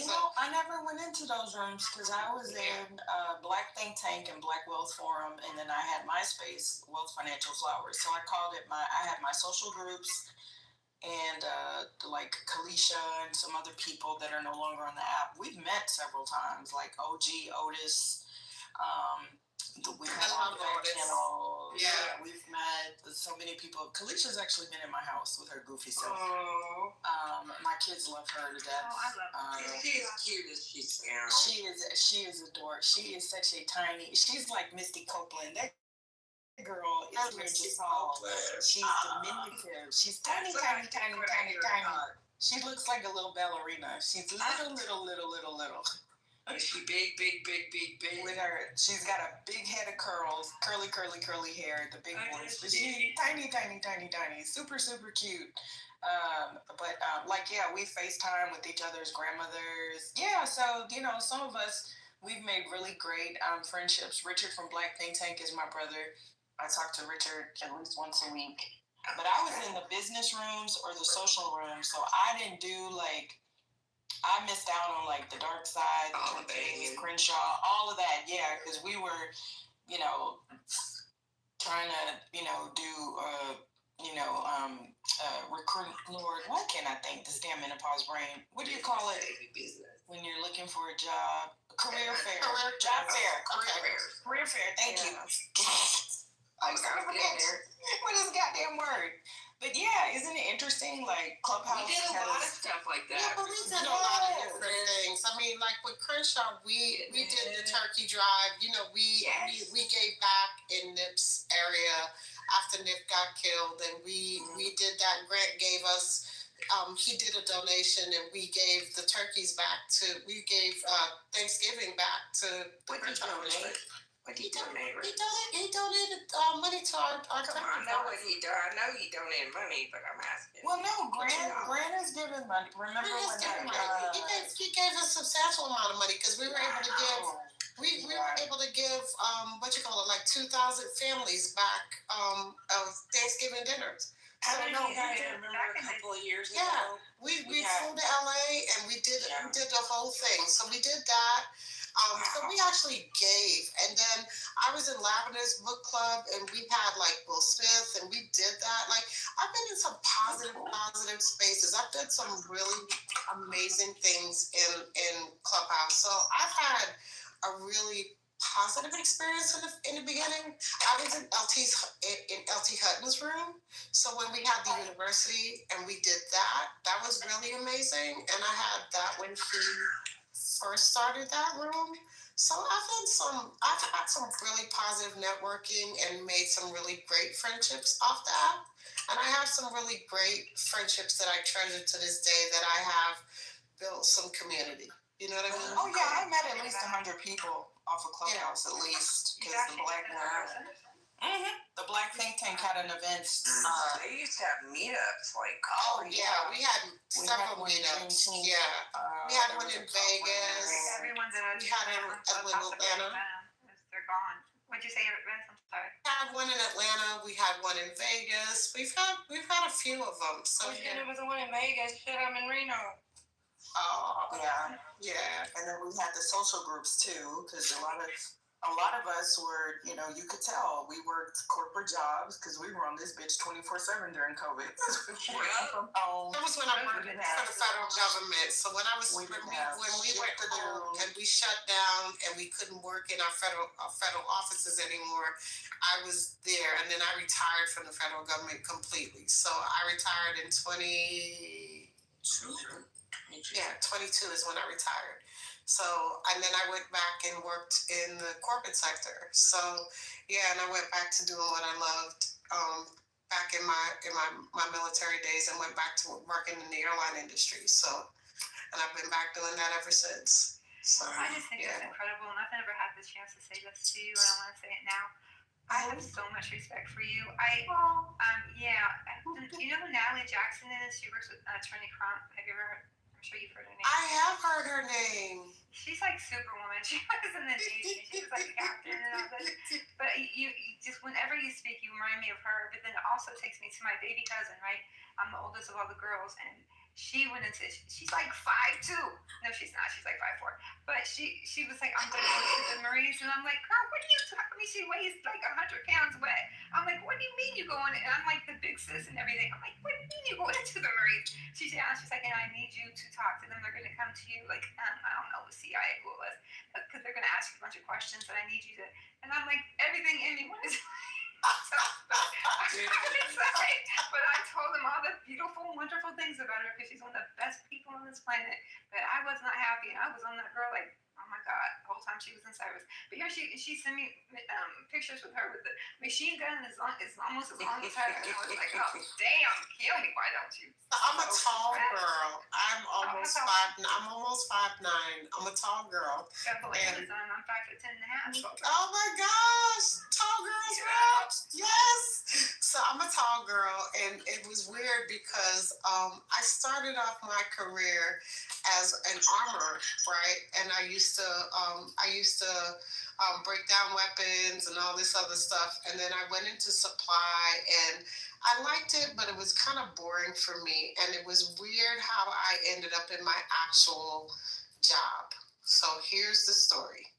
So I literally, in 1990, so I deployed first into Desert Storm, and purely all the women were actually supposed to stay in the rear because they told us, oh, ain't no women going into the front, all this bull crap. Needless to say, none of that ever happened. Night of the war, we jumped in, went into Baghdad, getting bullets shot at, the whole nine. So I fought in the war, literally. Hand-to-hand combat. Got shot at, the whole nine. Went into the war, right? Came back home, made it back home safe. But, the scars of war are not fun. Watching dead bodies and the whole nine, not fun. I was a young girl. I was 19 when I went in. I was 20 when I got back. right? Yeah, you and I are close in age. Yeah. Because I got my DDG 14s in 94. Yeah. So I got out for a second because I needed a breather. It was a lot. Got married young, all this other stuff. So I got out for about 2 years and took a break, and then I missed the hell out of it. So my stupid ass decided, I'm put my hand back up again and do this shit again. My dumb ass. And decided to go AGR. I didn't know what the AGR program was, but I decided to go AGR and became Army Guard Reserve. So I went in National Guard, but I went full time, which is Title 10. So my dumb ass, here's how this whole story went, and this is the truth and nothing but the truth. I went on orders, and I decided that I wanted to do something different. I didn't want to be supply anymore. So they had this opportunity for me to become what they call a 71 Lemur, but I could go to postal school. So I was like, cool, I'm gonna go. But at the time when I decided to go, the school canceled the class. There was another school that came open for what they call 88 Novembers, which was transportation, but it was a skill identifier, which was cargo, right? And the skill identifier was only open to men at the time. However, they needed one more person to fill this slot for this damn class, and they were going to cancel the class. The Air Force said they didn't give a damn. They were going to put the waiver in because they needed to fill this class, and they couldn't cancel this damn class. Do you know that they let me go through this damn class because they had to have one more person for this class? I was the first female ever to take that class and graduate that damn class. So I became the first female loadmaster from the Army in 1993. Very nice. That is awesome. Thank you for sharing that. So that is how I became a glass ceiling breaker, right? Wow. So that is how I became a loadmaster, and that is how I started my career becoming a loadmaster. So I started working with Pathfinders, and I started taking missions, and then I started getting calls to go work on joint ops teams. I went in and worked Hurricane Katrina. I worked the G8 Summit.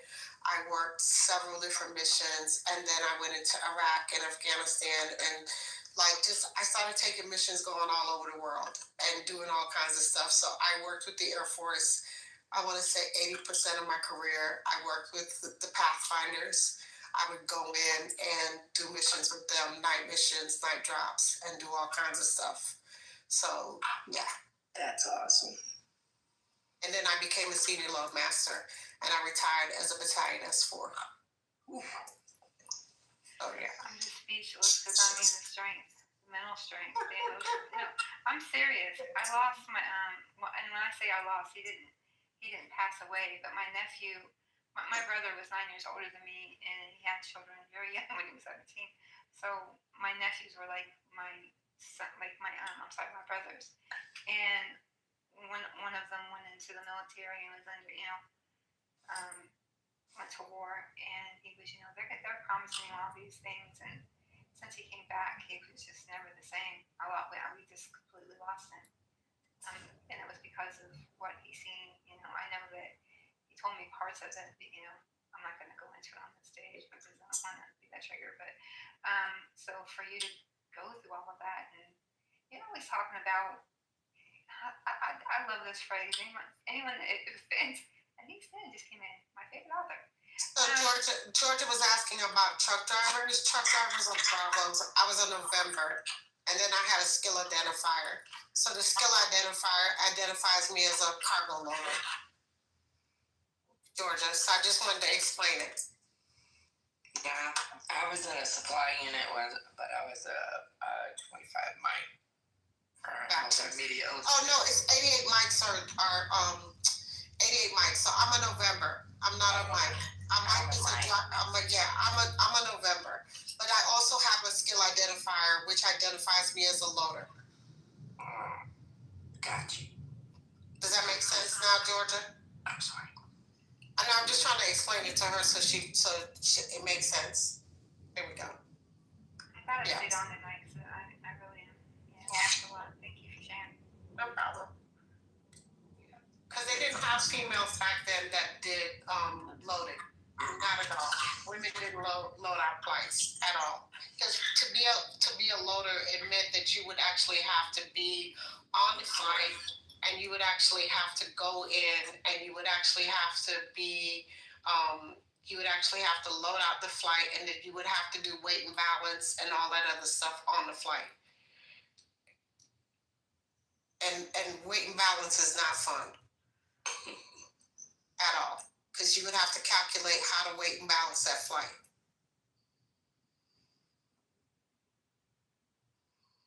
I'll show you a picture. Hold tight. Yeah, and I had to do airdrops. And I'll show you a picture of me actually doing one.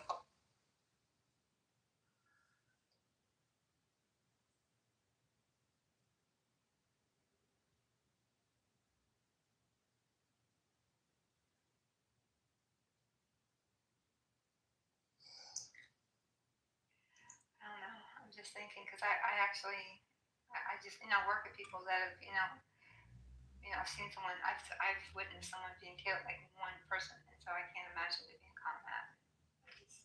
I think we just truly don't appreciate, no matter what we think about any of it. Of course, we don't want our children going to war for wealthy people and all of that, but we just do not appreciate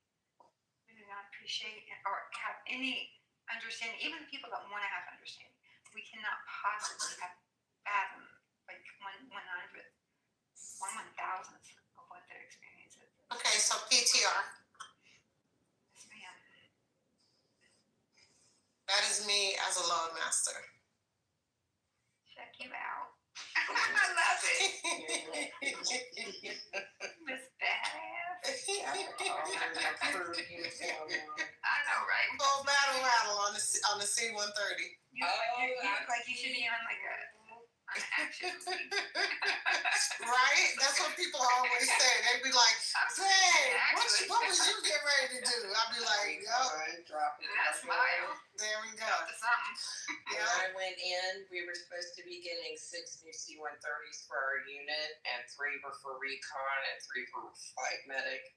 And I grabbed one of the flight medic slots, but while I was in basics, I fucked up the rec papers, and so we didn't get the birds. So my job went away, and that's how I ended up 25 Mike. But yeah, I was so bummed out. I wanted to be a flight medic so bad. Ooh, that'd have been cool. So my last mission, unfortunately, I got hit by a roadside bomb in Iraq. I got hit by a roadside bomb in Iraq, and I was life flighted into Longstool. I was in a coma for 3 days. So yeah, I was in Med Hope for 4 years. I got so when you guys hear me stutter, I have a seizure disorder because I have a traumatic brain injury. Yeah, I got it. My nephew that I was just telling you about, he had something fall on his head. One of the weapons fall on his head. What would it be? I know what it looks like, but I don't know what to call it. And he had a brain injury from that, and that's part of it. But it was also the other part as well. But man, Well, yeah, a 50 cal fall on his head or something. It looked like it was about 1.5 feet long, and it had like 3 things at the bottom. You could tell it was some kind of missile issue, but it wasn't a large one, obviously. And yeah, because he's had photos of what other ones look like, and it hit him in the head. And ever since then, that was part of the problem. But that wasn't the depths of the problem. It was the children that were coming toward him with guns. So he had to do what he had to do to stay alive. He was in Iraq. So it was a rocket launcher that popped back on him. Yeah, I'm not sure exactly. Yeah. Ow. Or that's sort of big. That's just not what we do. Just for the It's veterans. difficult. Yeah, it's just what, the lack of support for veterans in general. I mean, because I don't want to say, sometimes I don't want to say things because I don't do things for recognition, and I do things and I don't talk about them.